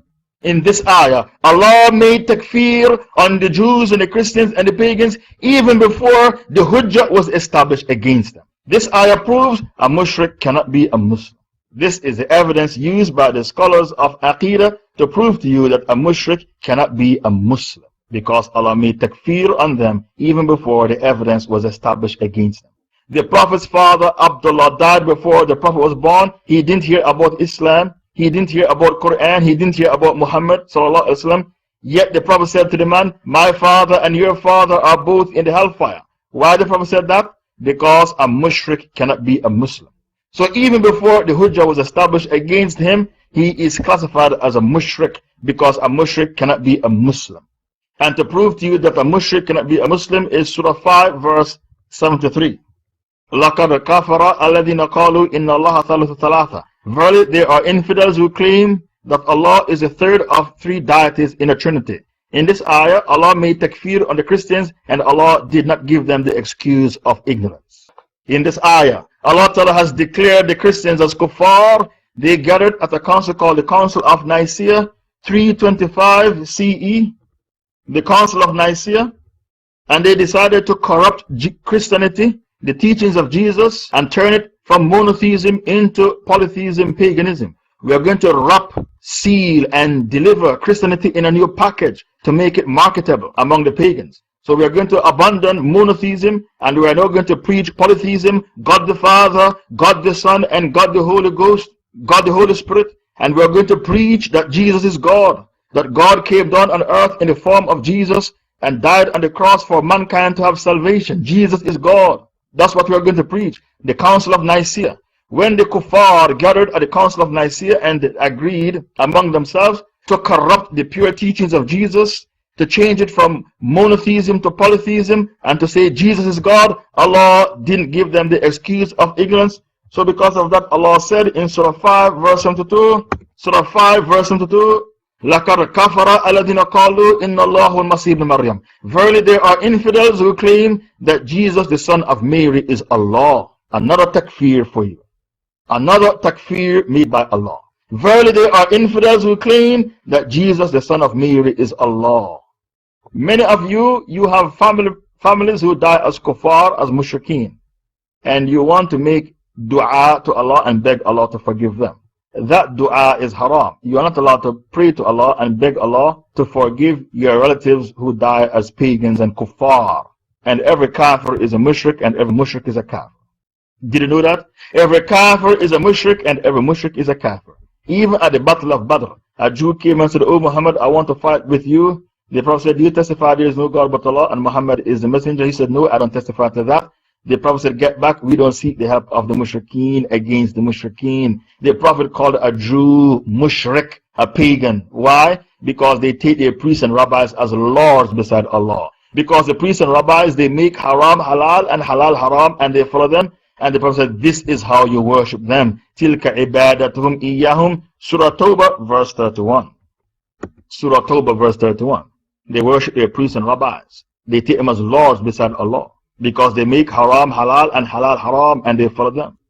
Every mushrik is a kafir, and every kafir is a mushrik. The only reason why Allah did not classify the Jews and Christians as mushrikeen in the Quran is because their religion had a heavenly beginning, and they had a book. The Jews had the Torah, and the Christians had the Injil. But not because Allah didn't call them mushrikeen in the Quran. That doesn't mean they are not mushrikeen, because the Prophet called them mushrikeen at the Battle of Badr. He said, "Get back, I don't seek the help of a mushrik." Have you found the hadith? Okay, shukran. This hadith is about Adi ibn Hatim Ata'i, the man who was wearing the big cross around his neck. And the Prophet read Tawbah 31. They have taken their priests and rabbis as Lord beside Allah. And he said, we don't worship our priests and rabbis. We don't worship them. The Prophet said, don't they make haram halal and halal haram? And the Prophet said, Tilka ibadiyahum. This is how you worship them. Tilka ibadatuhum iyahum. This is how you worship them. So don't marginalize worship to making sajda to wooden stones. Worship comes in different forms. when a person makes up his own religion and you follow him in his religion, that is worship. Tilka ibadatuhum iyahum. This is how you worship them. There is no such thing called the excuse of ignorance for worshipping a false deity, because every kafir knows that Allah Ta'ala alone deserves to be worshipped. It is a natural instinct.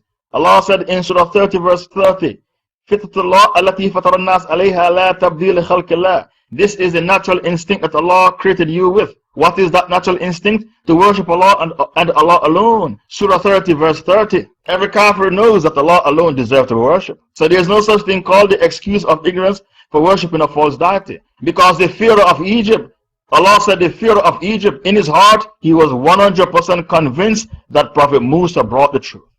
Surah 27 verse 14. Allah said the Pharaoh of Egypt, even though he was the worst kafir to walk the face of the earth, in his heart, he was 100% convinced that Prophet Musa brought the truth. Every kafir knows Islam is the truth.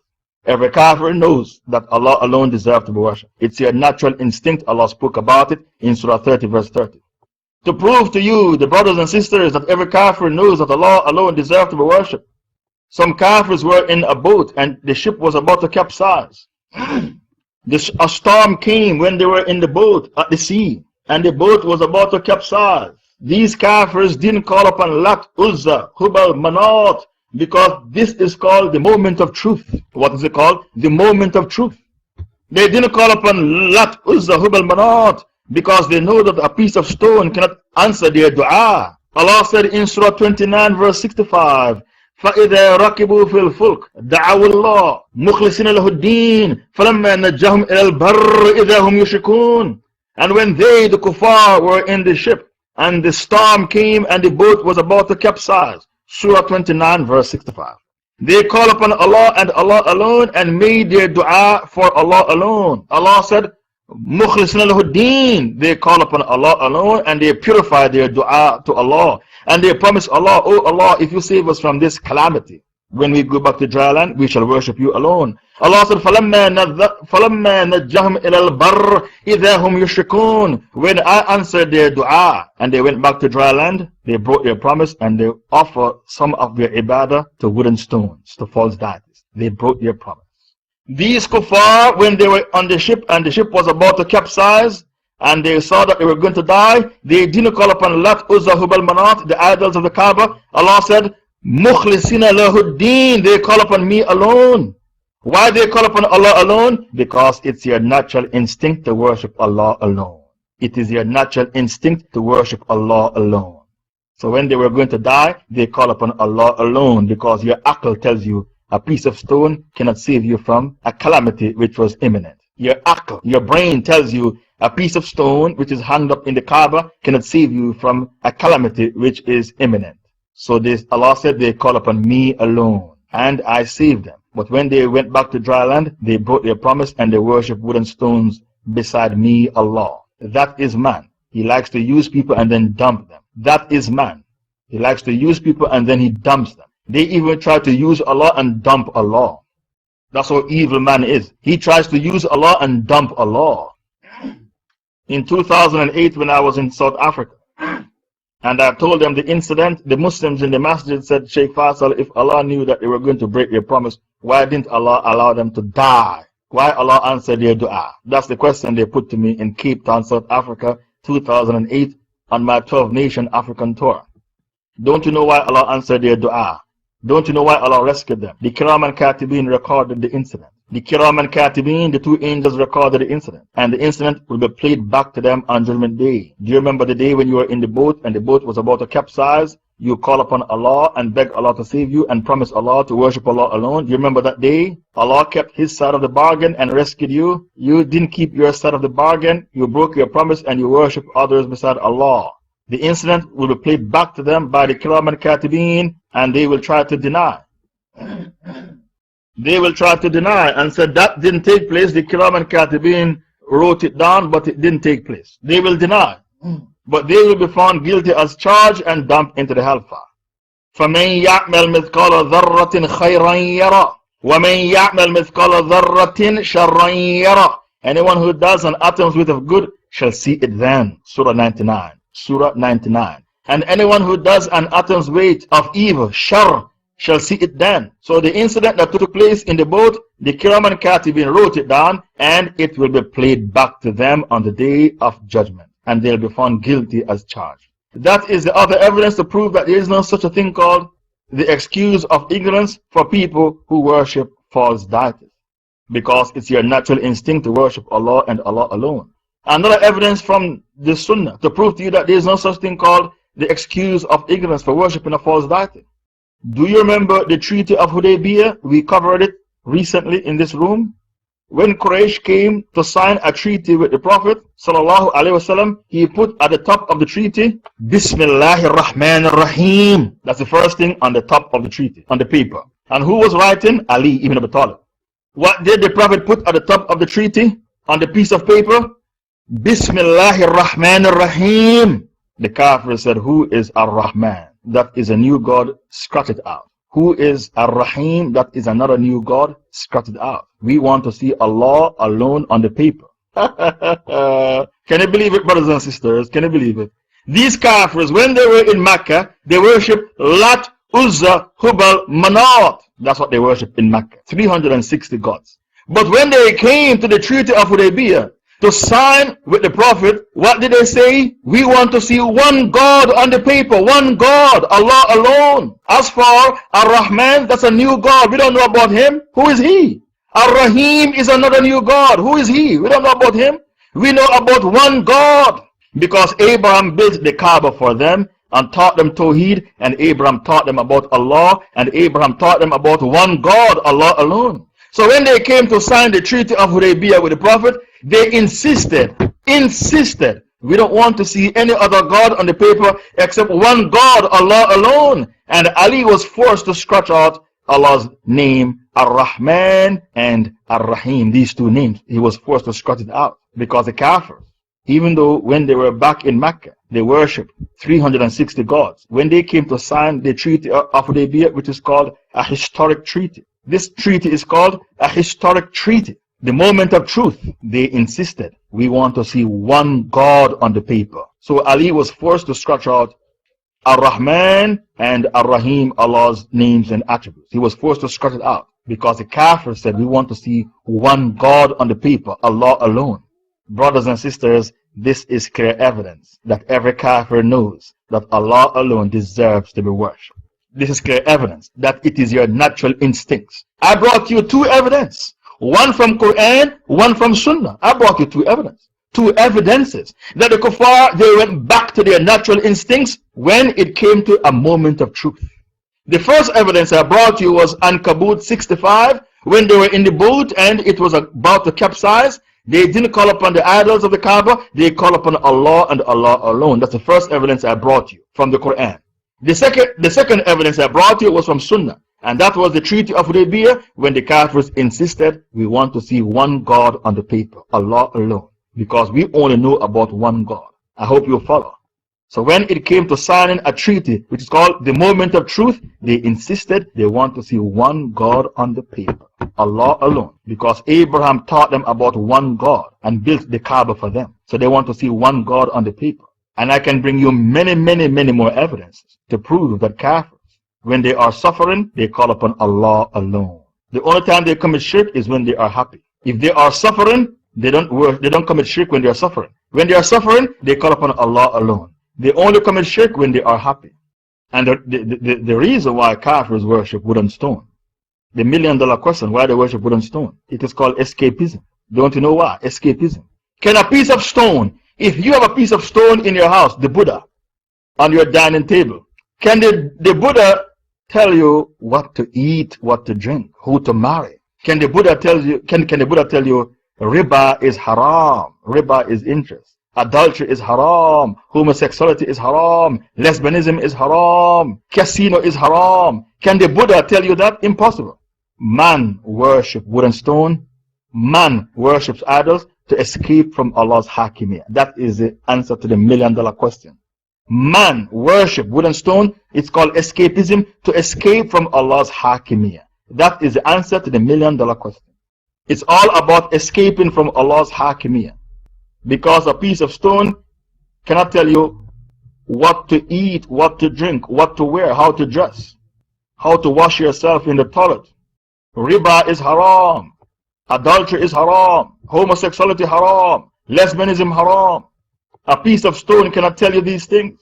So a man worships idols because he wants to escape from Allah's hakimiyah, Allah's jurisdiction. That is the answer to the $1,000,000 question, why man worship a piece of stone that can't be of any benefit to him. It's called escapism. He's trying to escape from Allah's hakimiyah. That is the answer to your $1,000,000 question. So Allah Ta'ala took the bay'ah from the women not to commit shirk. And if a person should die committing shirk, their destiny is in hellfire to abide forever. And if your mother, your father die committing shirk, you are not allowed to pray to Allah and ask Allah to forgive them if they die in a state of shirk. Because Tawbah, Surah 9, 113 is clear evidence. Surah Tawbah 113.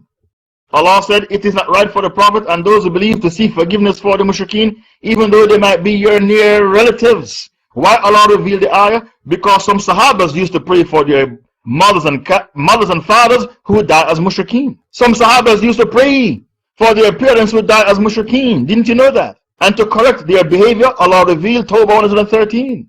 So the only help the Prophet could give to his uncle Abu Talib, who died as a mushrik, was for him to say, oh Allah, give him the lightest punishment in hell. Therefore, he'll be given shoes made from fire that will cause his brain to boil. He'll be given shoes made from fire that will cause his brain to boil. That's the only help the Prophet could give to his uncle Abu Talib. The Prophet said, if I didn't ask Allah to give him the lightest punishment, Allah would put him in the bottom of the hellfire. Why the bottom of the hellfire? The bottom of the hellfire belongs to the munafiqeen. The bottom of the hellfire belongs to the munafiqeen. Surah Nisa 145. Inna al-munafiqeen fi darkil asfali min an-nar. Verily the hypocrites shall be in the bottom of the hellfire. So why Allah intended to put him in the bottom of the hellfire? But because the Prophet made a dua, Allah didn't put him there. Because for you to know that Islam is the truth and didn't embrace it, you have to be a munafiq. For you to realize Islam is the truth and yet you die a kafir, didn't embrace it, you have to be a munafiq. This is why Allah intended to put him in the bottom of the hellfire. But because the Prophet made a dua, Allah gave him the lightest punishment in hell. Because Allah always answered the dua of his messengers. Allah Ta'ala forgives all sins, even shirk. Allah Ta'ala forgives all sins, even shirk. What's the evidence to prove that Allah forgives all sins, even shirk? Surah 39, verse 53. Surah 39, verse 53. For you to realize that Islam is the haqq and for you to not accept it and submit to make you a munafiq. Okay, this is the ayah. O my servants who have transgressed against themselves by committing evil deeds and sins, despair not from the mercy of Allah. Verily Allah forgives all sins. This is the evidence. Allah forgives all sins, even shirk. But I need to explain the ayah for you. Allah forgives all sins, even shirk, if you make your tawbah before you die. I hope that is clear. Allah forgives all sins, even shirk, if you make your repentance, your tawbah, before you die. But if you die committing shirk, there is no hope for you. Nisa 48. Nisa 48. Inna Allah la yaghfir an yushraka bihi wa yaghfir ma duna dhalika liman yasha. Verily Allah doesn't forgive the sin of shirk, but Allah will forgive anything else to whom He please. Verily Allah forgives not that you should commit shirk, but Allah will forgive anything else to whom He please. This ayah, Nisa 48, is telling you, if you die as a mushrik, you have no hope. You're a loser if you die in a state of shirk. The other ayah I quoted, Zumar 53, is talking about a man who is still alive. As long as there is life, there is hope. So if you are still alive, make tawbah from shirk before you die. Because Allah forgives all sins, even shirk. As long as you make your tawbah before you die. This is the reconciliation between the two ayahs. This is the reconciliation between the two ayahs. Whenever you read the Quran and you find two ayahs that appear to conflict, bring them to me and I will reconcile them for you.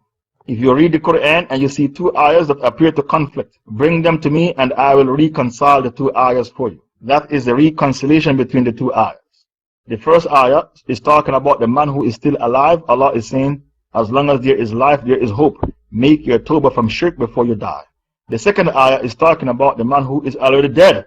Allah is saying, because you die a mushrik, you are finished. There is no hope for you. Your destiny shall be the hellfire to abide forever. and your relatives are not allowed to make dua and beg me to forgive you. That is a reconciliation between the two ayahs. And whenever you read two ayahs of the Quran that appear to conflict, bring them to me and I will reconcile them for you.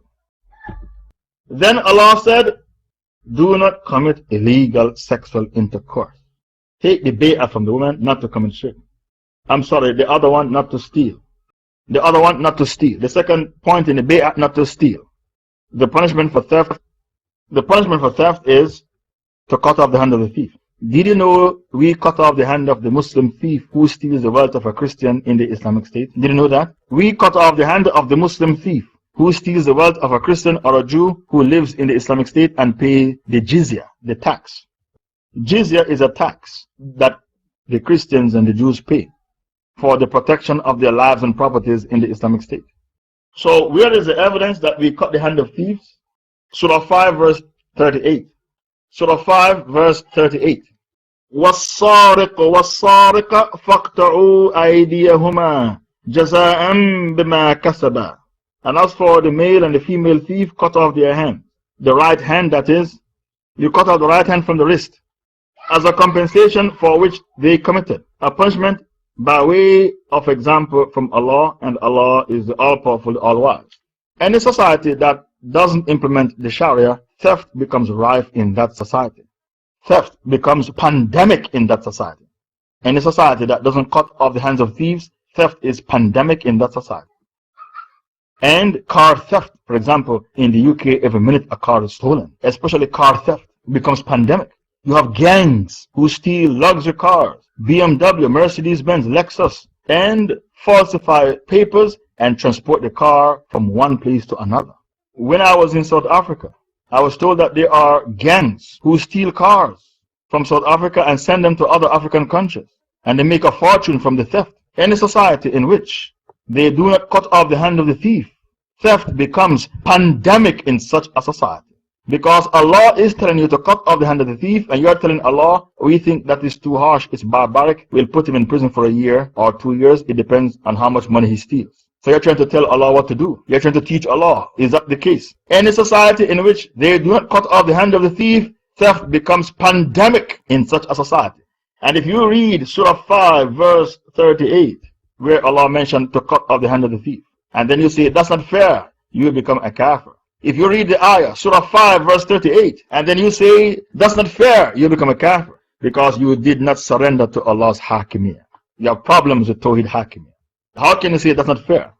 Allah said, Ya ibadi inni haramtu dhulma ala nafsi wa ja'altuhu bainakum muharrama fala tadhalamu. O my servants, I have made oppression haram upon me, Allah. And I have made oppression haram amongst you, therefore don't oppress one another. Allah said, oppression is haram on me, Allah. So how can I say that's not fair? In Surah 3, 182, Allah said, وَأَنَّ اللَّهَ لَيْسَ بِذُلَّامٍ لِلْعَبِيدِ. Surah 3, 182. And your Lord is not oppressive to his servants. وَأَنَّ اللَّهَ لَيْسَ بِذُلَّامٍ لِلْعَبِيدِ.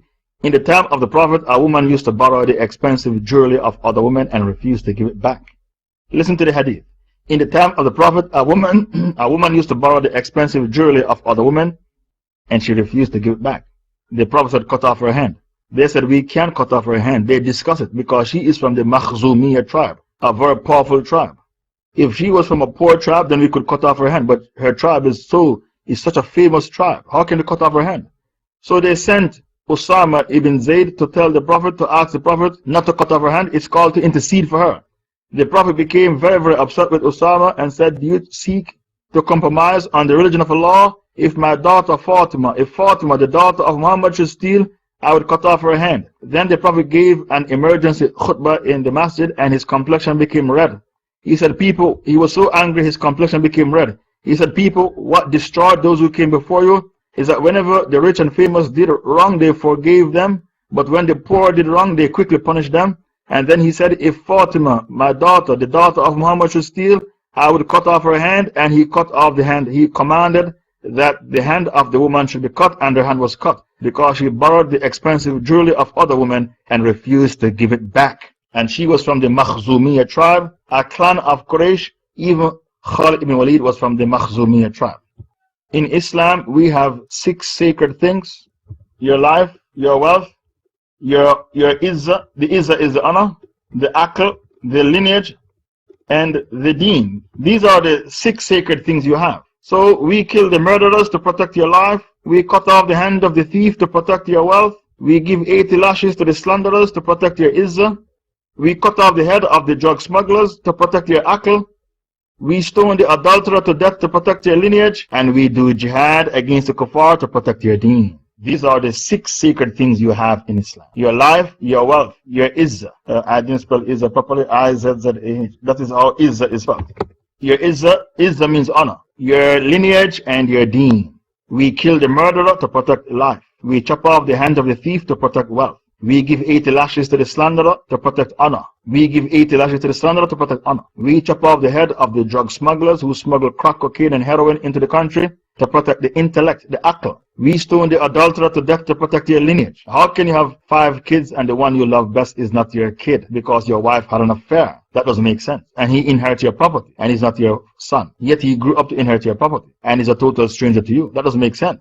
So we stone the adulterer to death to protect the lineage. And we wage jihad to protect the religion, the deen. Because Allah said, وَقَاتِلُوهُمْ حَتَّى لَا تَكُنْ فِتْنَةً وَيَكُونَ الدِّينُ كُلُّهُ لِلَّهِ. Fight them till there is no more fitna, until Allah alone is worshipped in the land. Surah Anfal, verse 39. Surah Anfal, verse 39. Fight them till there is no more fitna. This ayah, fight them till there is no more fitna, abrogates the ayah, lakum dinukum waliyadin, you to your way and me to my way. When you fitna, it abrogates lakum dinukum waliyadin.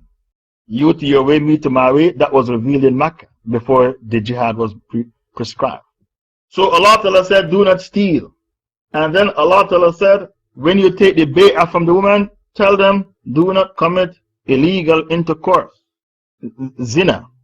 Allah Ta'ala said, do not approach zina. وَلَا تَقْرَبُ zina. Surah 17 verse 32.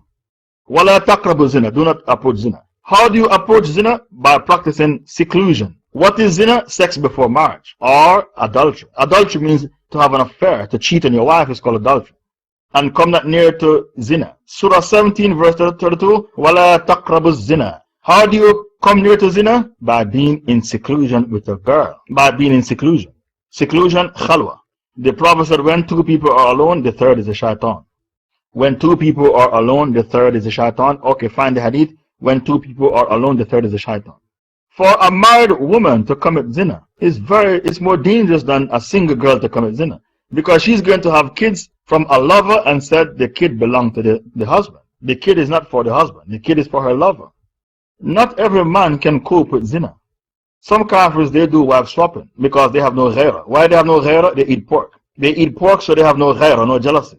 They are called bighairat, men with no jealousy. The Prophet said the man with no ghaira will not enter the paradise. He's called a dayuth. The Arabic word dayuth means a man who has no jealousy. Such a man will never go to Jannah. Did you know that some men, if their wife should have an affair, they kill the wife, they kill the lover, and then they kill themselves? It's called a triple murder. He killed the wife, killed the lover, then killed himself. Did you know that some men, if his wife should have an affair, he would kill the wife? Okay, you found the hadith? The man with no jealousy cannot go to paradise. Okay, shukran.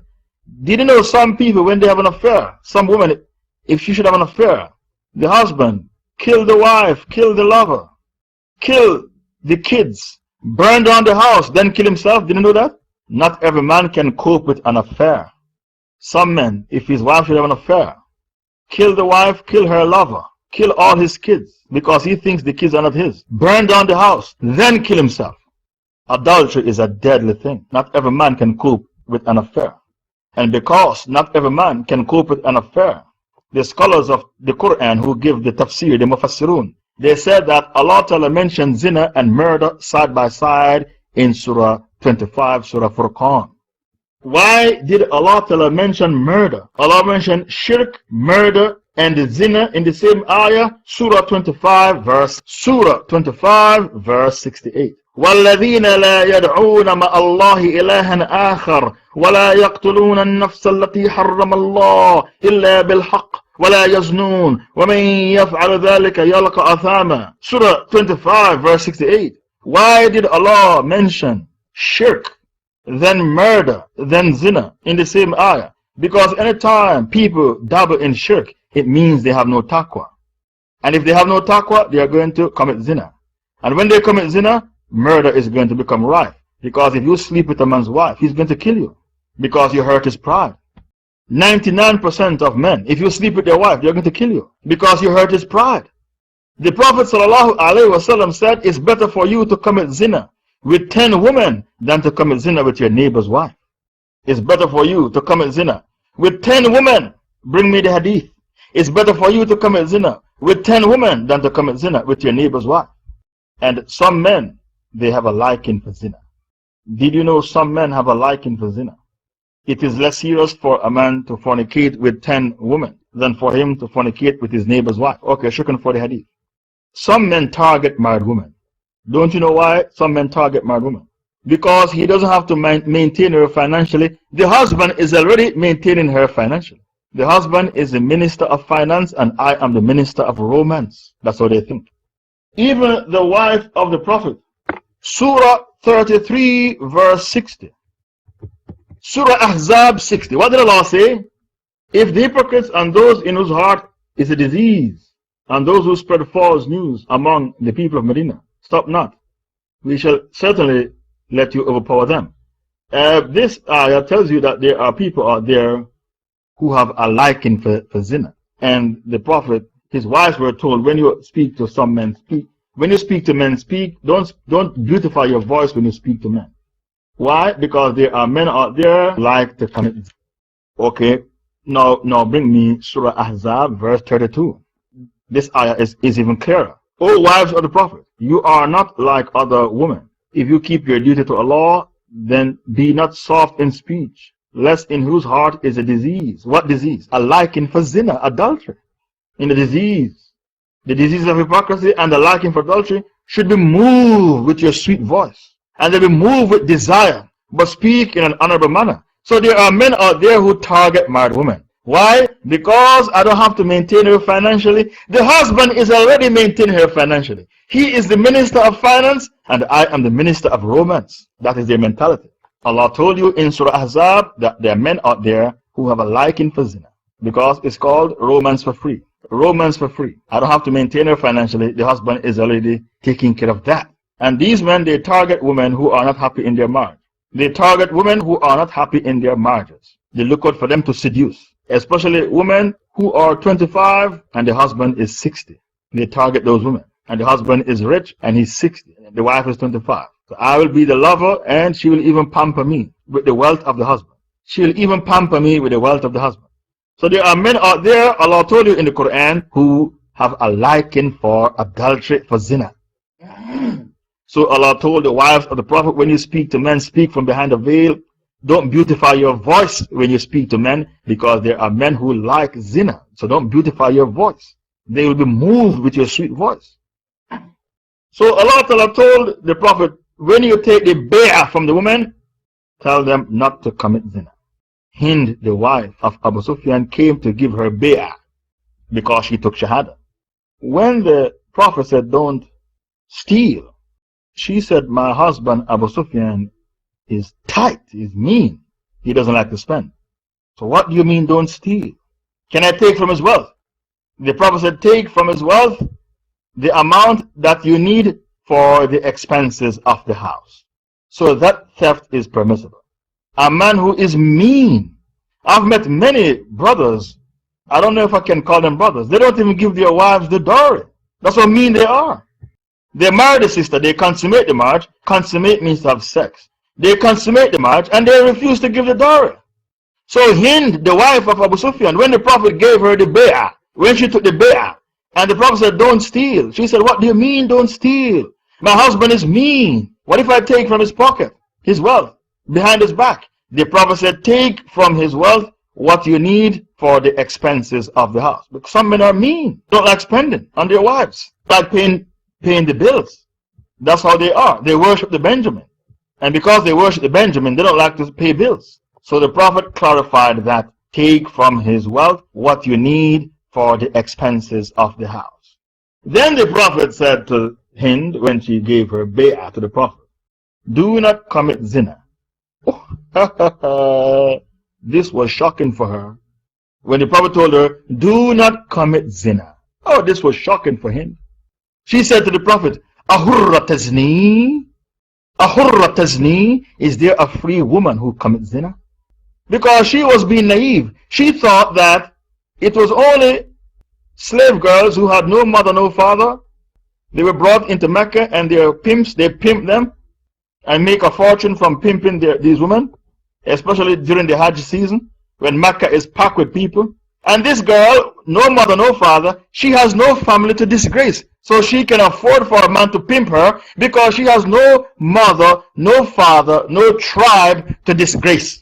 But how can a girl with a mother and a father and a tribe commit zina to disgrace the family? So the women of Quraysh, even before they became Muslims, they did not like zina. They think it is something disgraceful. Because for your daughter to commit zina, your neighbors will say, oh, your daughter is a prostitute. And they'll make poetry about your tribe. And say, in your tribe, your women are prostitutes. They'll make poetry about it and recite the poetry. So a woman of Quraysh was horrified, petrified, paranoid about zina because she can't afford to drag the honor of her family in the gutters. That was the mentality of the women of Quraysh even before Islam came to the Arabian Peninsula. How can I commit zina and disgrace my family? For people to laugh at my family, that in my family there are prostitutes in the family. So when the Prophet said to Hind, the wife of Abu Sufyan, do not commit zina, she was shocked. She said, Ahurra tazni, is there a free woman who commits zina? Because she was naive, she thought, oh, it's the girls who have no mother, no father. They were taken to Mecca by their pimps, and they pimp these girls and make a fortune. Because if you are pimping a woman, you'll make a fortune. If you sell drugs or a pimp woman, you'll make a fortune.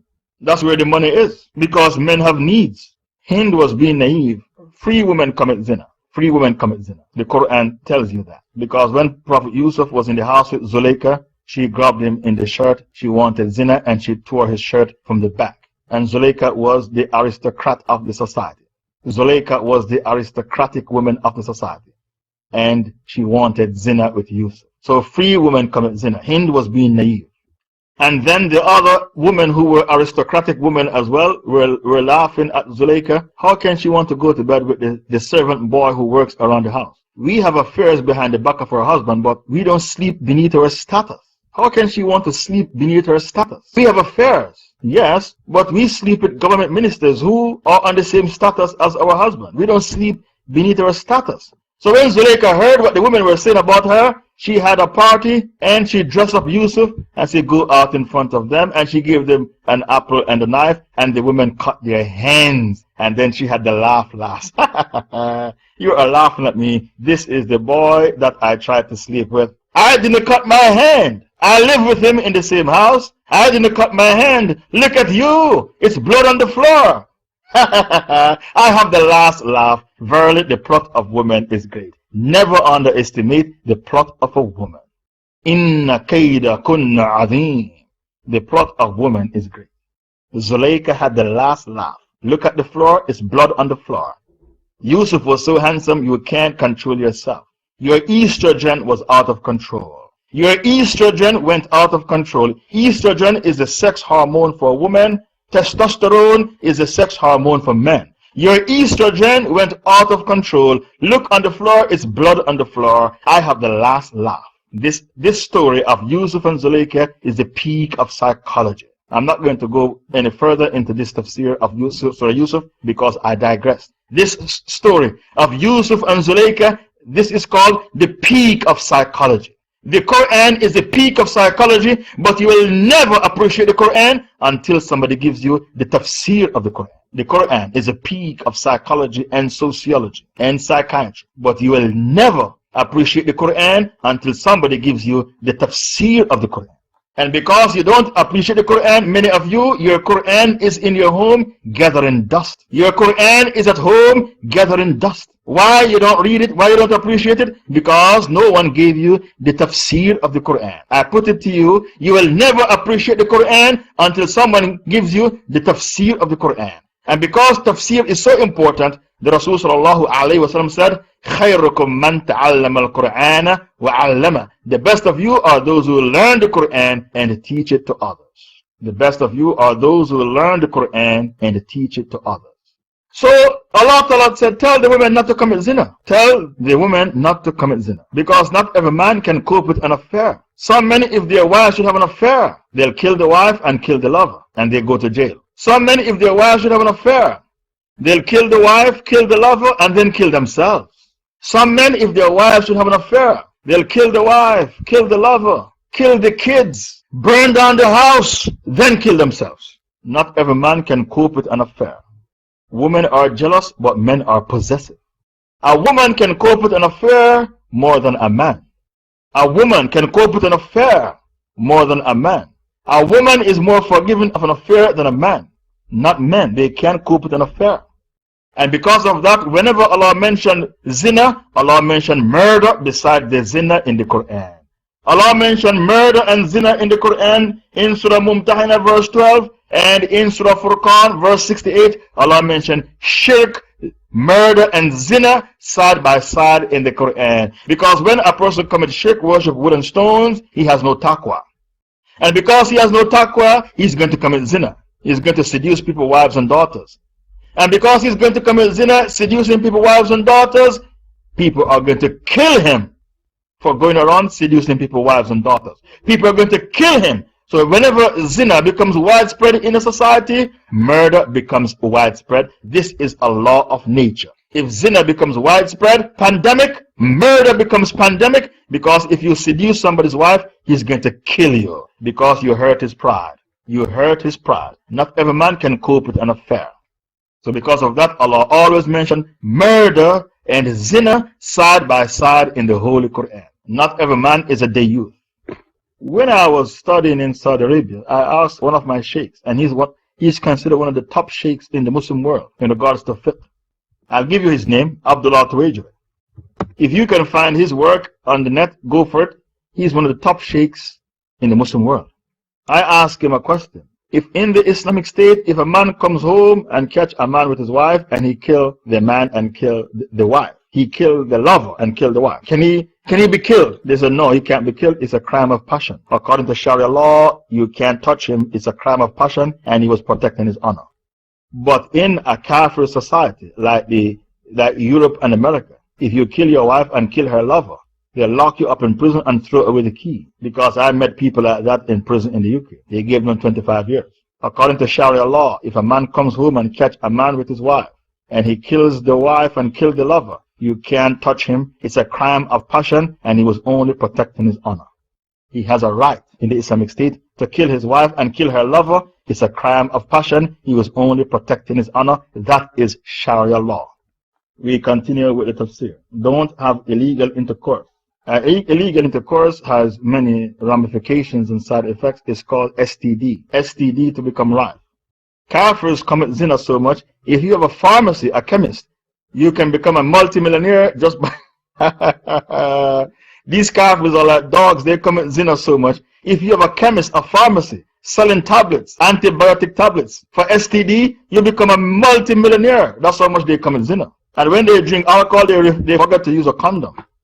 So these kafirs, they commit zina so much. If you have a chemist, a pharmacy, selling tablets for STD, you can become a multimillionaire.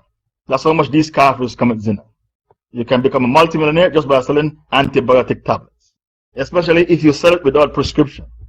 Especially if you are a corrupt pharmacist, a corrupt chemist, and sell it without prescription. You become a multimillionaire. That's how much these kafirs commit zina.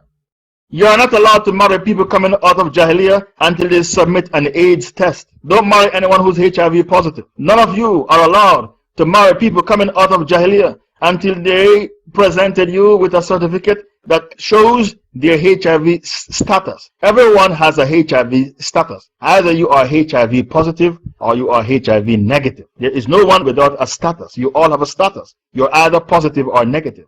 Don't marry anyone until they present you with paper saying that they are HIV negative. Then you marry them. Especially those coming out of Jahiliyyah.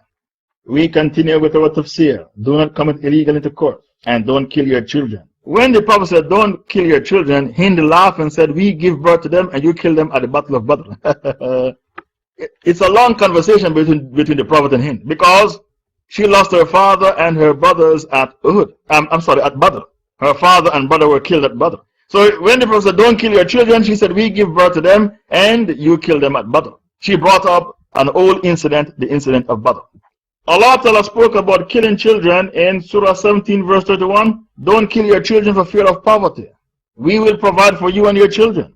وَلَا تَقْتُلُوا أَوْلَادَكُمْ خَشْيَةَ إِمْلَاقٍ نَحْنُ نَرْزُقُكُمْ وَإِيَّاهُمْ Surah 17 verse 31. Don't kill your children for fear of poverty. People kill their children for fear of poverty. If a woman is pregnant and you abort the baby after 120 days, you are guilty of killing children. And kill not your children for fear of poverty. We provide for them and for you. The killing of them is a great sin. People kill their children for fear of poverty because they don't believe that Allah is Ar-Razzaq Al-Wahhab. If you abort a baby after 120 days, you are guilty of killing a child. Abortion is only permissible before 6 weeks. Abortion is halal, yes, before 6 weeks. And this is Hanbali fiqh. I don't know, I can't remember what the other Imam said. Hanbali fiqh, abortion is halal before 6 weeks. When a woman gets pregnant, it is her right to choose to give birth to the baby or not, because it's her body. How can you tell a woman who was brutally raped by a kafir to give birth to the baby? Are you for real? The baby will be stigmatized in the society anyway. She was raped by a Hindu, a filthy Hindu who drinks his own urine, and you are forcing her to give birth to the baby. Are you for real? Abortion is halal under these circumstances. Then another woman, she was raped by her brother or her uncle or her father, incest. How can I tell her not to abort the baby? Abortion is halal under certain circumstances because not every baby is desired. It's better to abort the baby than for a baby to be born and stigmatized. And those who don't allow abortion under these circumstances, you are being extremist. You are being an extremist to force a sister to give birth to a baby when she was brutally raped by a kafir. Abortion is halal under certain circumstances. So Allah Ta'ala said, tell the women not to kill their children. And this includes abortion, to abort the baby at a later stage. After 120 days, when the soul is blown into the child, you are guilty of killing a baby. If you abort the baby before 6 weeks, you didn't kill anyone because no soul was blown into the child. Then Allah Ta'ala said, tell the women not to utter slander. Because women, they like to make up slanders. Not to utter slander. That's a part of the bay'ah. Don't make up rumors and spread rumors. Don't slander people. Do you remember when Aisha was accused of having an affair? One of the people who slandered Aisha was Hamna bin Jash. Hamna bin Jash was the sister of Zainab bin Jash.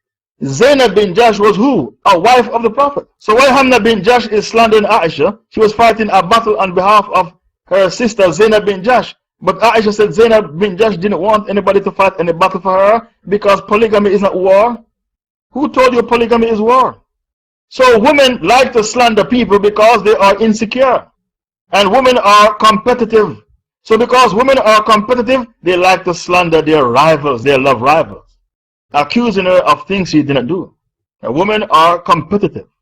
The competitive nature of women that they have between themselves cause them to behave very, very bitchy. When we say a woman is a bitch, it means she is very, very revengeful and spiteful. It doesn't mean she sleeps around. It means she is very, very revengeful and very, very spiteful. That woman is called a bitch. Women are competitive. And a woman, the tongue of a woman is very, very dangerous. The tongue of a woman is very, very dangerous. That's what makes a woman so dangerous, her tongue. She can cause many, many people to die because of her tongue. A woman is so dangerous, I wouldn't be surprised if 70% of men who are in prison because a woman is behind it, either directly or indirectly. When Aisha was accused of and slandered Hamna bin Jash, the sister of Zainab bin Jash, decided to add to the slander because she wanted to help out her sister who was also married to the Prophet. Yes, she was fighting a battle for Zainab bin Jash. Zainab bin Jash didn't want anybody to fight any battle for her. Polygamy is not war. Who told you polygamy is war? You have a wrong mentality what polygamy is. Polygamy is supposed to be sisterhood. When your co-wife gives birth, you wash and cook for her until she gets back on her 2 feet. That's polygamy. That's what I saw in northern Nigeria when I was there in the year 2008. When a co-wife gives birth, the other wife wash and cook for her until she got back on her 2 feet. I saw that in northern Nigeria. A woman living in Europe and America, you tell her to cook for her co-wife, she's going to poison her. You tell a woman living in Europe and America to cook a meal for her co-wife, I'm 99% sure she's going to poison her co-wife. Because when you live in Dar Harb, it turns you into a human devil. Dar Harb. Ibn Taymiyyah said, when you live in Dar Harb, sometimes you're a Muslim, sometimes you're a kafir. Sometimes you are pure, sometimes you are corrupt. And by you making hijrah from Dar Harb, that in itself is tawbah. That in itself is tawbah. To leave Dar Harb behind. Because when you live in Dar Harb, sometimes you're a Muslim, sometimes you're a kafir. Sometimes you are pure, sometimes you are corrupt. Have you found the fatwa of Ibn Taymiyyah? Shaykh al-Islam Ibn Taymiyyah said, the state of a place reflects the state of a person. It is possible to be sometimes a Muslim and at other times a disbeliever, a kafir, by you living in Europe and America, which is Dar al-Harb.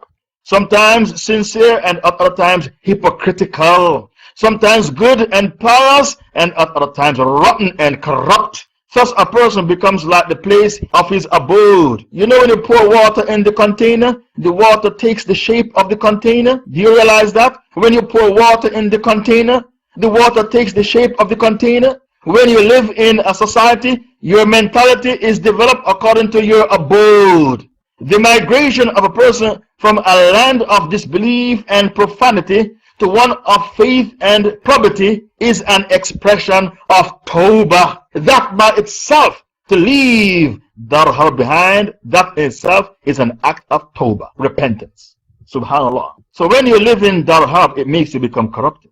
So the Rasul told the women not to spread rumors, not to make up rumors and spread. We know women are competitive, but that doesn't give you the right to call your co-wife a prostitute, a slag, a harlot who is having an affair. We know you are competitive, but that doesn't give you the right to spread rumors in the community about your co-wives or other Muslim brothers and sisters. Who gives you that right? If you slander a person on Judgment Day, you have to give them your salah, your zakah, your sum, your hajj, your Ramadan, your umrah. You have to give it away. So you will be an arm's length from the paradise, yet you end up in the hellfire because of the bad consequences of the tongue. The Prophet told Mu'adh ibn Jabal, what will cause people to be on their faces in the hellfire the most is the bad harvest of the tongue, the bad consequences of the tongue. This is the hadith of Mu'adh ibn Jabal.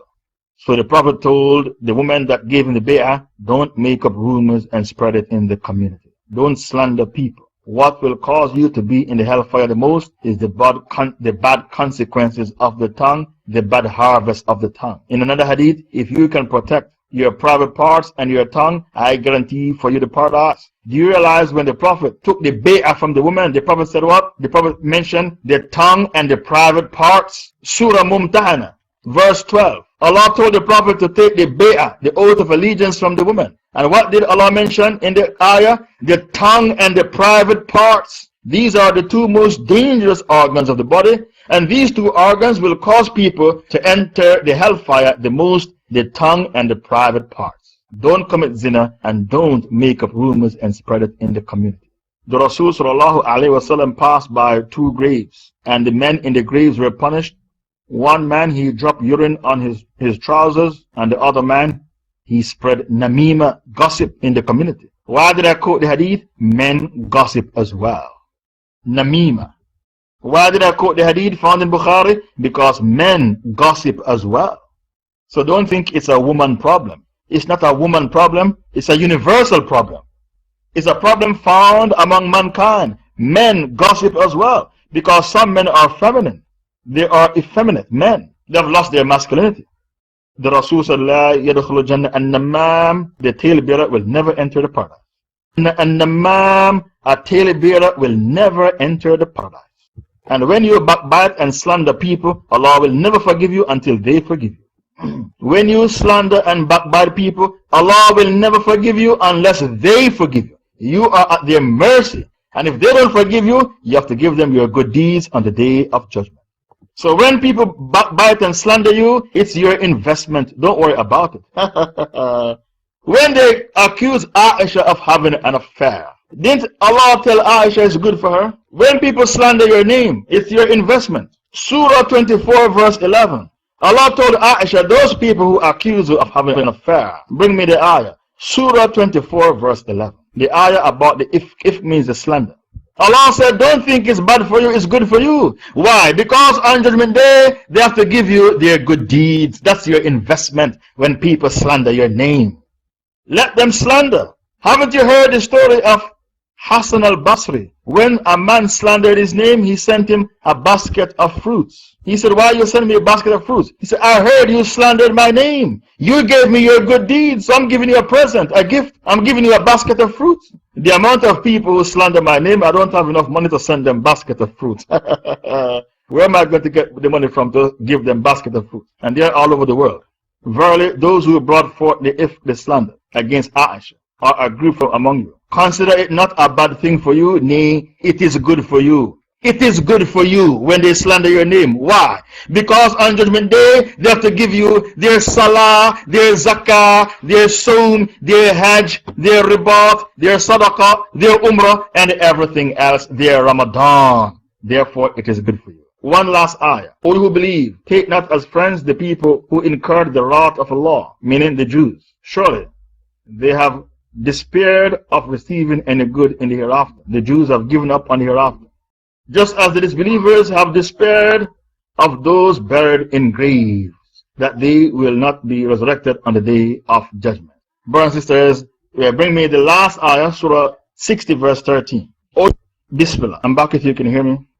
Okay, shukran. The last ayah, I only have 5 minutes left, please bear with me. O you believe, take not as friends the people who incur the wrath of Allah. Ayah 13. Who are these people? The Jews. Why did they incur the wrath of Allah? Because they killed the prophets and slandered the prophets. And the worst person on Judgment Day is a man who killed a prophet or he was killed himself by a prophet. That's the worst man on Judgment Day. The man who killed a prophet or he himself got killed by a prophet. Surely they have despaired of receiving any good in the hereafter. The Jews have given up on the hereafter. They know that they are going to go to the hellfire. The Jews have given up on the hereafter. They know that they belong to the hellfire, so they have despaired. And because they have despaired about the hereafter, they have become the worst people in the world and the most cruel people in the world. They are the most cruel people in the world because they have given up on the hereafter. They know that they belong to the hellfire in the hereafter. Surely they have despaired of receiving any good in the hereafter, just as the disbelievers have despaired of those buried in the graves, that they will not be resurrected on the day of resurrection. Brothers and sisters, this is a tafsir of Surah Mumtahanah. We are finished with the surah. I will pause and take 5 questions in regards to the dars you have just heard. Today's topic, Tafsir Surah Mumtahanah, the bay'ah the Prophet took from women. The bay'ah of the Prophet that he took from women, that is the tafsir, that is the topic. Every dars has a different topic. Today's topic is the bay'ah of the woman, the bay'ah of the Prophet that he took from women. Tafsir Surah Mumtahanah. Bismillah. Do shaheeds have to give the reward to the people they slandered? It is a very important question. Even if you're a shaheed, when you're a shaheed, all your sins are forgiven. So this doesn't apply to the shaheed. Do you know when the shaheed has to give his jihad away to the people he slandered? If the jihad was fard kifaya. There are 2 types of jihad, fard al-ain, fard kifaya. The shaheed who fought at a battle which is fard kifaya, he has to give away his jihad to the people he slandered, and if he owe people money, he has to pay his debt. But if the jihad was fard al-ain, then his sins are forgiven. Now, concerning a person who was slandered, if the person who slandered your name is a Muslim, forgive the person so that you don't put the hereafter in jeopardy. If your name was a munafiq, then there is no point in forgiving a munafiq. But if the person who slandered your name is a Muslim, then forgive the Muslim so that you don't put the hereafter in jeopardy. The answer for this is Surah 24, verse 22. Do you remember that ayah? Surah 24, verse 22. وَلَا يَأْتَلْ أُولُو الْفَضْلِ مِنْكُمْ وَالسَّعَةِ. And let not those among you who are blessed with grace and wealth swear not to give any sort of help to their cousins, their kinsmen, the masakeen, the needy, and those who left their homes for the sake of Allah. They made hijrah from Mecca to Medina for the sake of Allah. Let them pardon and forgive. Do you not love that Allah should forgive you? And Allah is the most forgiving, the most merciful. This ayah came down for which Sahaba? Abu Bakr as-Siddiq. Why the ayah came down? Because Mr., his cousin, Abu Bakr's cousin Mr., he was one of those who slandered Aisha. Mr. was poor, and he was a cousin of Abu Bakr, and Abu Bakr used to give him financial assistance. So when Abu Bakr found out that Mr. participated in the slander, he didn't repeat the words, he smiled when he heard the slander, and he didn't protect the honor of Aisha. Abu Bakr swore, Wallahi, I will never give him any more financial assistance because he didn't protect the honor of my daughter Aisha. Now, he fought at the Battle of Badr, and he migrated from Mecca to Medina and participated at Badr. So Allah didn't like the stance that Abu Bakr took against Mr. because he was one of the Sahabas at Badr and he made hijrah. So Allah revealed Surah Surah Nur, Surah 24, verse 22 for Abu Bakr. What did Allah say? And let not those among you who are blessed with graces and wealth swear not to give any sort of financial assistance to their cousins, their kinsmen, who are of the masakin, the needy, and they left their homes for the sake of Allah. They made hijrah. For you to make hijrah, you need taqwa. They made hijrah for Allah. Let them pardon and forgive. Do you not love that Allah should forgive you? So many times in life, people are going to slander your name. You have to pardon and forgive. A person might even accuse you of being a thief. They accuse you of having an affair. They accuse you of bad things. But you pardon and forgive. Why? Because when you forgive them, Allah will forgive you. Allah said to Abu Bakr, don't you want me to forgive you, Abu Bakr as-Siddiq? Don't you want me to forgive you? Forgive Mr. If you forgive Mr., Allah will forgive you, Abu Bakr. When Allah revealed the ayah, Abu Bakr said, I want Allah to forgive me, so I'm going to forgive my cousin, Mr., for participating in the slander of Aisha. I want Allah to forgive me, so I'm going to forgive my cousin, Mr. And Abu Bakr forgave him and continued to support him financially. Continue to support him financially. In life, you have to forgive, especially if it's a Muslim. Now, some people are Khawarij, they can't forgive. When I was in the UK, I had a study circle in Tower Hamlets. 10 years study circle every Saturday. The most beautiful Muslim woman in London used to attend that study circle. So people used to approach me for wife on a daily basis. I married a brother to a sister.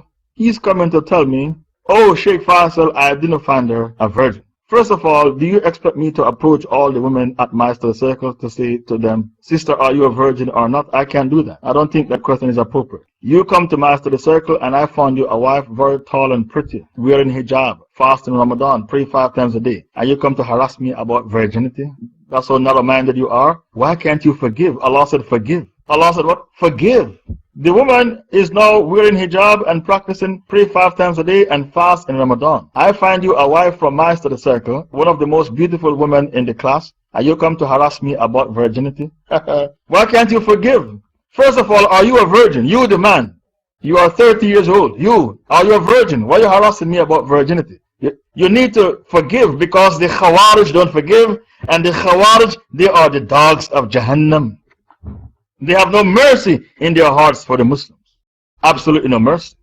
There's another question. What about kuffar who slander Muslims? Can they receive the good deeds from kuffar on Judgment Day? If a kafir slander your name, they will take away from the Muslim. If the Muslim commits zina or drink alcohol, the kafir will take away from the Muslim his sins. By the way, did you know that there's a hadith that says on Judgment Day, Allah will take away from the Muslims their sins and put it on the scales of the kuffar and dump them in the hellfire? Please bring me that hadith. I learned it from the lips of my sheikhs. On Judgment Day, Allah will take away from the Muslims their zina, their khamr, their gambling, whatever they did, and put it on the scales of the kuffar and dump the kuffar in the hellfire. That will take place on Judgment Day, because when you live among the kuffar, they did not treat you properly. They slandered your name and they oppressed you. So because they oppressed you and slandered your name, on Judgment Day, Allah will take away from the Muslims their zina, their khamr, whatever sins the Muslims committed. Put it on the scales of the kuffar and dump the kuffar in the hellfire and put the Muslim in paradise. That will take place on the Day of Judgment. I'm taking 5 questions. Where are the others? Assalamu alaikum, Shaykh. If a person planned on making tawbah for a major sin but kept putting off making tawbah, then ends up getting locked up in prison and made tawbah while in prison, is his tawbah considered sincere because he did not make it while he was a free man, only after he was imprisoned? This tawbah is not sincere because this man was committing zina or drinking alcohol when he wasn't in prison. He was having an affair. Because he's locked up in prison and he doesn't have the woman to commit zina with, and he cannot find the alcohol to drink, then he makes tawbah. So that tawbah isn't sincere. Sincere Tawbah is when the thing is in front of you and you make Tawbah and abandon the thing. Then the Tawbah is sincere. This man, when he leaves prison, he's going to go back to do the same thing. When he gets released from prison, he's going to go back to drink the alcohol and to commit the zina. The only reason why he makes Tawbah is because he's locked up and the woman is not there for him to commit zina with her anymore. So he said, no, I'll make Tawbah. I'm sorry, that Tawbah is not sincere. However, you can ask another Shaykh the same question. That is my personal opinion. He's making Tawbah because he's in prison and he's deprived of the alcohol and deprived of the woman. So because he's deprived of the woman to commit zina with and he's deprived of the alcohol, he said, okay, because I'm in prison, I'm going to make Tawbah. I'm sorry, that Tawbah is not sincere and Allah knows best. Is there any way can Allah forgive slandering before day of judgment? If you slander a person, Allah will not forgive you until the person forgives you. So you need to approach the person you slandered and ask them to forgive you. Because you drug their honor in the gutters, and honor is one of the 6 sacred things. Honor is one of the 6 sacred things. A Turkish woman who apostated from Islam came to this room and was asking incriminating questions. The admins banned her from the room. It's easy to know when a person is a spy. They ask incriminating questions. A spy. They ask incriminating questions. The admins banned her from the room. She became upset and said, oh, Shaykh Faisal has a child in New York, and the mother of the child is Egyptian. Shaykh Faisal has a child in New York, and the mother of the child is Egyptian. And she spread that rumor on Facebook. A person like that, you are not supposed to forgive because the person is a munafiq. And forgive. If a munafiq slander your name, you don't forgive the munafiq because a munafiq will be in the bottom of the hellfire. A munafiq shall be in the bottom of the hellfire. And the munafiqun, they are reckless with their tongue and their private parts because they have no taqwa. A munafiq is very, very reckless with his tongue and his private parts because they have absolutely no taqwa. Another munafiq came to this room and he was asking incriminating questions. Extremely incriminating questions. The admins banned him from the room. He opened his own room, the Jama'ah versus the Munafiqeen. He called me by my Christian name in his room. The brothers in the UK had him followed and he was seen going inside a spy den. He opened the room, the Jama'ah versus the Munafiqeen. He called me by my Christian name in his room. The brothers in the UK had him followed and they found him going inside a spy den. They had to come to this room and made a public declaration that that person is a munafiq and a spy. The UK brothers came and took the mic in this room, Authentic Tawheed, and to stay away from that brother and his room, the Jama'ah versus the Munafiqeen. We had him followed and he was seen going inside a spy den. People who are Munafiqun, they think they are clever. A Munafiq, I saw him bragging on YouTube. Oh, I was the one who killed Anwar Olaki, a white man from Denmark. A white man from Denmark. I was the one who killed Anwar Olaki. I pretended to be a radical. I spoke radical. So these Munafiqun, they speak radical. The person who opened the room, the Jama'ah versus Munafiqeen, he speaks radical to deceive unsuspecting Muslims. Yet he's a spy for the MI5.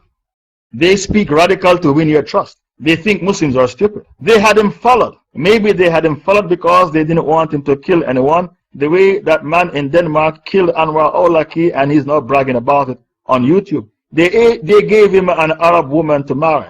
He impregnated her 3 times and he was a kafir. The Arabs worship the white skin. So when they see the white man, they gave him an Arab woman to marry. He impregnated her 3 times, yet he was a kafir. That is the plight of the Arabs. They used the white skin to kill Anwar Olaki. Very, very unfortunate. A kafir wished me good luck with my new job and I said thank you. Did I commit kufr? I asked a sheikh this question. I will tell you the name of the sheikh I asked. Abdurrahman al-Barraq. He's an expert in Aqidah, the leading expert in Aqidah in the Muslim world. Abdurrahman al-Barraq, the leading expert in Aqidah in the Muslim world. You can't go beyond him where Aqidah is concerned. He was the one who made takfir on the son of Suhaib al-Hassan for preaching Darwinism in the masjid in London.